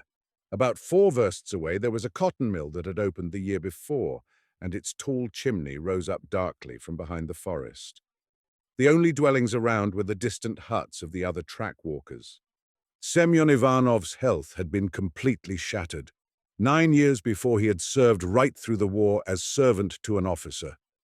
The sun had roasted him, the cold frozen him, and hunger famished him on the forced marches of 40 and 50 versts a day in the heat and the cold and the rain and the shine. The bullets had whizzed about him, but thank God none had struck him. Semyon's regiment had once been on the firing line. For a whole week there had been skirmishing with the Turks, only a deep ravine separating the two hostile armies, and from morn till eve there had been a steady crossfire. Thrice daily, Semyon carried a steaming samovar and his officers' meals from the camp kitchen to the ravine. The bullets hummed about him and rattled viciously against the rocks. Semyon was terrified and cried sometimes, but still he kept right on. The officers were pleased with him because he always had hot tea ready for them. He returned from the campaign with limbs unbroken but crippled with rheumatism. He had experienced no little sorrow since then. He arrived home to find that his father, an old man, and his little 4-year-old son had died. Semyon remained alone with his wife. They could not do much. It was difficult to plough with rheumatic arms and legs. They could no longer stay in their village, so they started off to seek their fortune in new places. They stayed for a short time on the line, in Kherson and Donshchina, but nowhere found luck. Then the wife went out to service, and Semyon continued to travel about. Once he happened to ride on an engine, and at one of the stations the face of the station master seemed familiar to him. Semyon looked at the station master, and the station master looked at Semyon, and they recognized each other. He had been an officer in Semyon's regiment. "You are Ivanov," he said. "Yes, Your Excellency. How do you come to be here?" Semyon told him all. "Where are you off to?" "I cannot tell you, sir." "Idiot! What do you mean by cannot tell you?" "I mean what I say, Your Excellency. There is nowhere for me to go to. I must hunt for work, sir." The station master looked at him, thought a bit, and said, "See here, friend, stay here a while at the station. You are married, I think. Where is your wife?" "Yes, Your Excellency, I am married. My wife is at Kursk in service with a merchant." "Well, write to your wife to come here. I will give you a free pass for her. There is a position as track walker open. I will speak to the chief on your behalf." "I shall be very grateful to you, Your Excellency," replied Semyon. He stayed at the station, helped in the kitchen, cut firewood, kept the yard clean, and swept the platform. In a fortnight's time his wife arrived, and Semyon went on a hand trolley to his hut. The hut was a new one and warm, with as much wood as he wanted. There was a little vegetable garden, the legacy of former track walkers, and there was about half a desiatin of ploughed land on either side of the railway embankment. Semyon was rejoiced. He began to think of doing some farming, of purchasing a cow and a horse. He was given all necessary stores: a green flag, a red flag, lanterns, a horn, hammer, screw-wrench for the nuts, a crowbar, spade, broom, bolts, and nails. They gave him 2 books of regulations and a timetable of the train. At first, Semyon could not sleep at night and learnt the whole timetable by heart. 2 hours before a train was due, he would go over his section, sit on the bench at his hut, and look and listen whether the rails were trembling or the rumble of the train could be heard. He even learned the regulations by heart, although he could only read by spelling out each word. It was summer. The work was not heavy. There was no snow to clear away, and the trains on that line were infrequent. Semyon used to go over his verse twice a day, examine and screw up nuts here and there, keep the bed level, look at the water pipes, and then go home to his own affairs. There was only one drawback. He always had to get the inspector's permission for the least little thing he wanted to do. Semyon and his wife were even beginning to be bored. 2 months passed, and Semyon commenced to make the acquaintance of his neighbors, the track walkers on either side of him. One was a very old man whom the authorities were always meaning to relieve. He scarcely moved out of his hut. His wife used to do all his work. The other track walker nearer the station was a young man, thin but muscular. He and Semyon met for the first time on the line midway between the huts. Semyon took off his hat and bowed. "Good health to you, neighbor," he said. The neighbor glanced askance at him. "How do you do?" he replied, then turned around and made off. Later, the wives met. Semyon's wife passed the time of day with her neighbor, but neither did she say much. On one occasion, Semyon said to her, "Young woman, your husband is not very talkative." The woman said nothing at first, then replied, But what is there for him to talk about? Everyone has his own business. Go your way, and God be with you. However, after another month or so, they became acquainted. Semyon would go with Vasily along the line, sit on the edge of a pipe, smoke and talk of life. Vasily, for the most part, kept silent. But Semyon talked of his village and of the campaign through which he had passed. "I have had no little sorrow in my day," he would say, "and goodness knows I have not lived long. God has not given me happiness, but what he may give, so will it be." "That's so, friend Vasily Stepanich." Vasily Stepanich knocked the ashes out of his pipe against a rail, stood up and said, "It is not luck which follows us in life, but human beings. There is no crueler beast on this earth than man. Wolf does not eat wolf, but man will readily devour man." "Come, friend, don't say that. A wolf eats wolf." The words came into my mind, and I said it. All the same, there is nothing crueler than man. If it were not for his wickedness and greed, it would be possible to live. Everybody tries to sting you to the quick, to bite and eat you up. Semyon pondered a bit. "I don't know, brother," he said. "Perhaps it is as you say, and perhaps it is God's will." "And perhaps," said Vasily, "it is waste of time for me to talk to you. To put everything unpleasant on God and sit and suffer means, brother, being not a man but an animal. That's what I have to say." And he turned and went off without saying goodbye. Semyon also got up. "Neighbor," he called, "why do you lose your temper?" But his neighbor did not look round, and kept on his way. Semyon gazed after him until he was lost to sight in the cutting at the turn. He went home and said to his wife, "Arina, our neighbor is a wicked person, not a man." However, they did not quarrel. They met again and discussed the same topics. "All men, if it were not for men, we should not be poking in these huts," said Vasily on one occasion. "And what if we are poking in these huts? It's not so bad. You can live in them." "Live in them, indeed! Bah, you! You have lived long and learned little, looked at much and seen little. What sort of life is there for a poor man in a hut here or there? The cannibals are devouring you. They are sucking up all your lifeblood. And when you become old, they will throw you out just as they do husks to feed the pigs on. What pay do you get?" "Not much, Vasily Stepanich, 12 rubles. "And I, 13.5 rubles. Why? By the regulations, the company should give us 15 rubles a month with firing and lighting. Who decides that you should have 12 rubles or I 13.5? Ask yourself. And you say a man can live on that? You understand it is not a question of 1.5 rubles or 3 rubles. Even if they paid us each the whole 15 rubles. I was at the station last month. The director passed through. I saw him. I had that honor. He had a separate coach. He came out and stood on the platform. I shall not stay here long. I shall go somewhere, anywhere, follow my nose." "But where will you go, Stepanik? Leave well enough alone. Here you have a house, warmth, a little piece of land. Your wife is a worker. Land. You should look at my piece of land. Not a twig on it, nothing. I planted some cabbages in the spring, just when the inspector came along. He said, 'What is this? Why have you not reported this? Why have you done this without permission? Dig them up, roots and all.' He was drunk. Another time he would not have said a word, but this time it struck him. 3 rubles fine." Vasily kept silent for a while, pulling at his pipe, then added quietly, "A little more, and I should have done for him." "You are hot-tempered." "No, I am not hot-tempered, but I tell the truth and think, yes, he will still get a bloody nose from me. I will complain to the chief. We will see then." And Vasily did complain to the chief. Once the chief came to inspect the line. 3 days later, important personages were coming from St. Petersburg and would pass over the line. They were conducting an inquiry so that previous to their journey it was necessary to put everything in order.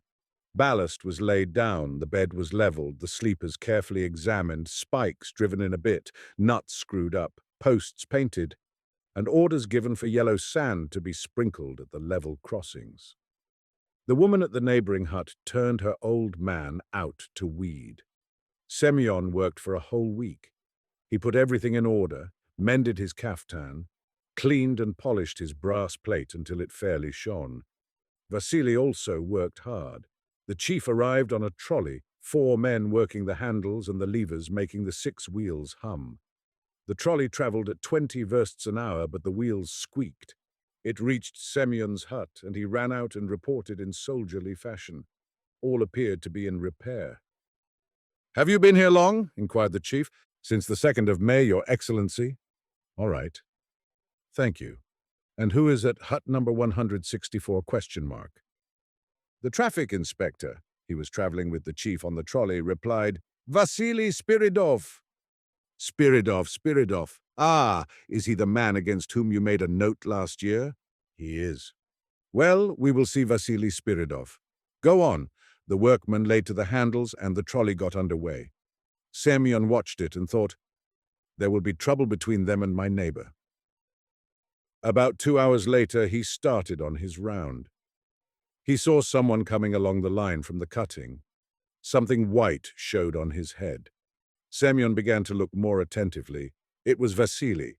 He had a stick in his hand, a small bundle on his shoulder, and his cheek was bound up in a handkerchief. "Where are you off to?" cried Semyon. Vasily came quite close. He was very pale, white as chalk, and his eyes had a wild look. Almost choking, he muttered, "To town, to Moscow, to the head office." "Head office? Ah, you are going to complain, I suppose. Give it up. Vasily Stepanich, forget it."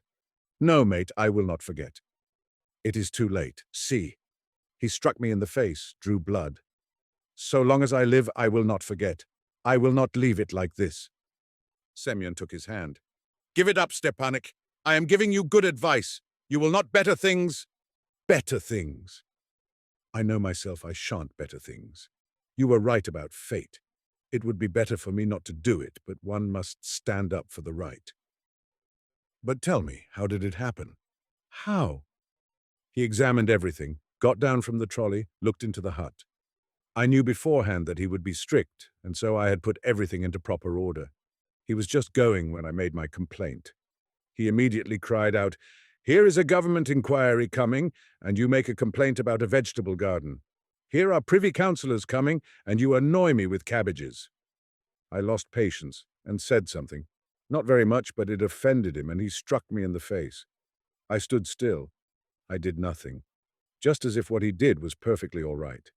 They went off. I came to myself, washed my face, and left. "And what about the hut?" "My wife is staying there.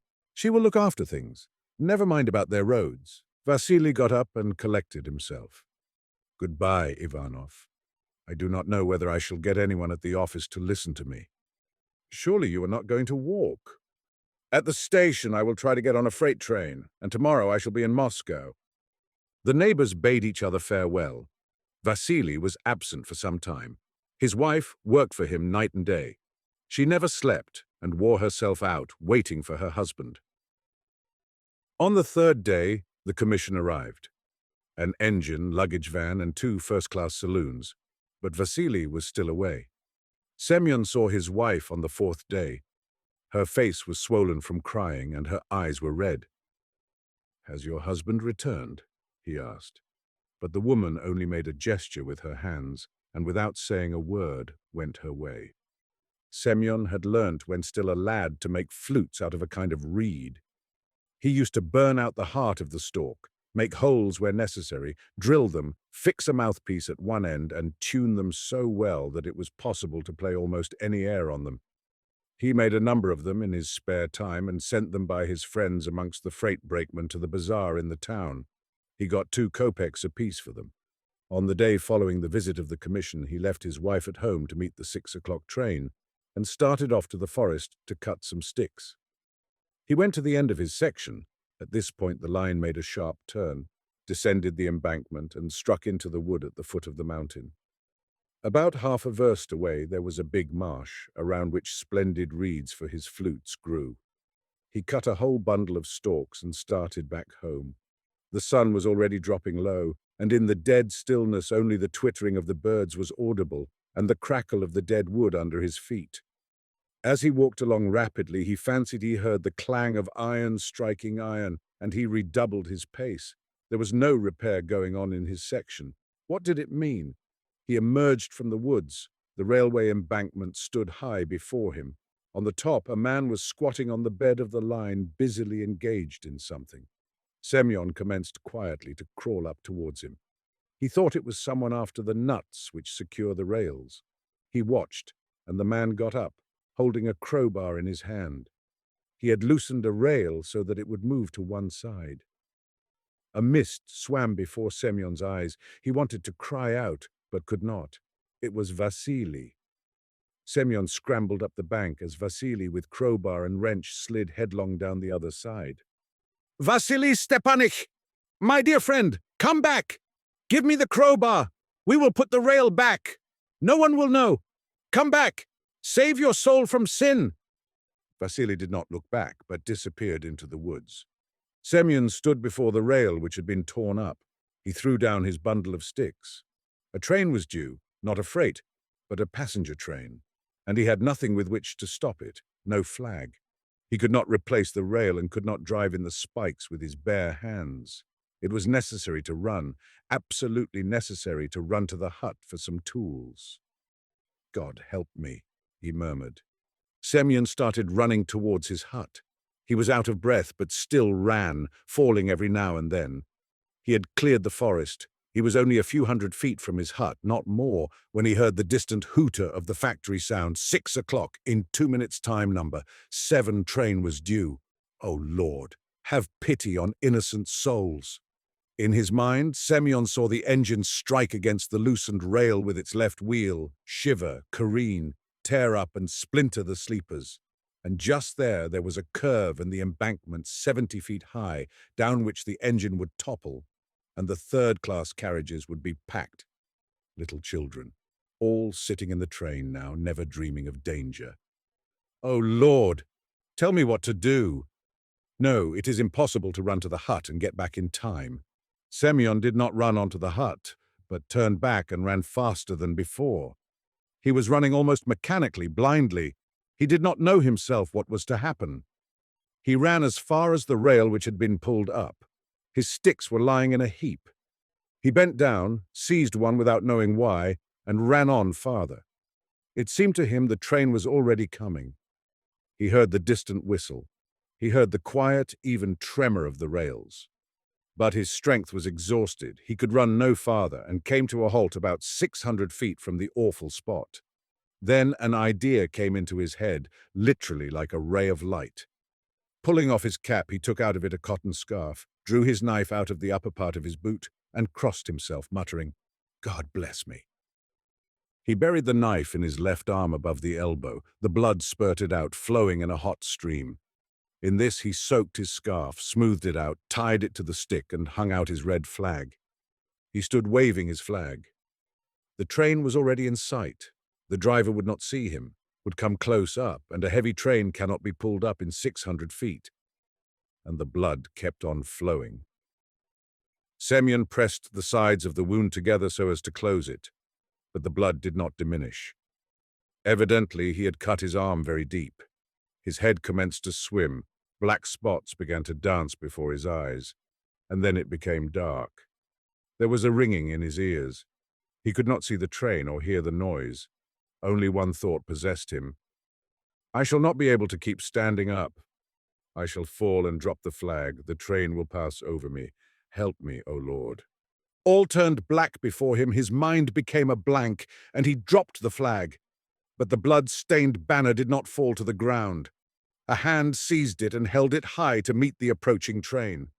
The engineer saw it, shut the regulator, and reversed steam. The train came to a standstill. People jumped out of the carriages and collected in a crowd. They saw a man lying senseless on the footway, drenched in blood, and another man standing beside him with a blood-stained rag on a stick. Vasily looked around at all. Then, lowering his head, he said, "Bind me." I tore up a rail. The Darling, by Anton P. Chekhov. Olenka, the daughter of the retired collegiate assessor Plemianikov, was sitting on the back door steps of her house doing nothing. It was hot, the flies were nagging and teasing, and it was pleasant to think that it would soon be evening.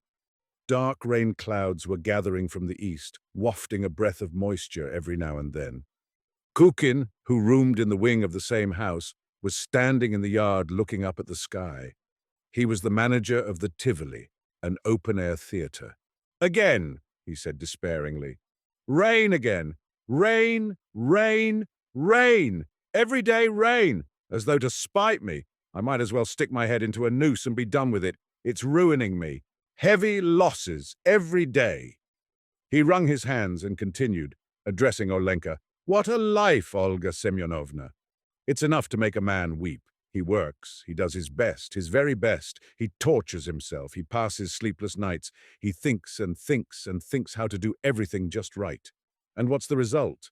He gives the public the best operetta, the very best pantomime, excellent artists. But do they want it? Have they the least appreciation of it? The public is rude. The public is a great bore. The public wants a circus, a lot of nonsense, a lot of stuff. And there's the weather. Look, rain almost every evening. It began to rain on the 10th of May, and it's kept it up through the whole of June. It's simply awful. I can't get any audiences, and don't I have to pay rent? Don't I have to pay the actors?" The next day towards evening the clouds gathered again, and Kukin said with an hysterical laugh, "Oh, I don't care. Let it do its worst. Let it drown the whole theatre, and me too. All right, no luck for me in this world or the next. Let the actors bring suit against me and drag me to court. What's the court? Why not Siberia at hard labor, or even the scaffold? Ha, ha, ha!" It was the same on the third day. Olenka listened to Kukin seriously in silence. Sometimes tears would rise to her eyes. At last Kukin's misfortune touched her. She fell in love with him. He was short, gaunt, with a yellow face and curly hair combed back from his forehead, and a thin tenor voice. His features puckered all up when he spoke. Despair was ever inscribed on his face, and yet he awakened in Olenka a sincere, deep feeling. She was always loving somebody. She couldn't get on without loving somebody. She had loved her sick father, who sat the whole time in his armchair in a darkened room, breathing heavily. She had loved her aunt, who came from Bryanska once or twice a year to visit them. And before that, when a pupil at the progymnasium, she had loved her French teacher. She was a quiet, kind-hearted, compassionate girl with a soft, gentle way about her, and she made a very healthy, wholesome impression. Looking at her full, rosy cheeks, at her soft white neck with the black mole, and at the good, naive smile that always played on her face when something pleasant was said, the men would think, "Not so bad," and would smile too. And the lady visitors, in the middle of the conversation, would suddenly grasp her hand and exclaim, "You darling," in a burst of delight. The house, hers by inheritance, in which she had lived from birth, was located at the outskirts of the city on the Gypsy Road, not far from the Tivoli.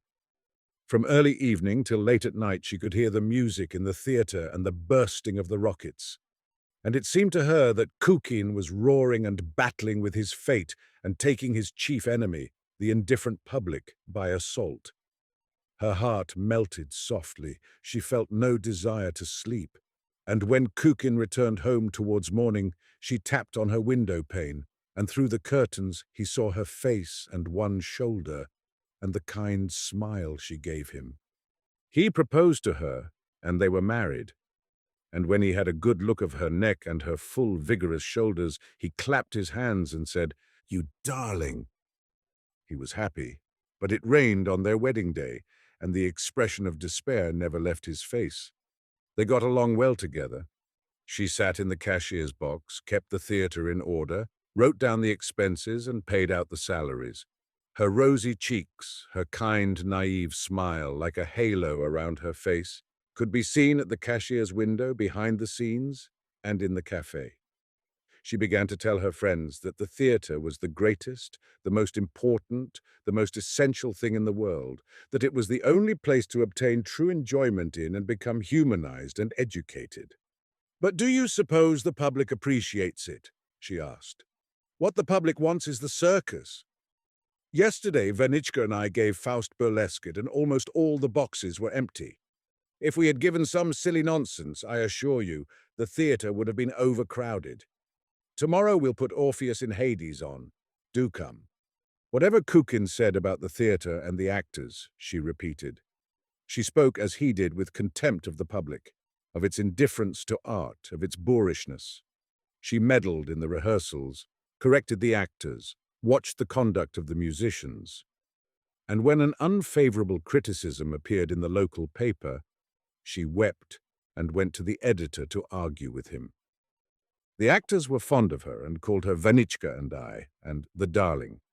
She was sorry for them and lent them small sums. When they bilked her, she never complained to her husband. At the utmost, she shed a few tears. In winter, too, they got along nicely together. They leased a theatre in the town for the whole winter and sublet it for short periods to a little Russian theatrical company, to a conjurer and to the local amateur players. Olenka grew fuller and was always beaming with contentment, while Kukin grew thinner and yellower and complained of his terrible losses, though he did fairly well the whole winter. At night he coughed, and she gave him raspberry syrup and lime water, rubbed him with eau de cologne, and wrapped him up in soft coverings. "You are my precious sweet," she said with perfect sincerity, stroking his hair. "You are such a dear." At Lent he went to Moscow to get his company together, and while without him, Olenka was unable to sleep. She sat at the window the whole time, gazing at the stars. She likened herself to the hens that are also uneasy and unable to sleep when their rooster is out of the coop. Kukin was detained in Moscow. He wrote he would be back during Easter week, and in his letters discussed arrangements already for the Tivoli. But late one night, before Easter Monday, there was an ill-omened knocking at the wicket gate. It was like a knocking on a barrel. Boom, boom, boom. The sleepy cook ran barefooted, plashing through the puddles to open the gate. "Open the gate, please," said someone in a hollow bass voice. "I have a telegram for you." Olenka had received telegrams from her husband before, but this time somehow she was numbed with terror. She opened the telegram with trembling hands and read, "Ivan Petrovich died suddenly today, awaiting prompt orders for funeral Tuesday." That was the way the telegram was written, funeral, and another unintelligible word, propped. The telegram was signed by the manager of the opera company. "My dearest," Olenka burst out sobbing. "Vanichka, my dearest, my sweetheart, why did I ever meet you? Why did I ever get to know you and love you? To whom have you abandoned your poor Olenka, your poor unhappy Olenka? Kukin was buried on Tuesday in the Vagankov cemetery in Moscow. Olenka returned home on Wednesday, and as soon as she entered her house, she threw herself on her bed and broke into such loud sobbing that she could be heard in the street and in the neighboring yards." "The darling," said the neighbors, crossing themselves. "How Olga Semyonovna, the poor darling, is grieving." 3 months afterwards, Olenka was returning home from Mass, downhearted and in deep mourning. Beside her walked a man also returning from church, Vasily Pustovalov, the manager of the merchant Babakaev's lumberyard. He was wearing a straw hat, a white vest with a gold chain, and looked more like a landowner than a businessman. "Everything has its ordained course, Olga Semyonovna," he said sedately, with sympathy in his voice. "And if anyone near and dear to us dies, then it means it was God's will, and we should remember that and bear it with submission." He took her to the wicket gate, said goodbye, and went away. After that, she heard his sedate voice the whole day, and on closing her eyes, she instantly had a vision of his dark beard. She took a great liking to him, and evidently he had been impressed by her too, for not long after, an elderly woman, a distant acquaintance, came in to have a cup of coffee with her. As soon as the woman was seated at table, she began to speak about Pustovalov, how good he was, what a steady man, and any woman could be glad to get him as a husband. 3 days later, Pustovalov himself paid Olenka a visit. He stayed only about 10 minutes and spoke little, but Olenka fell in love with him, fell in love so desperately that she did not sleep the whole night and burned as with fever. In the morning, she sent for the elderly woman. Soon after, Olenka and Pustovalov were engaged, and the wedding followed. Pustovalov and Olenka lived happily together. He usually stayed in the lumber yard until dinner, then went out on business. In his absence, Olenka took his place in the office until evening, attending to the bookkeeping and dispatching the orders. "Lumber rises 20% every year nowadays," she told her customers and acquaintances.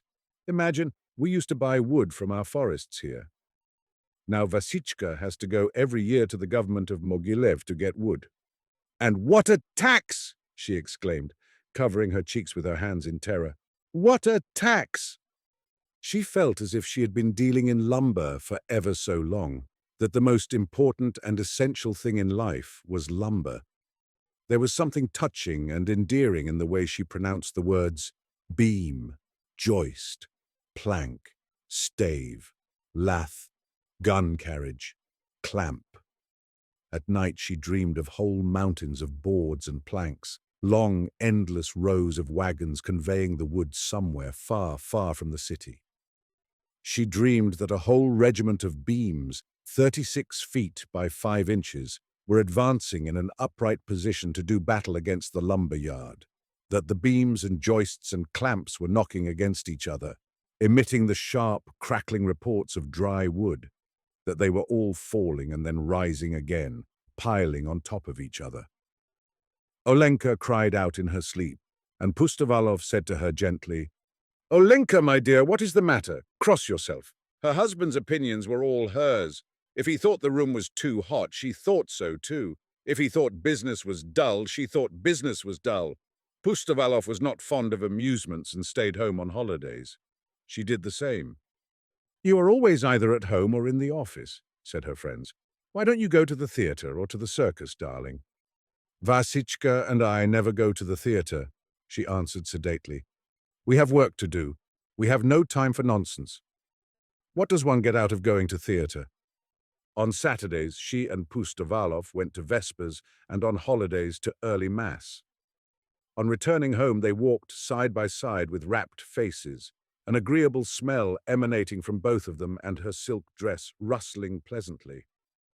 At home, they drank tea with milk bread and various jams, and then ate pie. Every day at noontime there was an appetizing odor in the yard, and outside the gate of cabbage soup, roast mutton or duck, and on fast days of fish. You couldn't pass the gate without being seized by an acute desire to eat. The samovar was always boiling on the office table, and customers were treated to tea and biscuits. Once a week the married couple went to the baths and returned with red faces, walking side by side. "We are getting along very well, thank God," said Olenka to her friends. "God grant that all should live as well as Vasichka and I." When Pustovalov went to the government of Mogilev to buy wood, she was dreadfully homesick for him, did not sleep nights, and cried. Sometimes the veterinary surgeon of the regiment, Smirnov, a young man who lodged in the wing of her house, came to see her evenings. He related incidents, or they played cards together. This distracted her. The most interesting of his stories were those of his own life. He was married and had a son, but he had separated from his wife because she had deceived him, and now he hated her and sent her 40 rubles a month for his son's support. Olenka sighed, shook her head, and was sorry for him. "Well, the Lord keep you," she said, as she saw him off to the door by candlelight. "Thank you for coming to kill time with me. May God give you health, Mother in heaven." She spoke very sedately, very judiciously, imitating her husband. The veterinary surgeon had disappeared behind the door when she called out after him, "Do you know, Vladimir Platonich, you ought to make up with your wife. Forgive her, if only for the sake of your son. The child understands everything, you may be sure." When Pustovalov returned, she told him in a low voice about the veterinary surgeon and his unhappy family life, and they sighed and shook their heads, and talked about the boy who must be homesick for his father. Then, by a strange association of ideas, they both stopped before the sacred images, made genuflections, and prayed to God to send them children. And so the Pustovalovs lived for full 6 years, quietly and peaceably, in perfect love and harmony. But once in the winter, Vasily Andreevich, after drinking some hot tea, went out into the lumberyard without a hat on his head, caught a cold, and took sick. He was treated by the best physicians, but the malady progressed, and he died after an illness of 4 months. Olenka was again left a widow.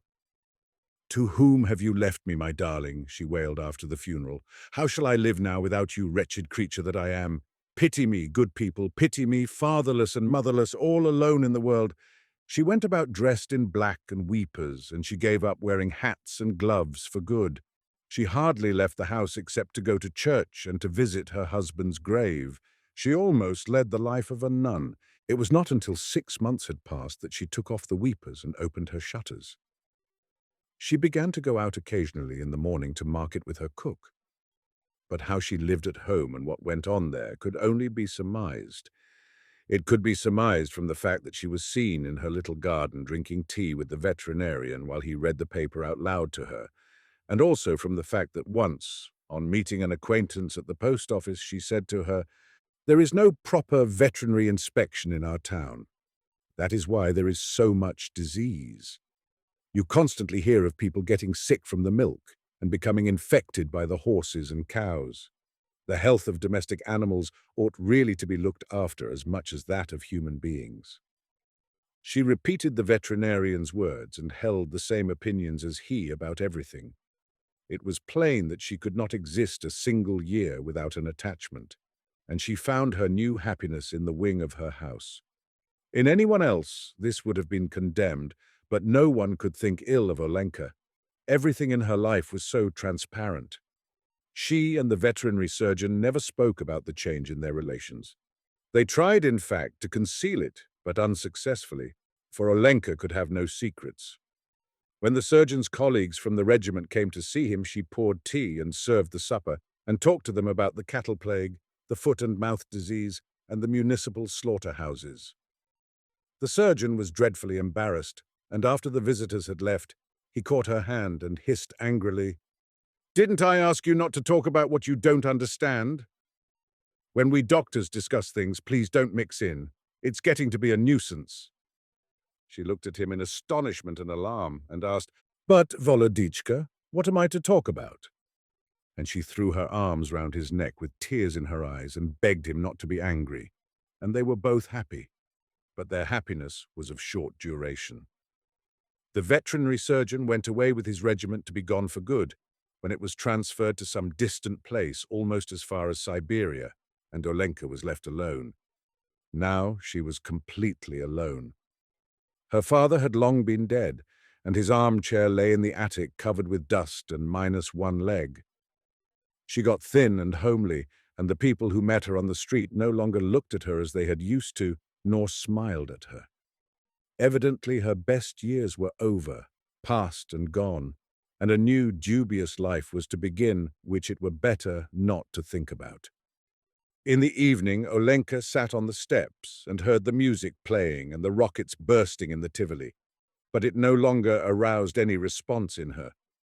She looked listlessly into the yard, thought of nothing, wanted nothing, and when night came on she went to bed and dreamed of nothing but the empty yard. She ate and drank as though by compulsion, and what was worst of all, she no longer held any opinions. She saw and understood everything that went on around her, but she could not form an opinion about it. She knew of nothing to talk about, and how dreadful not to have opinions. For instance, you see a bottle, or you see that it is raining, or you see a muzhik riding by in a wagon. But what the bottle, or the rain, or the muzhik are for, or what the sense of them all is, you cannot tell. You cannot tell, not for 1,000 rubles. In the days of Kukin and Pustovalov, and then of the veterinary surgeon, Olenka had had an explanation for everything, and would have given her opinion freely no matter about what. But now there was the same emptiness in her heart and brain as in her yard. It was as galling and bitter as a taste of wormwood. Gradually the town grew up all around. The gypsy road had become a street, and where the Tivoli and the lumber yard had been, there were now houses and a row of side streets. How quickly time flies.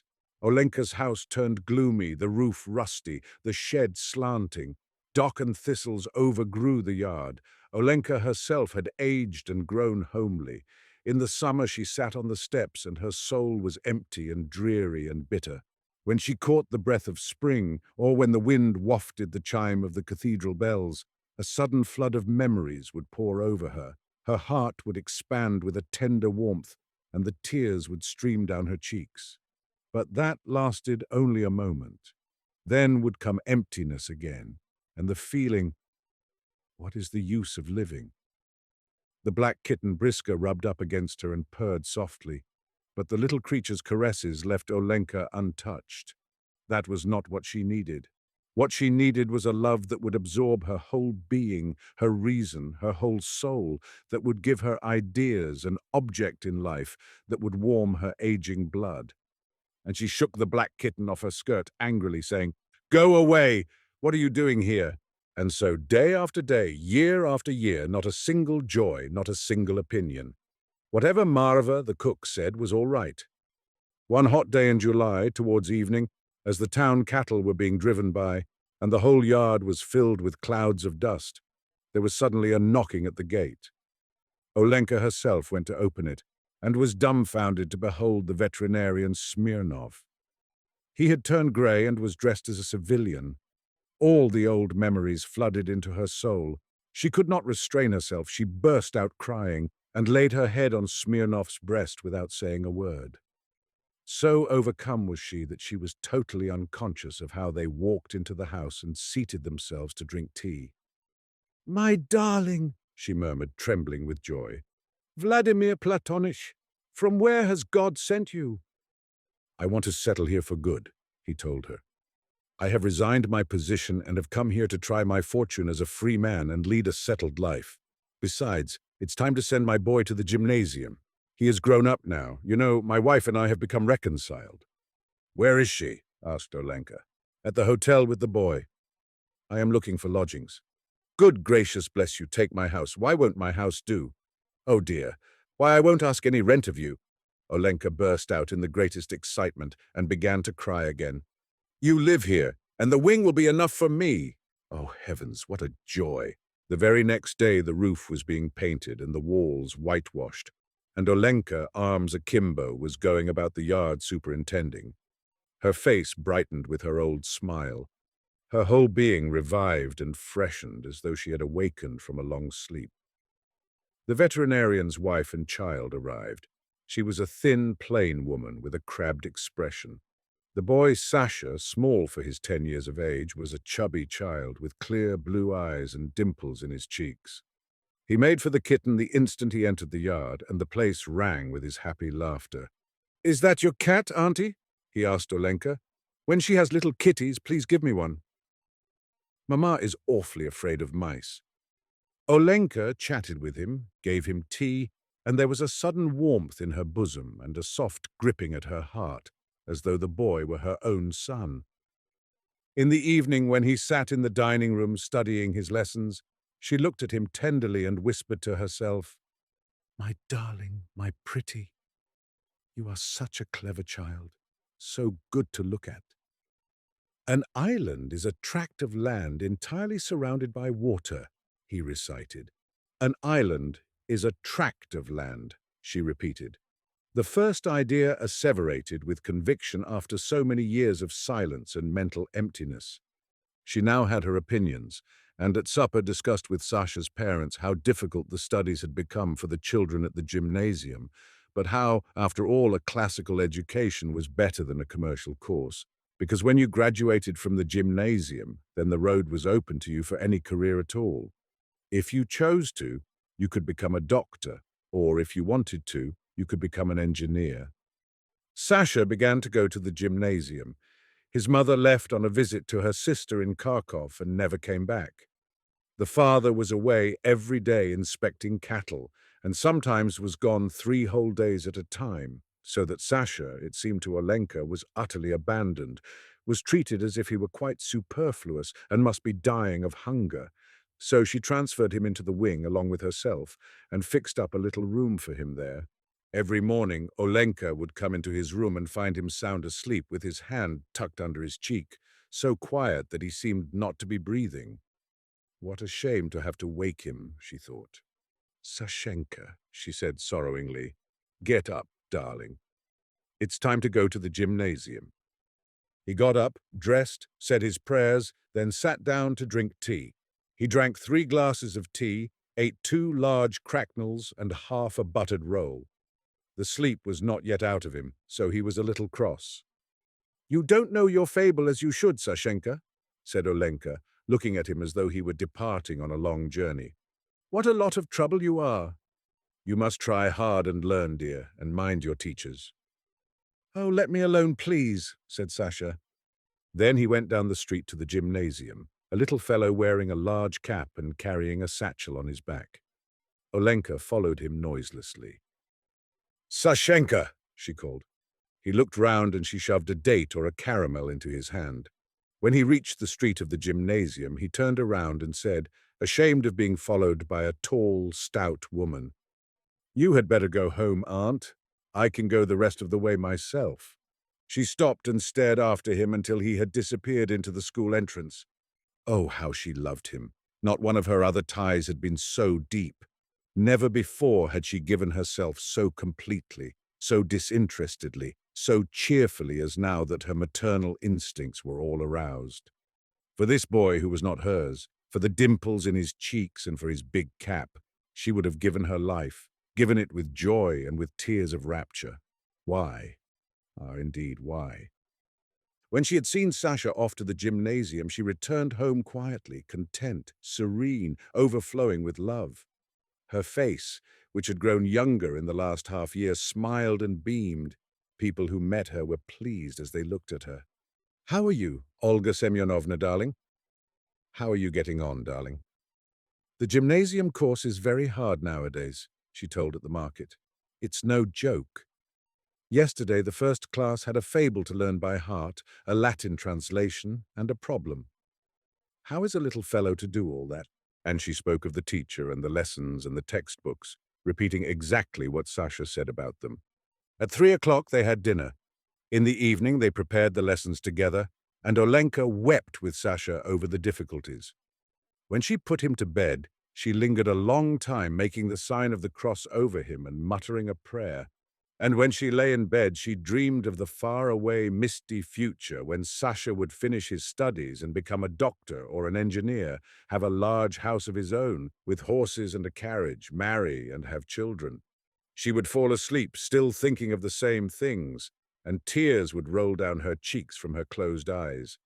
And the black cat would lie at her side, purring, "Misser, misser, misser." Suddenly there was a loud knocking at the gate. Olenka woke up breathless with fright, her heart beating violently. Half a minute later there was another knock. A telegram from Kharkov, she thought, her whole body in a tremble. His mother wants Sasha to come to her in Kharkov. Oh, great God! She was in despair. Her head, her feet, her hands turned cold. There was no unhappier creature in the world, she felt. But another minute passed. She heard voices. It was the veterinarian coming home from the club. Thank God, she thought. The load gradually fell from her heart. She was at ease again. And she went back to bed, thinking of Sasha, who lay fast asleep in the next room and sometimes cried out in his sleep, "I'll give it to you! Get away! Quit your scrapping!" The Bet, by Anton P. Chekhov. It was a dark autumn night. The old banker was pacing from corner to corner of his study, recalling to his mind the party he gave in the autumn 15 years before. There were many clever people at the party and much interesting conversation. They talked, among other things, of capital punishment. The guests, among them not a few scholars and journalists, for the most part disapproved of capital punishment. They found it obsolete as a means of punishment, unfitted to a Christian state and immoral. Some of them thought that capital punishment should be replaced universally by life imprisonment. "I don't agree with you," said the host. "I myself have experienced neither capital punishment nor life imprisonment. But if one may judge a priori, then in my opinion capital punishment is more moral and more humane than imprisonment. Execution kills instantly. Life imprisonment kills by degrees. Who is the more humane executioner, one who kills you in a few seconds or one who draws the life out of you incessantly for years?" "They're both equally immoral," remarked one of the guests, "because their purpose is the same, to take away life. The state is not God. It has no right to take away that which it cannot give back, if it should so desire." Among the company was a lawyer, a young man of about 25. On being asked his opinion, he said, "Capital punishment and life imprisonment are equally immoral. But if I were offered the choice between them, I would certainly choose the second. It's better to live somehow than not to live at all. There ensued a lively discussion. The banker, who was then younger and more nervous, suddenly lost his temper, banged his fist on the table, and turning to the young lawyer, cried out, "It's a lie. I bet you 2 millions you wouldn't stick in a cell even for 5 years." "If you mean it seriously," replied the lawyer, "then I bet I'll stay not 5 but 15. 15! Done!" cried the banker. "Gentlemen, I stake $2 million. "Agreed. You stake 2 millions, I my freedom," said the lawyer. So this wild, ridiculous bet came to pass. The banker, who at that time had too many millions to count, spoiled and capricious, was beside himself with rapture. During supper, he said to the lawyer jokingly, "Come to your senses, young roan, before it's too late. 2 millions are nothing to me, but you stand to lose 3 or 4 of the best years of your life. I say 3 or 4 because you'll never stick it out any longer. Don't forget either, you unhappy man, that voluntary is much heavier than enforced imprisonment. The idea that you have the right to free yourself at any moment will poison the whole of your life in the cell. I pity you." And now the banker, pacing from corner to corner, recalled all this and asked himself, "Why did I make this bet? What's the good? The lawyer loses 15 years of his life and I throw away 2 millions. Will it convince people that capital punishment is worse or better than imprisonment for life? No, no, all stuff and rubbish. On my part, it was the caprice of a well-fed man, on the lawyer's pure greed of gold." He recollected further what happened after the evening party. It was decided that the lawyer must undergo his imprisonment under the strictest observation in a garden wing of the banker's house. It was agreed that during the period he would be deprived of the right to cross the threshold, to see living people, to hear human voices, and to receive letters and newspapers. He was permitted to have a musical instrument, to read books, to write letters, to drink wine, and smoke tobacco. By the agreement, he could communicate, but only in silence, with the outside world through a little window specially constructed for this purpose. Everything necessary, books, music, wine, he could receive in any quantity by sending a note through the window.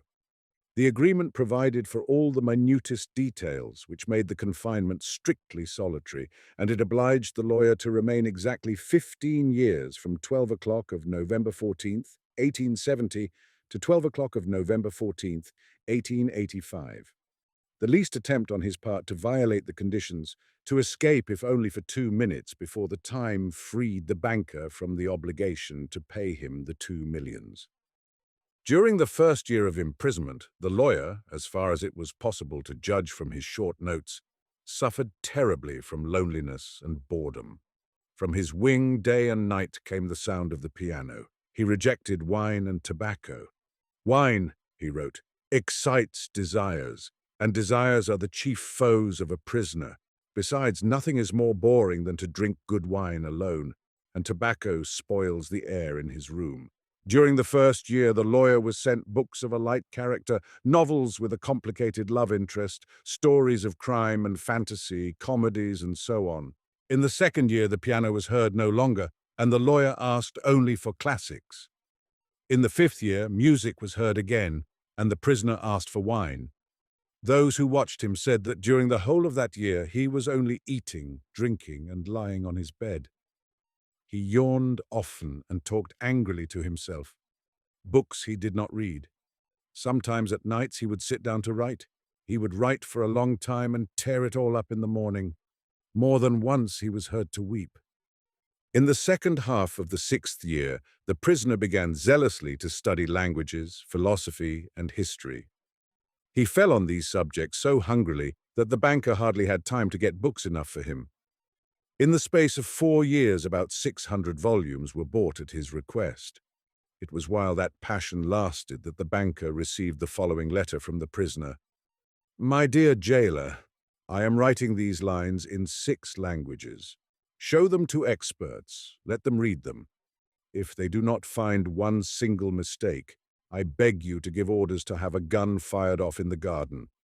By the noise, I shall know that my efforts have not been in vain. The geniuses of all ages and countries speak in different languages, but in them all burns the same flame. Oh, if you knew my heavenly happiness now that I can understand them." The prisoner's desire was fulfilled. 2 shots were fired in the garden by the banker's order. Later on, after the 10th year, the lawyer sat immovable before his table and read only the New Testament. The banker found it strange that a man who in 4 years had mastered 600 erudite volumes should have spent nearly a year in reading one book, easy to understand and by no means thick. The New Testament was then replaced by the history of religions and theology. During the last 2 years of his confinement, the prisoner read an extraordinary amount, quite haphazard. Now he would apply himself to the natural sciences. Then he would read Byron or Shakespeare. Notes used to come from him in which he asked to be sent at the same time a book on chemistry, a textbook of medicine, a novel, and some treatise on philosophy or theology. He read as though he were swimming in the sea among broken pieces of wreckage, and in his desire to save his life was eagerly grasping one piece after another. Second. The banker recalled all this and thought, tomorrow at 12 o'clock he receives his freedom. Under the agreement, I shall have to pay him $2 million. If I pay, it's all over with me. I am ruined forever. 15 years before he had too many millions to count, but now he was afraid to ask himself which he had more of, money or debts. Gambling on the stock exchange, risky speculation, and the recklessness of which he could not rid himself even in old age, had gradually brought his business to decay, and the fearless, self-confident, proud man of business had become an ordinary banker, trembling at every rise and fall in the market. "That cursed bet," murmured the old man, clutching his head in despair. "Why didn't the man die? He's only 40 years old. He will take away my last farthing, marry, enjoy life, gamble on the exchange, and I will look on like an envious beggar and hear the same words from him every day. I'm obliged to you for the happiness of my life. Let me help you. No, it's too much. The only escape from bankruptcy and disgrace is that the man should die." The clock had just struck 3.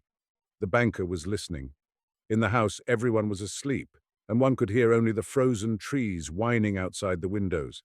Trying to make no sound, he took out of his safe the key of the door which had not been opened for 15 years, put on his overcoat and went out of the house. The garden was dark and cold. It was raining. A damp, penetrating wind howled in the garden and gave the trees no rest. Though he strained his eyes, the banker could see neither the ground, nor the white statues, nor the garden wing, nor the trees. Approaching the garden wing, he called the watchman twice. There was no answer. Evidently, the watchman had taken shelter from the bad weather and was now asleep somewhere in the kitchen or the greenhouse. "If I have the courage to fulfill my intention," thought the old man, "the suspicion will fall on the watchman first of all." In the darkness, he groped for the steps and the door and entered the hall of the garden wing, then poked his way into a narrow passage and struck a match. Not a soul was there. Someone's bed with no bedclothes on it stood there, and an iron stove loomed dark in the corner. The seals on the door that led into the prisoner's room were unbroken. When the match went out, the old man, trembling from agitation, peeped into the little window. In the prisoner's room, a candle was burning dimly. The prisoner himself sat by the table. Only his back, the hair on his head, and his hands were visible. Open books were strewn about on the table, the 2 chairs, and on the carpet near the table. 5 minutes passed, and the prisoner never once stirred. 15 years' confinement had taught him to sit motionless. The banker tapped on the window with his finger, but the prisoner made no movement in reply. Then the banker cautiously tore the seals from the door and put the key into the lock. The rusty lock gave a hoarse groan and the door creaked. The banker expected instantly to hear a cry of surprise and the sound of steps. 3 minutes passed and it was as quiet inside as it had been before. He made up his mind to enter. Before the table sat a man, unlike an ordinary human being. It was a skeleton with tight-drawn skin, with long, curly hair like a woman's and a shaggy beard. The color of his face was yellow, of an earthy shade. The cheeks were sunken, the back long and narrow, and the hand upon which he leaned his hairy head was so lean and skinny that it was painful to look upon. His hair was already silvering with grey, and no one who glanced at the senile emaciation of the face would have believed that he was only 40 years old. On the table, before his bended head, lay a sheet of paper on which something was written in a tiny hand. "Poor devil," thought the banker. "He's asleep and probably seeing millions in his dreams. I have only to take and throw this half-dead thing on the bed, smother him a moment with the pillow, and the most careful examination will find no trace of unnatural death. But first, let us read what he has written here." The banker took the sheet from the table and read, "Tomorrow at 12 o'clock midnight, I shall obtain my freedom and the right to mix with people. But before I leave this room and see the sun, I think it necessary to say a few words to you. On my own clear conscience and before God who sees me, I declare to you that I despise freedom, life, health, and all that your books call the blessings of the world. For 15 years I have diligently studied earthly life. True, I saw neither the earth nor the people. But in your books I drank fragrant wine, sang songs, hunted deer and wild boar in the forests, loved women. And beautiful women like clouds ethereal, created by the magic of your poet's genius, visited me by night and whispered to me wonderful tales, which made my head drunken. In your books I climbed the summits of Elbrus and Mont Blanc, and saw from there how the sun rose in the morning, and in the evening suffused the sky, the ocean and the mountain ridges with a purple gold. I saw from there how above me lightnings glimmered, cleaving the clouds. I saw green forests, fields, rivers, lakes, cities. I heard sirens singing and the playing of the pipes of Pan. I touched the wings of beautiful devils who came flying to me to speak of God. In your books I cast myself into bottomless abysses, worked miracles, burned cities to the ground, preached new religions, conquered whole countries. Your books gave me wisdom. All that unwearying human thought created in the centuries is compressed to a little lump in my skull. I know that I am cleverer than you all, and I despise your books, despise all worldly blessings and wisdom. Everything is void, frail, visionary, and delusive as a mirage. Though you be proud and wise and beautiful, yet will death wipe you from the face of the earth like the mice underground, and your posterity, your history, and the immortality of your men of genius will be as frozen slag, burnt down together with the terrestrial globe. You are mad and gone the wrong way. You take falsehood for truth and ugliness for beauty. You would marvel if suddenly apple and orange trees should bear frogs and lizards instead of fruit, and if roses should begin to breathe the odor of a sweating horse. So do I marvel at you, who have bartered heaven for earth. I do not want to understand you. That I may show you indeed my contempt for that by which you live, I waive the 2 millions of which I once dreamed as of paradise, and which I now despise. That I may deprive myself of my right to them, I shall come out from here 5 minutes before the stipulated term, and thus shall violate the agreement." When he had read, the banker put the sheet on the table, kissed the head of the strange man, and began to weep. He went out of the wing. Never at any other time, not even after his terrible losses on the exchange, had he felt such contempt for himself as now. Coming home, he lay down on his bed, but agitation and tears kept him a long time from sleeping. The next morning, the poor watchman came running to him and told him that they had seen the man who lived in the wing climb through the window into the garden. He had gone to the gate and disappeared. The banker instantly went with his servants to the wing and established the escape of his prisoner. To avoid unnecessary rumors, he took the paper with the renunciation from the table and, on his return, locked it in his safe. Vanka by Anton P. Chekhov. 9-year-old Vanka, who had been apprenticed to the shoemaker Alyakin for 3 months, did not go to bed the night before Christmas. He waited till the master and mistress and the assistants had gone out to an early church service to procure from his employer's cupboard a small phial of ink and a pen holder with a rusty nib. Then, spreading a crumpled sheet of paper in front of him, he began to write. Before, however, deciding to make the first letter, he looked furtively at the door and at the window, glanced several times at the somber icon, on either side of which stretched shelves full of lasts, and heaved a heart-rending sigh. The sheet of paper was spread on a bench, and he himself was on his knees in front of it. "Dear Grandfather Konstantin Makarich," he wrote, "I am writing you a letter. I wish you a happy Christmas and all God's holy best. I have no mama or papa. You are all I have." Vanka gave a look towards the window in which shone the reflection of his candle, and vividly pictured to himself his grandfather, Konstantin Makarich, who was night watchman at Messrs. Jivarev. He was a small, lean, unusually lively and active old man of 65, always smiling and blear-eyed. All day he slept in the servants' kitchen or trifled with the cooks. At night, enveloped in an ample sheepskin coat, he strayed round the domain tapping with his cudgel. Behind him, each hanging its head, walked the old bitch Kashtanka and the dog Viun, so named because of his black coat and long body and his resemblance to a loach. Viun was an unusually civil and friendly dog, looking as kindly at a stranger as at his masters, but he was not to be trusted. Beneath his deference and humbleness was hid the most inquisitorial maliciousness. No one knew better than he how to sneak up and take a bite at a leg, or slip into the larder, or steal a mujik's chicken. More than once they had nearly broken his hind legs. Twice he had been hung up. Every week he was nearly flogged to death, but he always recovered.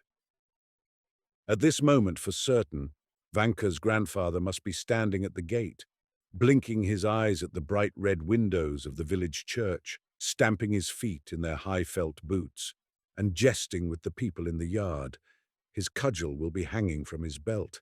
He will be hugging himself with cold, giving a little dry old man's cough, and at times pinching a servant girl or a cook. "Won't we take some snuff?" he asks, holding out his snuff-box to the women. The women take a pinch of snuff and sneeze. The old man goes into indescribable ecstasies, breaks into loud laughter, and cries, "Off with it, it will freeze to your nose." He gives his snuff to the dogs, too. Kashtanka sneezes, twitches her nose, and walks away offended. Vion deferentially refuses to sniff and wags his tail. It is glorious weather, not a breath of wind, clear and frosty. It is a dark night, but the whole village, its white roofs and streaks of smoke from the chimneys, the trees silvered with hoarfrost and the snowdrifts, you can see it all. The sky scintillates with bright twinkling stars, and the Milky Way stands out so clearly that it looks as if it had been polished and rubbed over with snow for the holidays. Vanka sighs, dips his pen in the ink, and continues to write. "Last night I got a thrashing. My master dragged me by my hair into the yard and belaboured me with a shoemaker's stirrup, because, while I was rocking his brat in its cradle, I unfortunately fell asleep. And during the week my mistress told me to clean a herring, and I began by its tail, so she took the herring and stuck its snout into my face.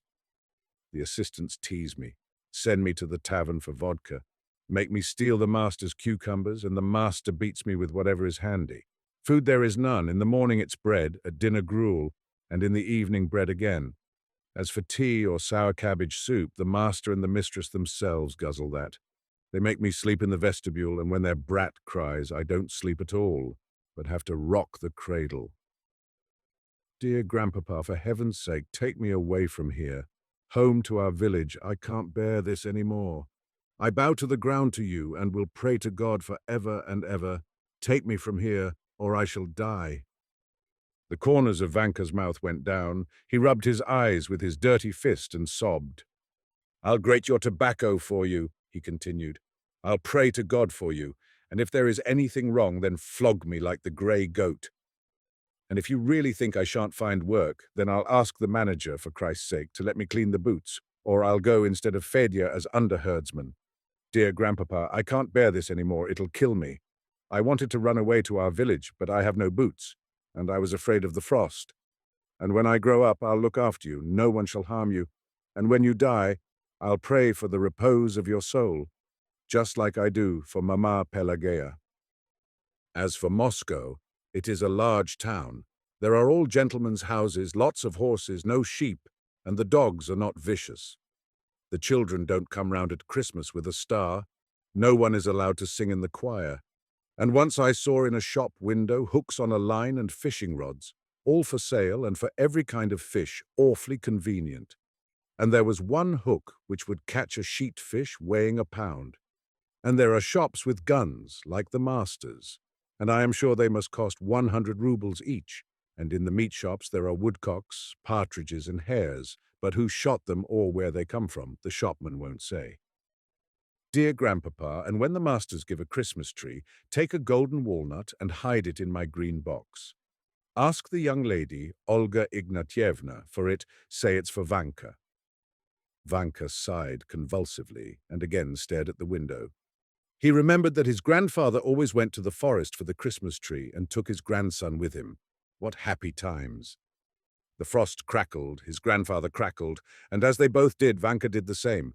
Then, before cutting down the Christmas tree, his grandfather smoked his pipe, took a long pinch of snuff, and made fun of poor, frozen little Vanka.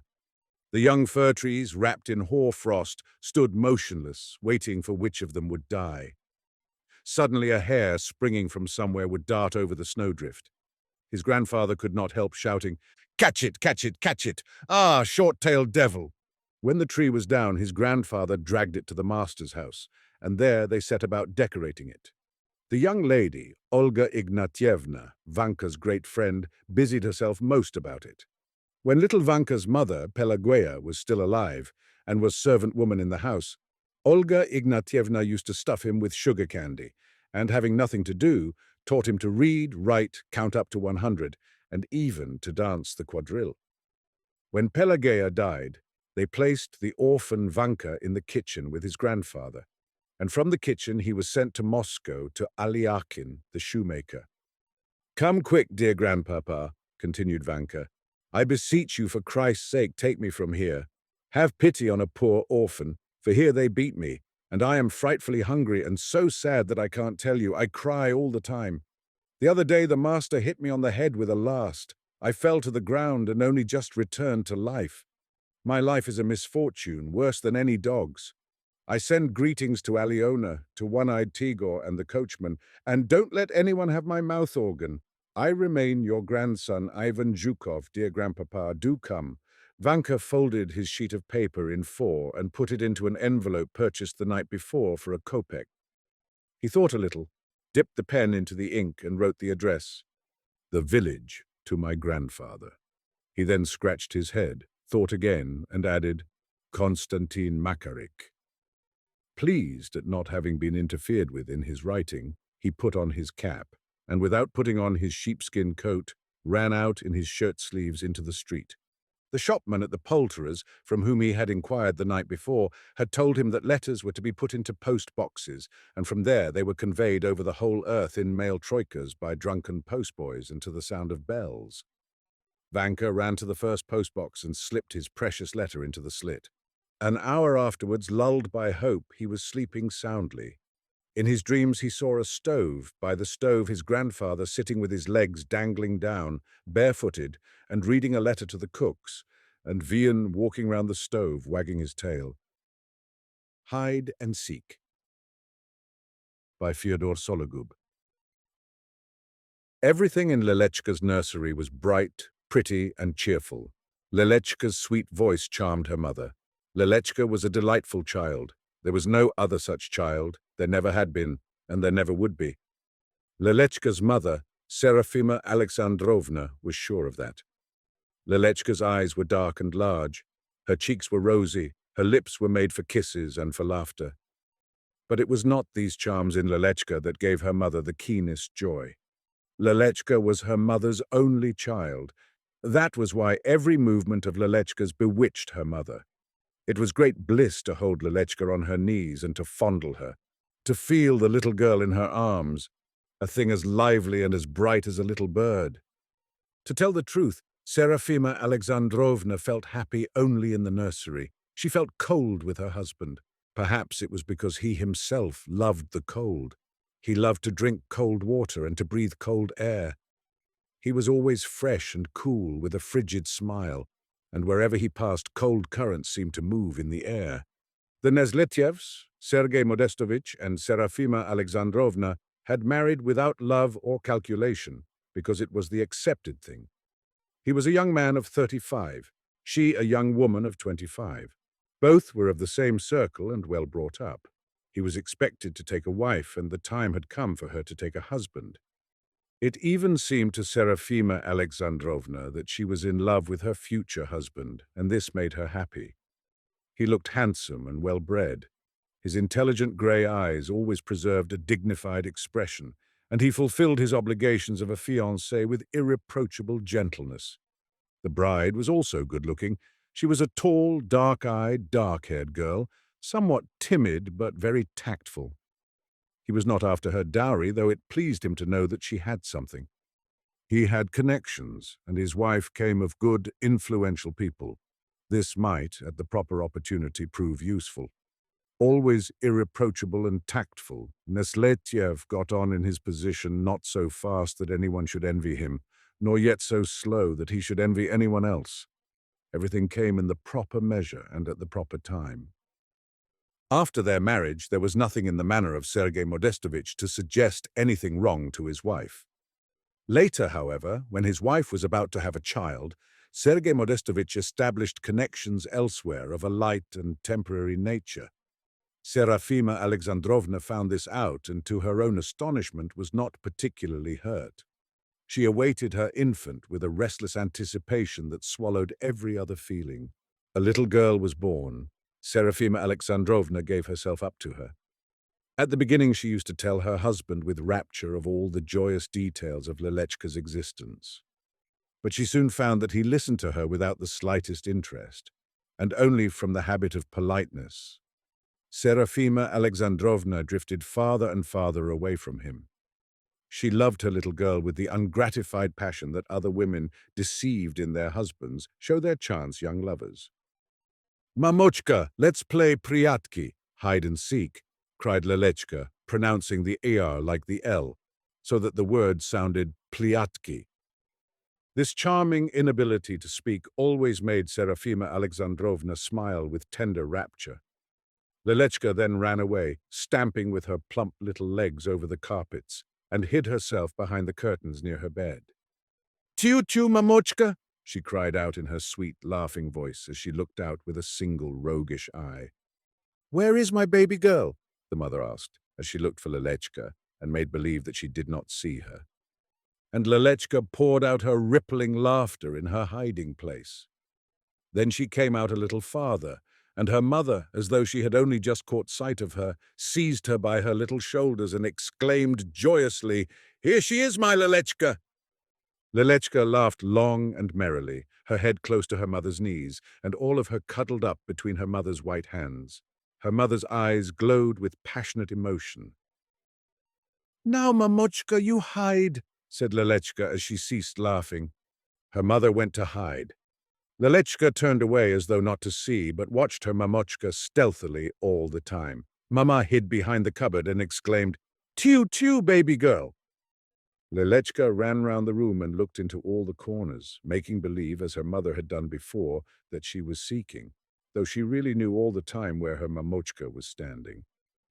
"Where's my Mamochka?" asked Lelechka. "She's not here, and she's not here," she kept on repeating as she ran from corner to corner. Her mother stood with suppressed breathing, her head pressed against the wall, her hair somewhat disarranged. A smile of absolute bliss played on her red lips. The nurse, Fedosia, a good-natured and fine-looking, if somewhat stupid woman, smiled as she looked at her mistress with her characteristic expression, which seemed to say that it was not for her to object to gentlewomen's caprices. She thought to herself, "The mother is like a little child herself. Look how excited she is." Lelechka was getting nearer her mother's corner. Her mother was growing more absorbed every moment by her interest in the game. Her heart beat with short, quick strokes, and she pressed even closer to the wall, disarranging her hair still more. Lelechka suddenly glanced toward her mother's corner and screamed with joy. "I found ooh!" she cried out loudly and joyously, mispronouncing her words in a way that again made her mother happy. She pulled her mother by her hands to the middle of the room. They were merry, and they laughed. And Lelechka again hid her head against her mother's knees, and went on lisping and lisping without end, her sweet little words, so fascinating yet so awkward. Sergei Modestovich was coming at this moment toward the nursery. Through the half-closed doors he heard the laughter, the joyous outcries, the sound of romping. He entered the nursery, smiling his genial, cold smile. He was irreproachably dressed, and he looked fresh and erect, and he spread round him an atmosphere of cleanliness, freshness, and coldness. He entered in the midst of the lively game, and he confused them all by his radiant coldness. Even Fedosia felt abashed now for her mistress, now for herself. Serafima Alexandrovna at once became calm and apparently cold, and this mood communicated itself to the little girl, who ceased to laugh, but looked instead silently and intently at her father. Sergei Modestovich gave a swift glance round the room. He liked coming here, where everything was beautifully arranged. This was done by Serafima Alexandrovna, who wished to surround her little girl from her very infancy only with the loveliest things. Serafima Alexandrovna dressed herself tastefully. This too she did for Lelechka, with the same end in view. One thing Sergei Modestovich had not become reconciled to, and this was his wife's almost continuous presence in the nursery. "It's just as I thought. I knew that I'd find you here," he said with a derisive and condescending smile. They left the nursery together.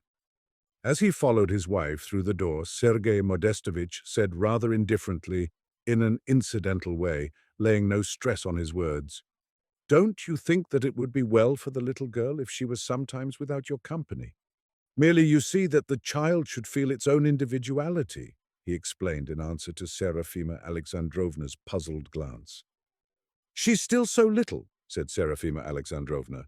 "In any case, this is but my humble opinion. I don't insist. It's your kingdom there." "I'll think it over," his wife answered, smiling as he did, coldly but genially. Then they began to talk of something else. Second. Nurse Fedosia, sitting in the kitchen that evening, was telling the silent housemaid Daria and the talkative old cook Agathia about the young lady of the house and how the child loved to play priatki with her mother. She hides her little face and cries tiu-tiu. "And the mistress herself is like a little one," added Fedosia, smiling. Agathia listened and shook her head ominously, while her face became grave and reproachful. "That the mistress does it, well, that's one thing. But that the young lady does it, that's bad." "Why?" asked Fedosia with curiosity. This expression of curiosity gave her face the look of a wooden, roughly painted doll. "Yes, that's bad," repeated Agathia with conviction. "Terribly bad." "Well," said Fedosia, the ludicrous expression of curiosity on her face becoming more emphatic. "She'll hide and hide and hide away," said Agathia in a mysterious whisper, as she looked cautiously toward the door. "What are you saying?" exclaimed Fedosia, frightened. "It's the truth I'm saying. Remember my words," Agathia went on with the same assurance and secrecy. "It's the surest sign." The old woman had invented this sign quite suddenly herself, and she was evidently very proud of it. Third. Lelechka was asleep, and Serafima Alexandrovna was sitting in her own room, thinking with joy and tenderness of Lelechka. Lelechka was in her thoughts, first a sweet, tiny girl, then a sweet, big girl, then again a delightful little girl. And so until the end she remained Mamma's little Lelechka.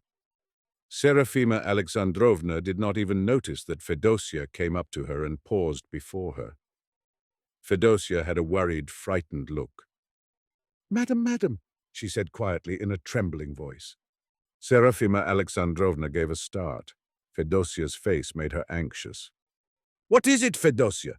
she asked with great concern. "Is there anything wrong with Lelechka?" "No, madam," said Fedosia, as she gesticulated with her hands to reassure her mistress and to make her sit down.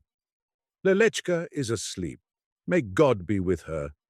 Only I'd like to say something, you see. Lelechka is always hiding herself. That's not good." Fedosia looked at her mistress with fixed eyes, which had grown round from fright. "Why not good?" asked Serafima Alexandrovna, with vexation, succumbing involuntarily to vague fears. "I can't tell you how bad it is," said Fedosia, and her face expressed the most decided confidence. "Please speak in a sensible way. observed Serafima Alexandrovna dryly. "I understand nothing of what you are saying." "You see, madam, it's a kind of omen," explained Fedosia abruptly in a shamefaced way. "Nonsense," said Serafima Alexandrovna. She did not wish to hear any further as to the sort of omen it was and what it foreboded. But somehow a sense of fear and of sadness crept into her mood, and it was humiliating to feel that an absurd tale should disturb her beloved fancies and should agitate her so deeply. "Of course I know that gentlefolk don't believe in omens, but it's a bad omen, madam," Fedosia went on in a doleful voice. "The young lady will hide and hide." Suddenly she burst into tears, sobbing out loudly. "She'll hide and hide and hide away, angelic little soul, in a damp grave," she continued as she wiped her tears with her apron and blew her nose. "Who told you all this?" asked Serafima Alexandrovna in an austere, low voice. "Agathia says so, madam," answered Fedosia. "It's she that knows." "Knows?" exclaimed Serafima Alexandrovna in irritation, as though she wished to protect herself somehow from this sudden anxiety. "What nonsense! Please don't come to me with any such notions in the future. Now you may go." Fedosia, dejected, her feelings hurt, left her mistress. "What nonsense! As though Lelechka could die!" thought Serafima Alexandrovna to herself, trying to conquer the feeling of coldness and fear which took possession of her at the thought of the possible death of Lelechka. Serafima Alexandrovna, upon reflection, attributed these women's beliefs in omens to ignorance. She saw clearly that there could be no possible connection between a child's quite ordinary diversion and the continuation of the child's life. She made a special effort that evening to occupy her mind with other matters, but her thoughts returned involuntarily to the fact that Lelechka loved to hide herself. When Lelechka was still quite small and had learned to distinguish between her mother and her nurse, she sometimes, sitting in her nurse's arms, made a sudden roguish grimace and hid her laughing face in the nurse's shoulder. Then she would look out with a sly glance. Of late, in those rare moments of the mistress' absence from the nursery, Fedosia had again taught Lelechka to hide. And when Lelechka's mother, on coming in, saw how lovely the child looked when she was hiding, she herself began to play hide and seek with her tiny daughter.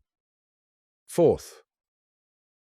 The next day, Serafima Alexandrovna, absorbed in her joyous cares for Lelechka, had forgotten Fedosia's words of the day before. But when she returned to the nursery, after having ordered the dinner, and she heard Lelechka suddenly cry, "Tiu-tiu," from under the table, a feeling of fear suddenly took hold of her. Though she reproached herself at once for this unfounded, superstitious dread, nevertheless she could not enter wholeheartedly into the spirit of Lelechka's favorite game, and she tried to divert Lelechka's attention to something else. Lelechka was a lovely and obedient child. She eagerly complied with her mother's new wishes, but as she had got into the habit of hiding from her mother in some corner and of crying out "tiu-tiu," so even that day she returned more than once to the game. Serafima Alexandrovna tried desperately to amuse Lelechka. This was not so easy because restless, threatening thoughts obtruded themselves constantly. Why does Lelechka keep on recalling the tiu-tiu? Why does she not get tired of the same thing, of eternally closing her eyes and of hiding her face? Perhaps, thought Serafima Alexandrovna, she is not as strongly drawn to the world as other children, who are attracted by many things. If this is so, is it not a sign of organic weakness? Is it not a germ of the unconscious non-desire to live? Serafima Alexandrovna was tormented by presentiments. She felt ashamed of herself for ceasing to play hide and seek with Lelechka before Fedosia, but this game had become agonizing to her, all the more agonizing because she had a real desire to play it, and because something drew her very strongly to hide herself from Lelechka and to seek out the hiding child. Serafima Alexandrovna herself began the game once or twice, though she played it with a heavy heart. She suffered as though committing an evil deed with full consciousness. It was a sad day for Serafima Alexandrovna. Lelechka was about to fall asleep. No sooner had she climbed into her little bed, protected by a network on all sides, than her eyes began to close from fatigue. Her mother covered her with a blue blanket. Lelechka drew her sweet little hands from under the blanket and stretched them out to embrace her mother. Her mother bent down. Lelechka, with a tender expression on her sleepy face, kissed her mother and let her head fall on the pillow. As her hands hid themselves under the blanket, Lelechka whispered, "The hands, tiu-tiu." The mother's heart seemed to stop. Lelechka lay there so small, so frail, so quiet. Lelechka smiled gently, closed her eyes and said quietly, "The eyes, tiu-tiu." Then, even more quietly, "Lelechka, tiu-tiu." With these words, she fell asleep, her face pressing the pillow. She seemed so small and so frail under the blanket that covered her. Her mother looked at her with sad eyes. Serafima Alexandrovna remained standing over Lelechka's bed a long while, and she kept looking at Lelechka with tenderness and fear. "I'm a mother. Is it possible that I shouldn't be able to protect her?" she thought, as she imagined the various ills that might befall Lelechka. She prayed long that night, but the prayer did not relieve her sadness. 6. Several days passed. Lelechka caught cold. The fever came upon her at night, when Serafima Alexandrovna, awakened by Fedosia, came to Lelechka and saw her looking so hot, so restless, and so tormented. She instantly recalled the evil omen, and a hopeless despair took possession of her from the first moments. A doctor was called, and everything was done that is usual on such occasions. But the inevitable happened. Serafima Alexandrovna tried to console herself with the hope that Lelechka would get well and would again laugh and play. Yet this seemed to her an unthinkable happiness. And Lelechka grew feebler from hour to hour. All simulated tranquility, so as not to frighten Serafima Alexandrovna, but their masked faces only made her sad. Nothing made her so unhappy as the reiterations of Fedosia, uttered between sobs. "She hid herself and hid herself, our Lelechka." But the thoughts of Serafima Alexandrovna were confused, and she could not quite grasp what was happening. Fever was consuming Lelechka, and there were times when she lost consciousness and spoke in delirium. But when she returned to herself, she bore her pain and her fatigue with gentle good nature. She smiled feebly at her mamochka, so that her mamochka should not see how much she suffered. 3 days passed, torturing like a nightmare. Lelechka grew quite feeble. She did not know that she was dying. She glanced at her mother with her dimmed eyes and lisped in a scarcely audible hoarse voice, "Tiu-tiu, mamochka! Make tiu-tiu, mamochka!"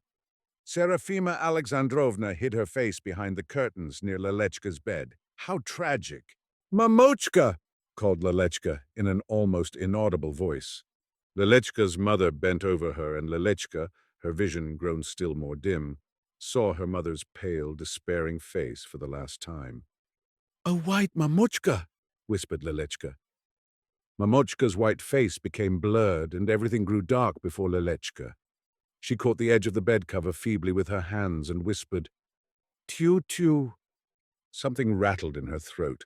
Lelechka opened and again closed her rapidly paling lips and died. Serafima Alexandrovna was in dumb despair as she left Lelechka and went out of the room. She met her husband. "Lelechka is dead," she said in a quiet, dull voice. Sergei Modestovich looked anxiously at her pale face. He was struck by the strange stupor in her formerly animated, handsome features. 7. Lelechka was dressed, placed in a little coffin, and carried into the parlor. Serafima Alexandrovna was standing by the coffin and looking dully at her dead child. Sergei Modestovich went to his wife and, consoling her with cold, empty words, tried to draw her away from the coffin. Serafima Alexandrovna smiled. "Go away," she said quietly. "Lelechka is playing. She'll be up in a minute." "Sima, my dear, don't agitate yourself," said Sergei Modestovich in a whisper. "You must resign yourself to your fate." "She'll be up in a minute," persisted Serafima Alexandrovna, her eyes fixed on the dead little girl. Sergei Modestovich looked round him cautiously. He was afraid of the unseemly and of the ridiculous. "Sima, don't agitate yourself," he repeated. This would be a miracle, and miracles do not happen in the 19th century. No sooner had he said these words than Sergei Modestovich felt their irrelevance to what had happened. He was confused and annoyed. He took his wife by the arm and cautiously led her away from the coffin. She did not oppose him. Her face seemed tranquil and her eyes were dry. She went into the nursery and began to walk round the room, looking into those places where Lelechka used to hide herself. She walked all about the room and bent now and then to look under the table or under the bed, and kept on repeating cheerfully, "Where is my little one? Where is my Lelechka?" After she had walked round the room once, she began to make her quest anew. Fedosia, motionless with dejected face, sat in a corner and looked frightened at her mistress. Then she suddenly burst out sobbing, and she wailed loudly. She hid herself, our Lelechka, our angelic little soul. Serafima Alexandrovna trembled, paused, cast a perplexed look at Fedosia, began to weep, and left the nursery quietly. 8. Sergei Modestovich hurried the funeral. He saw that Serafima Alexandrovna was terribly shocked by her sudden misfortune, and as he feared for her reason, he thought she would more readily be diverted and consoled when Lelechka was buried. Next morning, Serafima Alexandrovna dressed with particular care for Lelechka. When she entered the parlor, there were several people between her and Lelechka. The priest and deacon paced up and down the room. Clouds of blue smoke drifted in the air, and there was a smell of incense. There was an oppressive feeling of heaviness in Serafima Alexandrovna's head as she approached Lelechka. Lelechka lay there still and pale and smiled pathetically. Serafima Alexandrovna laid her cheek upon the edge of Lelechka's coffin and whispered, "Tiu-tiu, little one." The little one did not reply. Then there was some kind of stir and confusion around Serafima Alexandrovna. Strange, unnecessary faces bent over her, someone held her, and Lelechka was carried away somewhere. Serafima Alexandrovna stood up erect, sighed in a lost way, smiled and called loudly, "Lelechka!" Lelechka was being carried out. The mother threw herself after the coffin with despairing sobs, but she was held back. She sprang behind the door, through which Lelechka had passed, sat down there on the floor, and as she looked through the crevice, she cried out, "Lelechka! Tiu-tiu!" Then she put her head out from behind the door and began to laugh. Lelechka was quickly carried away from her mother, and those who carried her seemed to run rather than to walk. Dethroned by I.N. Potapenko. "Well," Captain Zarubkin's wife called out impatiently to her husband, rising from the sofa and turning to face him as he entered. "He doesn't know anything about it," he replied indifferently, as if the matter were of no interest to him.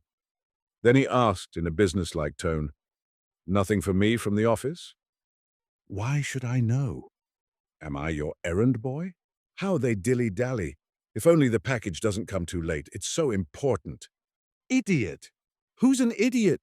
You, with your indifference, your stupid egoism." The captain said nothing. He was neither surprised nor insulted.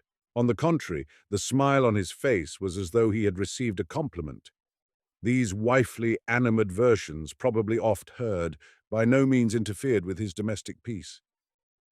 "It can't be that the man doesn't know when his wife is coming back home," Mrs. Zarubkin continued excitedly. "She's written to him every day of the 4 months that she's been away."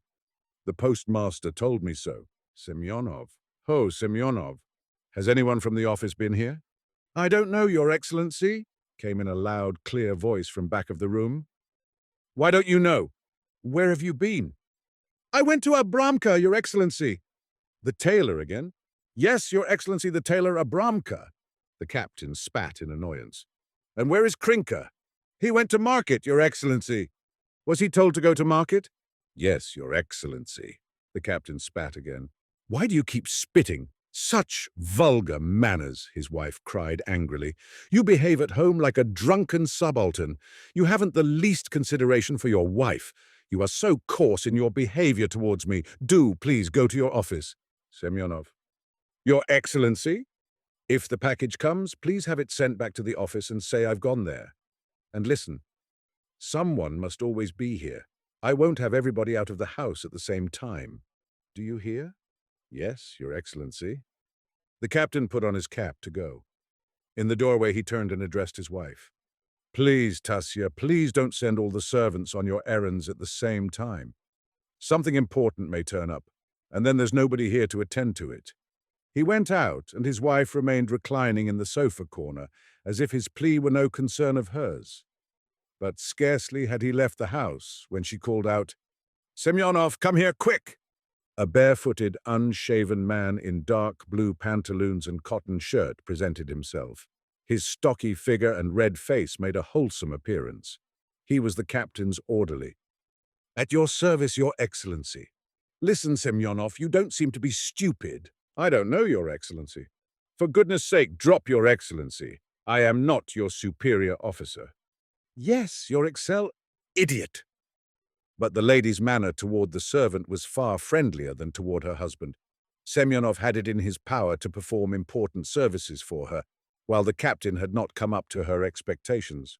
"Listen, Semyonov, how do you and the doctor's men get along together? Are you friendly?" "Yes, Your Excellency." "Intolerable!" cried the lady, jumping up. "Stop using that silly title. Can't you speak like a sensible man?" Semyonov had been standing in the stiff attitude of attention, with the palms of his hands at the seams of his trousers. Now he suddenly relaxed, and even wiped his nose with his fist. "That's the way we are taught to do," he said carelessly with a clownish grin. "The gentlemen, the officers, insist on it." "Now tell me, you are on good terms with the doctor's men." "You mean Podmar and Shuchok?" "Of course we're friends." "Very well, then go straight to them and try to find out when Mrs. Shaldin is expected back. They ought to know. They must be getting things ready against her return, cleaning her bedroom and fixing it up. Do you understand? But be careful to find out right, and also be very careful not to let on for whom you are finding it out. Do you understand?" "Of course, I understand." "Well, then go. But one more thing. Since you're going out, you may as well stop at Abramka's again and tell him to come here right away. You understand?" "But His Excellency gave me orders to stay at home," said Semyonov, scratching himself behind his ears. "Please don't answer back.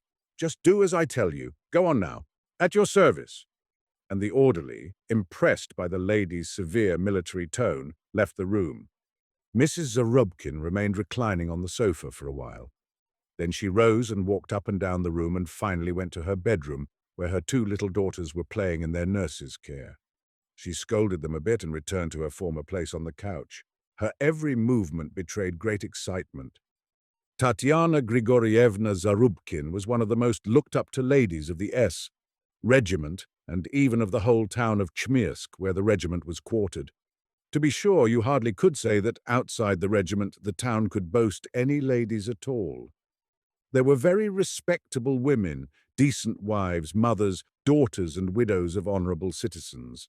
But they all dressed in cotton and flannel, and on high holidays made a show of cheap cashmere gowns over which they wore gay shawls with borders of wonderful arabesques. Their hats and other headgear gave not the faintest evidence of good taste, so they could scarcely be dubbed ladies. They were satisfied to be called women. Each one of them almost had the name of her husband's trade or position tacked to her name. Mrs. Grocer so-and-so, Mrs. Mayor so-and-so, Mrs. Milliner so-and-so, etc. Genuine ladies in the Russian society sense had never come to the town before the S regiment had taken up its quarters there, and it goes without saying that the ladies of the regiment had nothing in common, and therefore no intercourse with, the women of the town. They were so dissimilar that they were like creatures of a different species. There is no disputing that Tatyana Grigorievna Zarubkin was one of the most looked up to of the ladies. She invariably played the most important part at all the regimental affairs, the amateur theatricals, the social evenings, the afternoon teas. If the captain's wife was not to be present, it was a foregone conclusion that the affair would not be a success. The most important point was that Mrs. Zarubkin had the untarnished reputation of being the best dressed of all the ladies. She was always the most distinguished-looking at the annual ball. Her gown for the occasion, ordered from Moscow, was always chosen with the greatest regard for her charms and defects, and it was always exquisitely beautiful. A new fashion could not gain admittance to the other ladies of the regiment, except by way of the captain's wife. Thanks to her good taste in dressing, the stately blonde was queen at all the balls and in all the salons of Khmysk. Another advantage of hers was that although she was nearly 40, she still looked fresh and youthful, so that the young officers were constantly hovering about her and paying her homage. November was a very lively month in the regiment's calendar. It was on the 10th of November that the annual ball took place. The ladies, of course, spent their best efforts in preparation for this event. Needless to say that in these arduous activities, Abramka Stiftik, the ladies' tailor, played a prominent role. He was the one man in Khmysk who had any understanding at all for the subtle art of the feminine toilet. Preparations had begun in his shop in August already. Within the last weeks, his modest parlour, furnished with 6 shabby chairs placed about a round table and a fly-specked mirror on the wall, the atmosphere heavy with the smell of onions and herring, had been filled from early morning to the evening hours with the most charming and elegant of the fairer sex. There was trying on and discussion of styles and selection of material. It was all very nerve-wracking for the ladies.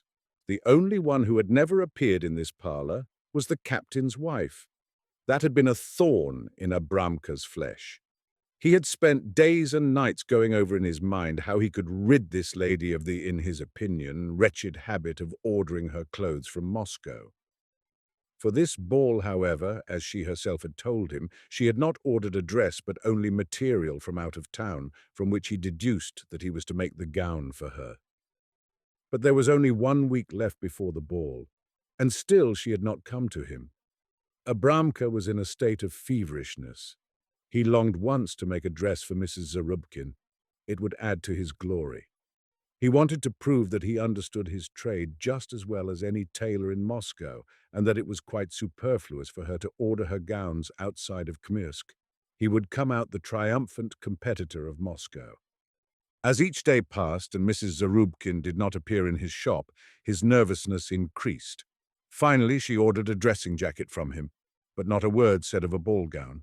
What was he to think of it? So when Semyonov told him that Mrs. Zarubkin was expecting him at her home, it goes without saying that he instantly removed the dozen pins in his mouth as he was trying on a customer's dress, told one of his assistants to continue with the fitting, and instantly set off to call on the captain's wife. In this case, it was not a question of a mere ball gown, but of the acquisition of the best customer in town.